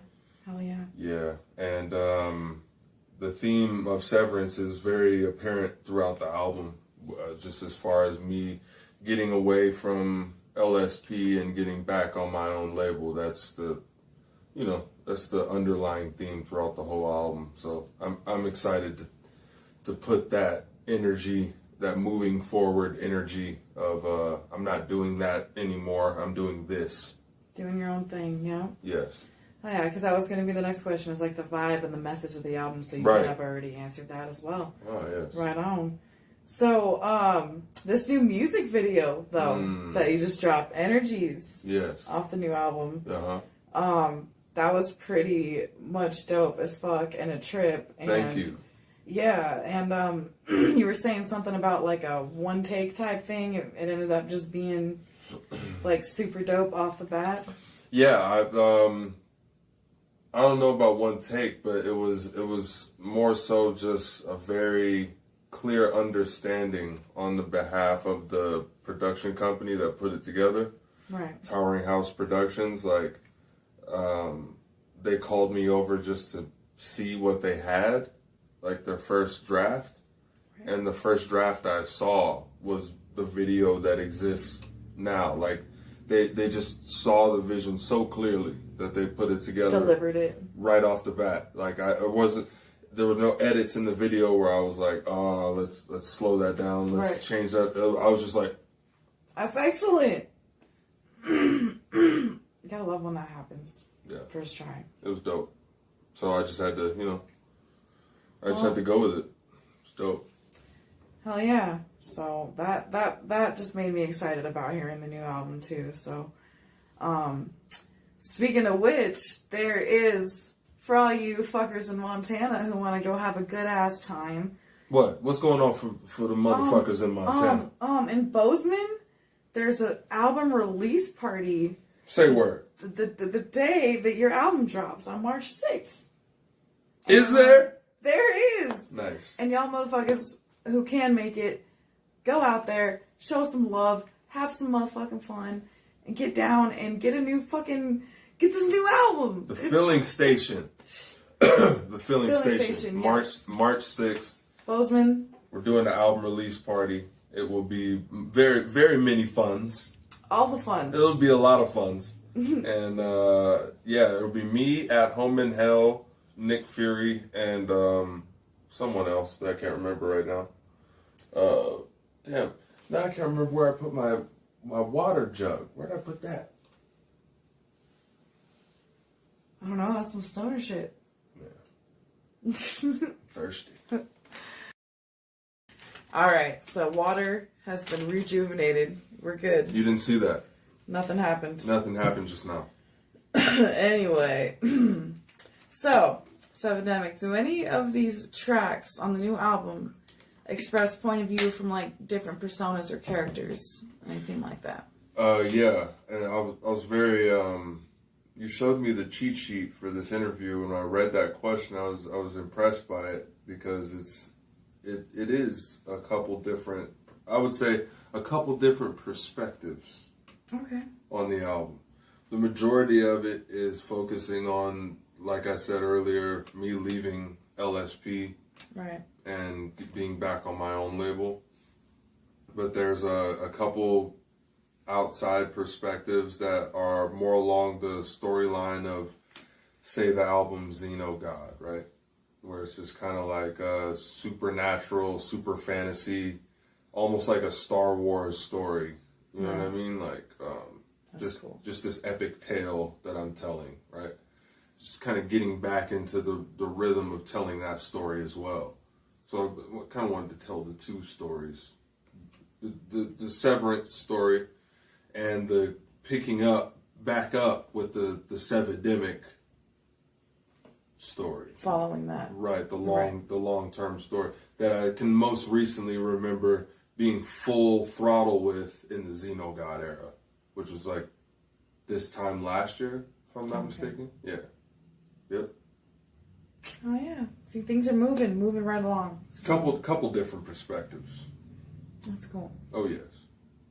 It's cool to incorporate, some deepness into it and like perspective and everything's relative. So it's cool to get to experience someone else's perspective through listening to that music. So that's really cool. I can dig that. And I didn't want to like wear it out too. Like I didn't want to give you every single track focused on that subject. You know what I mean? I kind of wanted to. A little variety. Yeah. Yeah, I love it.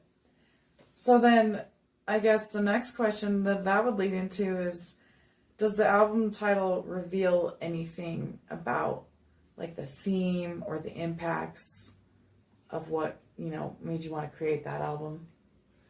Yeah, just Severance in general. Like, the concept started when I was still on the label because I was under the impression that I was stuck in that situation. So I felt like if I was gonna be forced to make another album in that situation, it was gonna be my Severance package because it was gonna be the second album of my 2-album deal. Right. So it was gonna be me ending that actual Severance. Absolutely. And when I ended up being able to get out of the situation early, I had the option to take the music anywhere I wanted to because I'm back on my own label, back with my own creative direction, And it felt dishonest to really do anything other than what I was going to do anyways. You know what I mean? For the most part, which is, in a nutshell, me coming to the realization of my own self-worth. Staying true to yourself. Right. My own self-worth and not compromising what I'm, you know, I know what type of work I put into this. I know the years of validation that I've had doing this.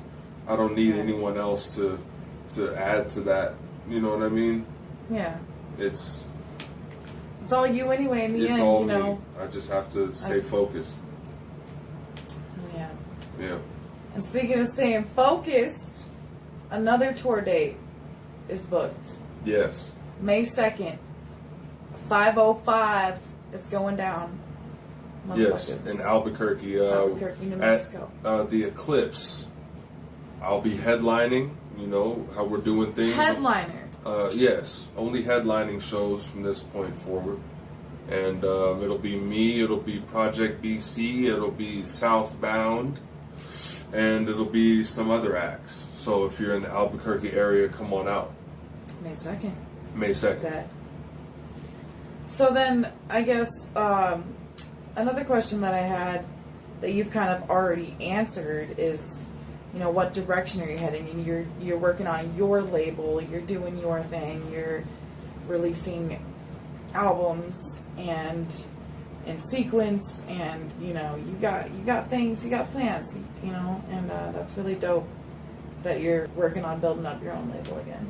So. Yes, absolutely. Thank you. So, here's a random question for you. Favorite part about being an artist? Hands down, touring. Touring? Yeah, being on the road. This situations like this, where I'm in a place that's not my home. Out and about. Out and about, meeting new people, chilling with new people,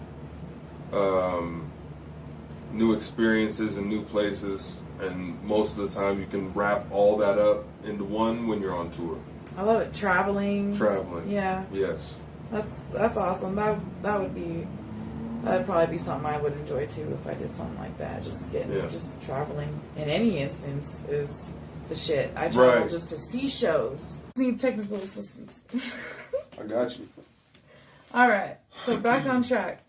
So, Sev, what's one thing that you do but don't get credit for that you absolutely hella should? I would say that I make all my own music. I was saying in another interview I did, like, I don't think I do a good enough job of explaining that I do all my own stuff. All of it. Producing, the beats, the mixing, the mastering, the fucking vocals, everything. Everything. All of it. All of it. The whole shebang-a-lang.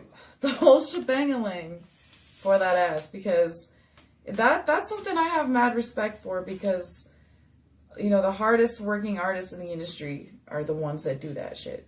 You know? That's correct. I would agree with that.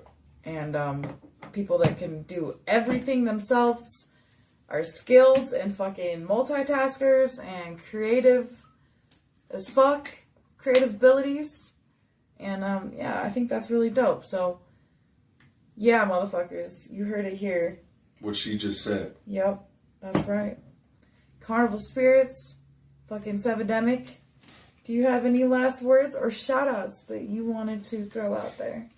I just wanted to remind everybody that the new album's coming out under my own label, Sick Mind Media, LLC.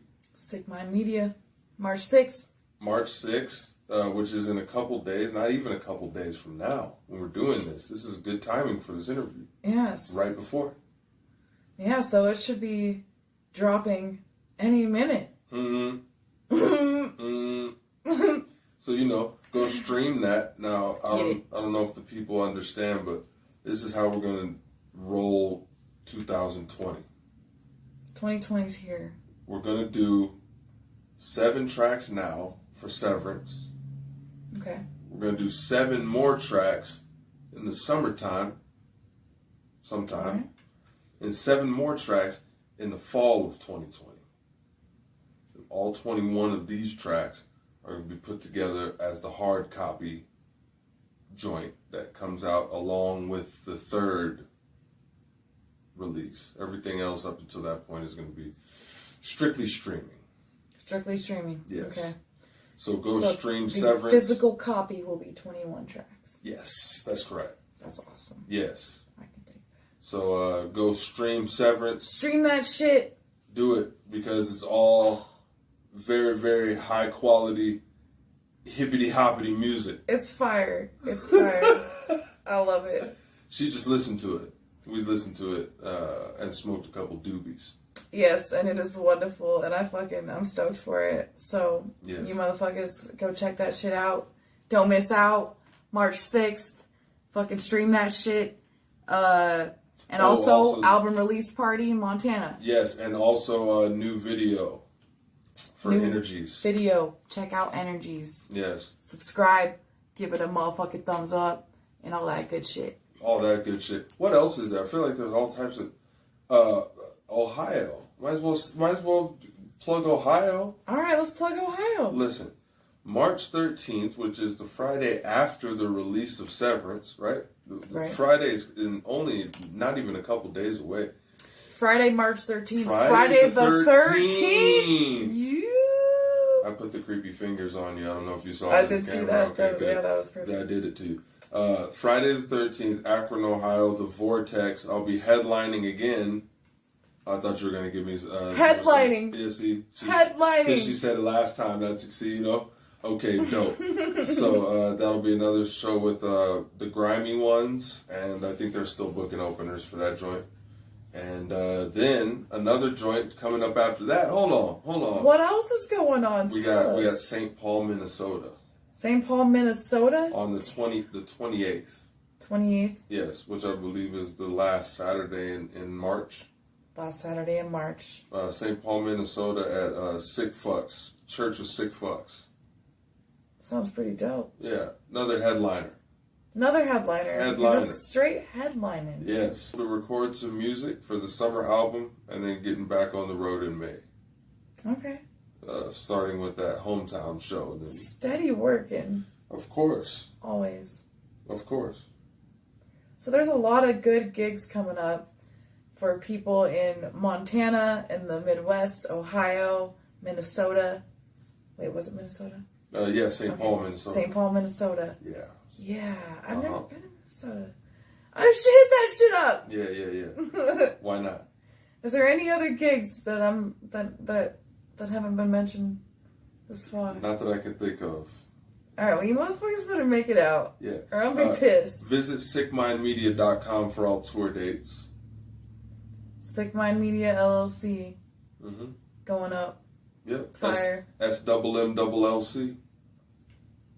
Bet. Yes. Well, so Epidemic, you are awesome. Thank you again for doing this. I appreciate it. Of course. You shit. And you motherfuckers keep an eye out for all the good shit coming at you. Much love. CarnivalSpirits. Epidemic. Whoop diggity motherfuckers. Peace. One more thing. Waif Gang and CarnivalSpirits together in the house tonight. Hey, wafing it. Ninjas in action. Waif Gang, ho. Chill. Yeah. Takeover, motherfucker. AK-47. F1N1. It's early in the morning, running packs about my stash. Money, honey, you just hit the jackpot. Fucking with Frank Needy B's a plus, not a minus. Bitches got the blanket and hold tightly just like Linus. Niggas steady looking, homie, it ain't hard to find us. It's for the motherfucker with 1,000 juggalos behind us. Parachuting, looting, taking everything you think about. The girl be keeping out, if not, what she thinking about? Everybody get hit, your mama and your bitch. A motherfucking snitch, a witch on the broom and your kids. I better be no laughing, a project born assassin. A classic by the least, I love getting high at the grassy. Now what the fuck you want? A madman talking gutter shit. Run off at the mouth, it can get you and your brother hit. Fuck the other shit, my mind is racing with anger. Add alcohol and it equals nothing but danger. I don't give a fuck about the cops or the system. Automatic weapon brought to the party, let's get them. Understand us still, we in the woods hunting sucker ducks. Stay your ass up on the porch, bitch, if you ain't tough enough. I'm a Sonic Hedgehog, motherfucker, this is my world. And I gotta be a nut like the fools know my name is Earl. Griffin of this rap game, blanking on you bitches. I got niggas that are clap, made the rain, that's sadistic. Here play if you miss it, like surround me like a Christmas tree. Got a gang of fighting OCs like a pharmacy. shit. I'ma keep my grind on. Hustling is in my blood. If you ain't trying to get no money, don't even say what's up. Booth, I leave it burning like a motherfucking arsonist. I'm a fucking dog, but I ain't down for all that barking shit. I'm a straight up fighter, bitch. Let them get the picture up. A minute takes a spinning, staying underground and look it up. I'm ballin', yeah niggas we ballin'. I'm about to take the game over, this is my calling. I'm too blessed to be stressed, a mess when I'm fresh. Y'all steady when y'all mouth, bitch, niggas I ain't impressed.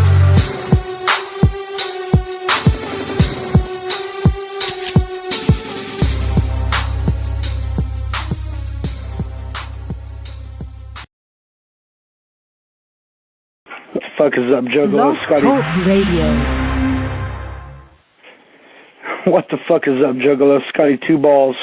Sorry for the mix-up on the times. Had some minor technical issues we went through earlier, but we are Carnival Spirits podcast. We are going live with Kung Fu Vampire tonight. He is going to be joining us shortly. Of course you've heard of Kung Fu Vampire. Who fucking hasn't? I mean, he's played numerous tours with Twisted. He's done fucking Hallow Wicked with the Insane Clown Posse. He's going to be joining the podcast any minute now. He's got a long fucking history with just music in general. You know, coming out of San Jose, California. This motherfucker, he's on Mad Insanity Records with Mars. And dude has been in the rap game for a long time. If you remember, if you follow my YouTube account, you know I made a video about Kung Fu Vampire and the Juggalos quite a while back, because I've been following Kung Fu Vampire for quite a while now, and I'm a big fan. Fucking love what he does, love the love that he has for us Juggalos, you know what I'm saying? And they just came out with Love Bites, October 31st of last year, Halloween, and the album is incredible front to back. If you haven't heard it yet, fucking go listen to it. Look him up on YouTube, Kung Fu Vampire. He's got a song on there called Bread for Blood, and it's with Brother Jay of the X-Clan. And we got a caller right now, 575. Who's this? What's up, man? It's Panic. Panic, what's going on, man? You were waiting in to talk to Kung Fu or what? Yeah. So once he does call in, I'm going to put your ass on mute. No, I'll let you ask him whatever you want to ask him. No, we got some shit to talk about. So what's your experience with the Kung Fu Vampire? Actually, I heard about him just like looking on YouTube and shit. Or maybe it was somewhere else. I can't really remember exactly, but all I remember is the name is what threw me off. Kung Fu Vampire. Who would come up with that, dude? That's fucking crazy shit. Exactly, and I'm hoping he can explain that to some people. I mean, I know what it is. I know what it's from. Hopefully he can school some people on where he came up with the name Kung Fu Vampire. That sounds like an old school movie or something, but who knows? Well, it may be. I spill no beans. Oh shit, hold on. Have you seen him live yet? No. I don't know too much about him. I've seen like a few videos. He has some free songs for download. There's 4 of them. Or there was. I'm not sure if they're still up there or not. But it was the new version of I Count. And yeah, I watched that the other night. Dead Girls Don't Say No. And It's Too Late to Pray. And a new song that's off of Love Bites, actually. It's a funky fucking club mix. And it's a fucking dope song. I love it. I've been talking to Kung Fu. We had some technical difficulties earlier. He'll be calling in here shortly. Dude's a busy motherfucker, so... First time I ever saw Kung Fu Vampire was on the Slaughterhouse tour with Twisted. And I'm not even going to front. I don't even remember who else was on the tour. Because he stuck out that much, you know what I'm saying? Yeah. I mean, dude can hold his own at a concert. Recently, he went out on tour with Potluck, the Underground Rebels tour. They went out with DRP, and he's like, I don't care if there's 10 of you motherfuckers or if there's 1,000 of you guys. I'm still going to give you a fucking show. that's one thing that I've noticed because I watched his interview with Big Ian, and a lot of the videos, you can just tell right off the bat, this dude's down to earth. Any popularity he's gotten hasn't got to his head at all yet. Right. Dude, he's been around a long time. He's played the fucking Playboy Mansion. God You know damn. what I'm saying? That's pretty dope. www.kungfuvampire.com. He should have those 4 tracks that are available for free right now. You know, it's a quick, easy way to get a little Kung Fu Vampire fix, you know what I'm saying? He has videos up on YouTube. Have you seen that video for Grindr? Yeah, that's Grindr one of is the first ones that I came across. Right. I mean, he's open for fucking Twisted, Two Life Crew, The Alcoholics, Digital Underground, Cool Keith, KRS-One, Papa Roach, The Far Side. God damn. You know, he's collaborated with Eddie Gale, Spice One. Dude, yes, that's what I was going to ask him about. What's that? I was going to ask him about him and Spice One, because Spice One's one of my favorite rappers. Right on. Well, I'll let you ask him when he calls in. I'm still trying to get up on my Spice One collection. I got a 1996 and 187 he wrote. Trying to get more. Oh, and then I got Thug Reunion, but I didn't really like that one. Yeah, Spice One. He's fucking classic. You know, I know Kung Fu Vampire has mad respect for fucking juggalos, and it's weird how juggalos kind of find rappers, and rappers are like, what are juggalos, you know what I'm saying? Because they don't know about it. You know, I'm saying like Tech 9, when Tech 9 first came on the scene, and like Legacy, I'm talking to Legacy a lot right now. Juggalos are kind of flocking to her right now. And Kung Fu Vampire didn't know what juggalos were when people first started approaching him, you know? That's crazy. And now they're like immersed in this world of us crazy motherfuckers. What the hell did I do? Right. I mean, it's cool, but it's weird. It's got to be weird. I don't really want to place him in, you know, horrorcore. I don't want to put him, but let's just say in the underground. You know, it's hard to be original, and he got something original, I think. Yeah, he does. He's Found a way to make it work. I know he has a name for what he does, gothic hip-hop or gothic hop or gothic techno-hop. I don't know. Hold on. Yo. What's up, man? Chillin'. Kung Fu Vampire up in the motherfucking house. It's just the beginning, baby. Awesome to have you on here. Thank you so much for being a part of our podcast tonight. Yeah, man, me and you bullshitting and talking and interviewing is long overdue, you know? You know me from my fucking Kung Fu Vampire and the Juggalos video, from chilling at the potluck show over in Wichita, where it was like fucking small-ass venue and everything. Yeah, you know, oh man, the promoter was crying, I think. I don't know.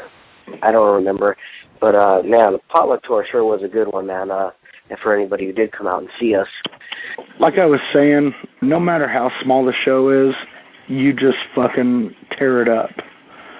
And I appreciate that, like, completely. And a lot of people do. You know, you give it your all on the stage.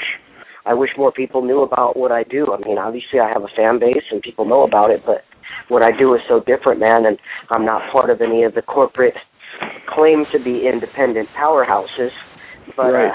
I don't get that easy love, you know? There's, you know, big labels like Strange Music and, I mean, Funk Volume, Cottonmouth. It doesn't matter who you are or your skill ability. If you sign to those labels, you instantly have a ton of people who will just hear you, listen to you, buy your stuff, and give you a chance, and you get to skip steps.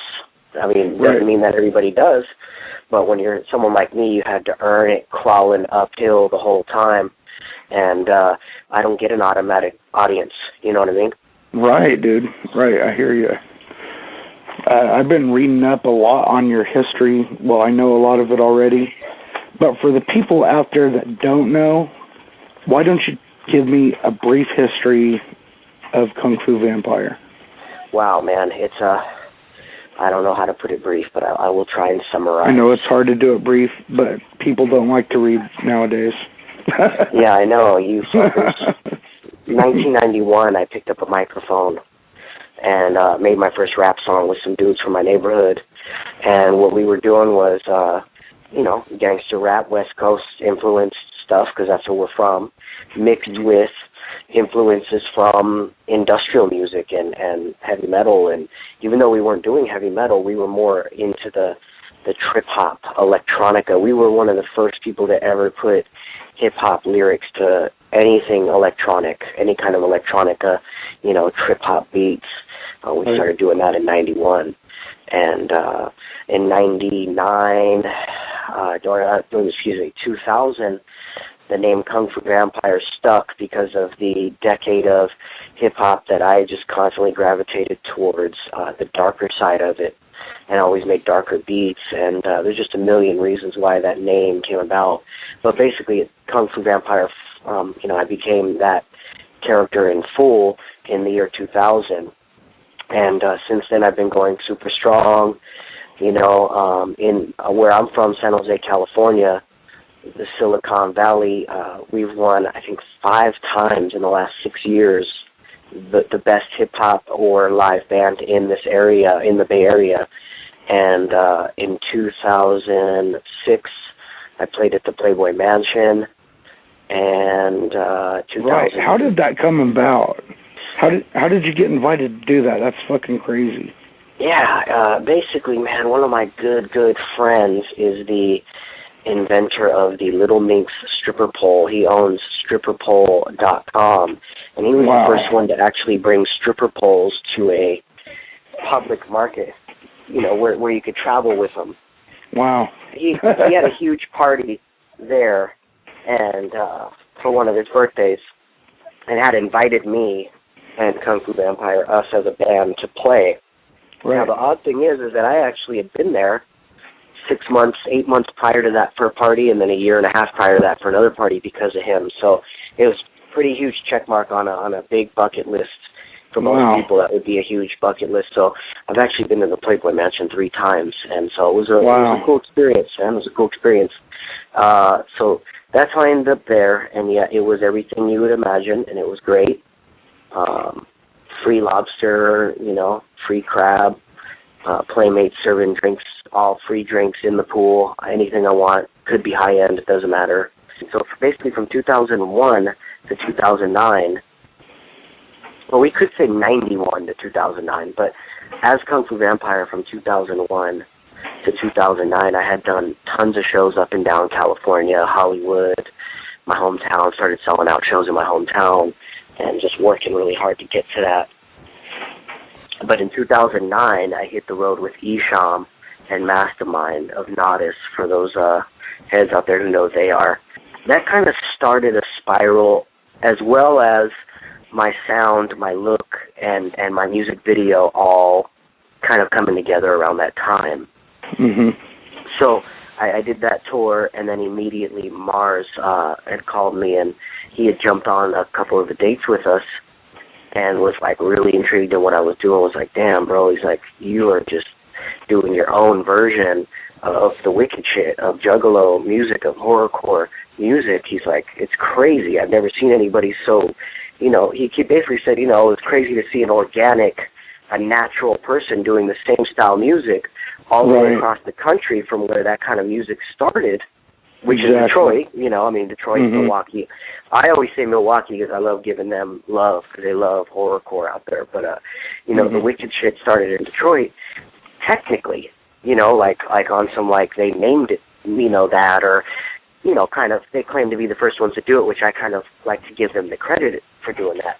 So he saw it and said, man, I can't believe what you're doing. These people are going to love what you're doing. And I was like, well, this is what I do. I wasn't influenced by any of that kind of music. I wasn't an ICP fan. I had heard it, and I had never heard Twisted. And I was a little turned off by Twisted because I thought, I didn't know, I was so distant because I'm out in the West Coast. So nobody said, hey, check them out. So I never gave them a chance. I just said, oh, that's some group that ICP put together. They can't be that great if some other group developed them, which I was wrong. Right. That's not the case. You know what I mean? Right. And I'll get into that more. But so Mars was all about it, and he said, hey, well, how about you go on another tour, me and you and Axe Murder Boys and Project Born. So we ended up going out on that tour, and Axe Murder Boys wasn't able to do it for some reason or another. So us three went out, we rocked another national tour there, and just a few months later. At that time, I had just got done filming my video for iCount right before that tour. This is 2009. And somebody who felt the same way as Mars saw the iCount video and said, wow, the Juggalos are going to love this, and sent it into FagoLovers.net, and they posted it up one day on there, and apparently Twisted saw the video, said, who here in the office at Psychopathic knows how to get a hold of these guys? They're the shit. I want to talk to this guy. And they called my house and said, hey, will you go on tour with us in February 2010? And I said, yep. And that's how I got introduced to Twisted. I had actually never heard any of their music until they called me at my house at 8 in the morning. Wow. The Detroit was probably 10 o'clock or 11 o'clock, so they thought it was okay. And so they called me at 8 a.m. I'm like, what the fuck? And I'm like, how'd you guys get my house number? You know, and they got it from somebody there at the office. But nonetheless, so that's my history scrunched into a summary. And there's so much more, so much strife and struggle, and so much has happened since February 2010, so exactly 3 years. I've done so much in these 3 years, and so much has happened. It's nuts. I know, dude. That's just the beginning of your story with being introduced to Juggalos right there. You know what I'm saying?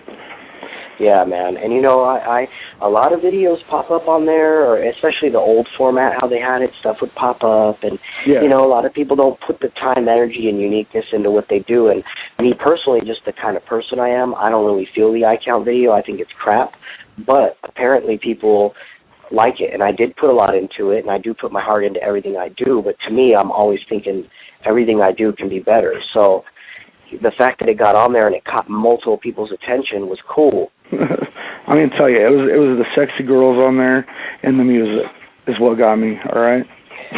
Oh yeah, yeah. And you know, people don't realize it, but we added a little drum and bass in our music. That's what that chorus was. The I count. The chorus is do, you know, it's that double time. Yeah. Still, people never really caught on to that. It ended up not taking off too much here, as opposed to Europe, and then dubstep ended up taking off more. Oh, yeah. That's a whole other story we can talk about, my relationship to that, and how I shied away. I had a whole album ready of stuff like that, starting with Grindr, who you guys have all heard Grindr. I messaged you once about Grindr and the American Horror Story theme. Do you remember that? No. What? I tweeted you about that. The American Horror Story theme, that TV show. TV show, right? Yeah. Yeah. How the theme reminded me of Grindr. That's right. That's right. Now I remember. All you had to do was say that. A little piece in there just reminded me of that. You know what I'm saying?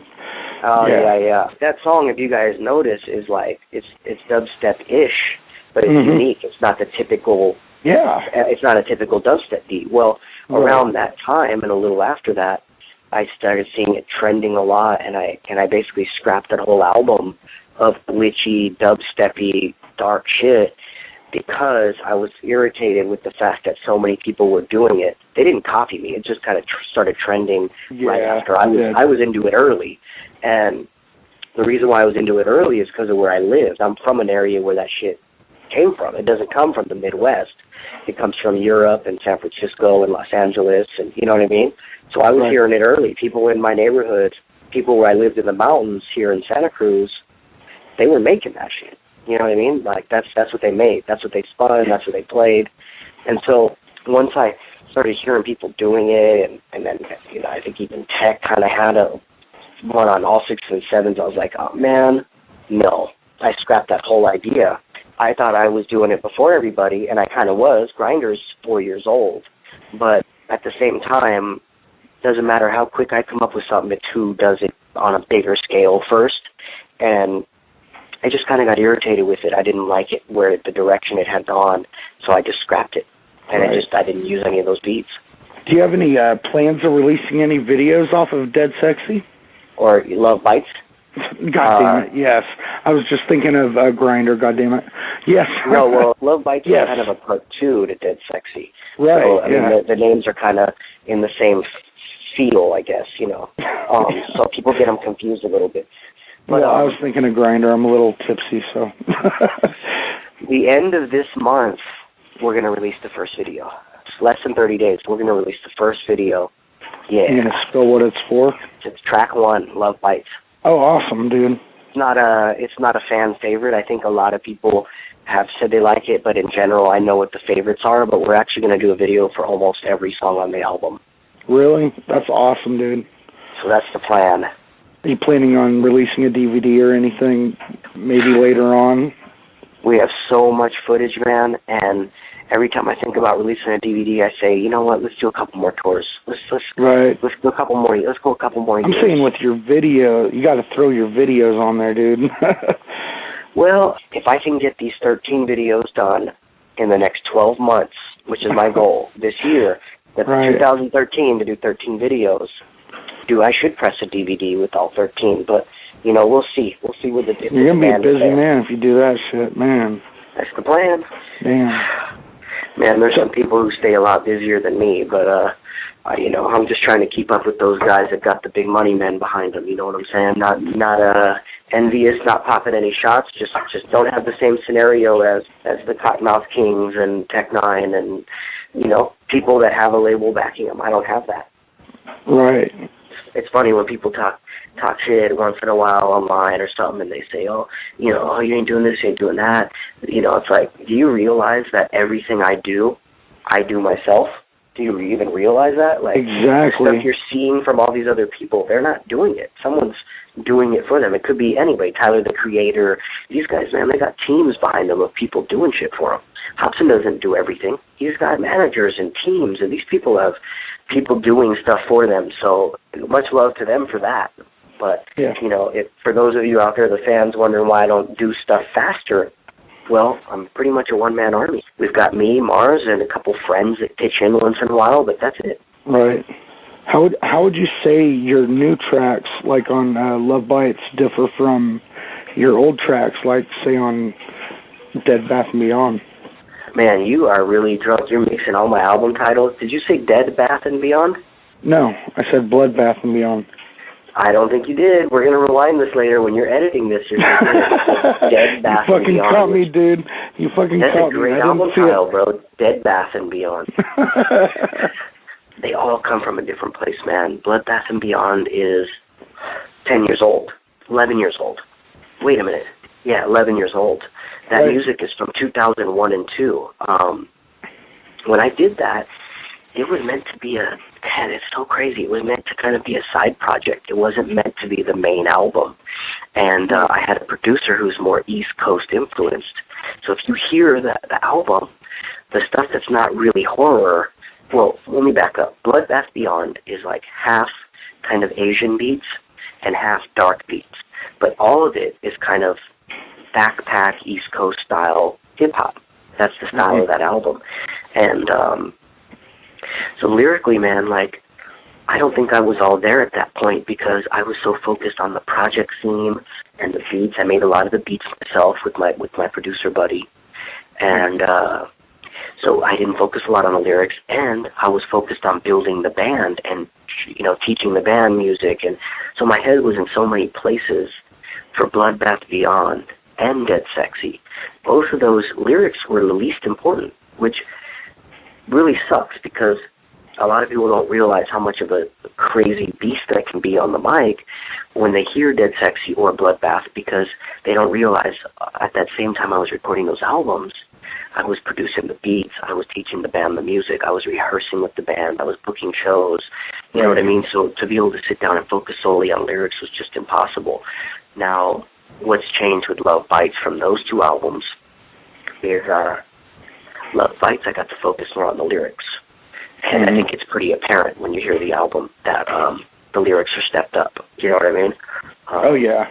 It's not full potential, and the reason why is because I was working with multiple producers on that record, all of them super awesome, but we weren't connecting on a long-term basis like I am with some of them now for the next stuff. So my dude Tuna Beats out of, I always say Ukraine, Croatia, it's one or the other. I always fucking forget. I feel like an idiot. But he's from Europe, and him and I are really coming together. My dude, Smart Alec, Subliminal Beats out of Kansas City, Missouri. Him and I have really come together. He produced on that album. So the next shit is going to be super what you picture from Kung Fu Vampire, just fucking heavy and dark and just what it's supposed to be, and lyrics will be right there and on point, you know what I mean? Awesome. So yeah, that's the difference between those two records and this new one is I get to focus on lyrics now a little bit more because there's a system in place, you know what I mean? Right. Of how I do things, and lyrics are most important. Right on. I'm going to let my homie jump on here. He has a question real quick for you. No. He's he's been waiting for like 20 minutes. Oh, hell yeah. Panic, you still on here, bud? What's up, dude? Go ahead and ask your question, bud. Hey, I'm pretty new to your music, but one song that tripped me out that I didn't see you, I guess you can say, collaborating with was Spice One, which is one of my favorite rappers. I just want to see how did that come about? You know what? Well, of course, y'all are from the same place, you know, Cali, but you know, we're from the same area too. We're from, like, he lives probably 20 minutes from me, 15 minutes from me. You know, the thing is, man, and I don't even know if my fans or like new listeners or people like yourself even understand one thing I consider myself that makes me different than Twisted, than Tech9, than all these people who have, you know, they have their own flavors. Like, and I mention those people because I love them. You know, I mean, I've grown to love them since I've been in the genre. Those are my people.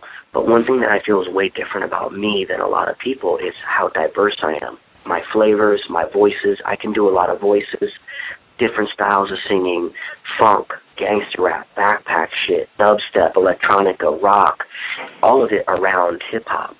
But the Spice One thing, man, I mean, that's kind of the bass shit, Cali shit's what I grew up on, you know?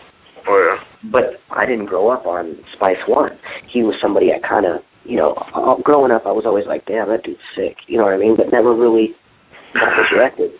You know, you bring up a trippy memory for me, actually. Hold on 2 seconds. Hold on. Someone just texted me and said the interview cut off. What does that mean, Scotty? No, it's still going, dude. Okay. I was actually going to call Bloodbath Beyond. You guys are going to fucking trip on this. Between Bloodbath Beyond and Dead Sexy, I was going to come out with an album called Infecting the West. I'm going to trip you guys the fuck out. I never told anybody this shit. Nobody knows this shit. It was going to be called Infecting the West. And what it was going to be a comic-style graphics, you know, the cover and shit. It was going to be about a Chinese vampire who re-rose from the dead in China, he rose from the dead in modern times and said, I want to make a fucking rap album. And he flew to California, to the Bay, and was going to get all the OG late 80s, early 90s rappers to collaborate on a project called Infecting the West. And it was going to be like Paris, Spice One, E40, Too Short, NWA. Like, I was going to get a lot of these elements. Well, things came to things, and the reality is, it never happened. And basically, I did songs with people like Spice and shit, and then ended up just putting those, you know, ended up putting that track on Dead Sexy. But that's pretty fresh, dude. With Spice is dope because somebody just called me and said, hey, Spice is here in town, man, you want to do a song with him? I said, yeah, bring him over. And he came over, we ended up cooking dinner and smoking weed and doing the song, and that was that. Oh, yeah. So, expect the unexpected. You know what I'm saying? That's my whole thing. Is I don't want to come out with some shit and have you be like, yeah, it sounds like Kung Fu. I want it to come out and have you be like, what the holy shit? He just killed me, you know? And I feel like Love Bites is doing that to people. People have been hearing it, hitting me up going, yo, bro, your shit is ridiculous. What the fuck? You know? And I just need more people out there to, like, promote what I'm doing because I don't got that big budget, you know what I mean? And I'm trying to stay independent. I'm trying to stay truly without that big backing, you know? Right. Keep it independent. Do your own thing, definitely. Real independent, not a multimillionaire funding me. There's nothing wrong with that. Right. It's different. It's just a different type of thing. Mine is I have to hustle whatever it is, I have to hustle. It could be guns. It could be, I'm just giving you examples. It could be weed. It could be guns. It could be my verses.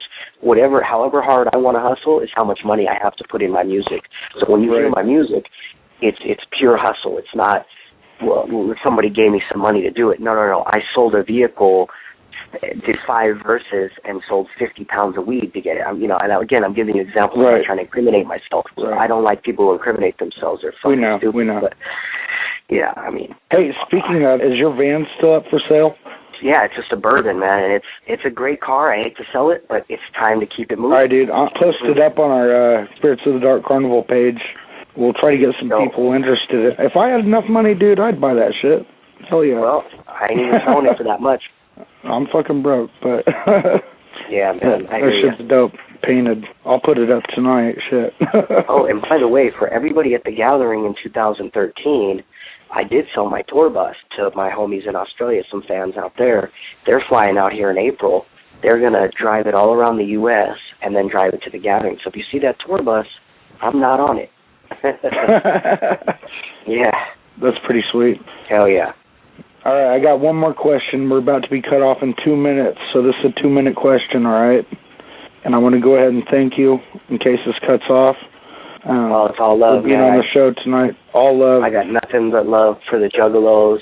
It's my family, bro. I got it tattooed on me. I got a hatchet, man. For those who don't know, I'm not even a Juggalo. I'm a Juggalo lover. I'm the biggest ally a Juggalo could ever have. I'm a supporter. I'm the guy who stand in front of a Juggalo and take a bullet. Like, these are my people, bro. You know what I mean? This is what I stand for. I love it. I'm all about the family, period. You know, I made the video about it. I know where you stand there. That's right. Okay, what's this the may be question? a tough album. I don't know if you can do it in 2 minutes, but what is your favorite album of all time? My favorite album? Oh, my God. Any genre.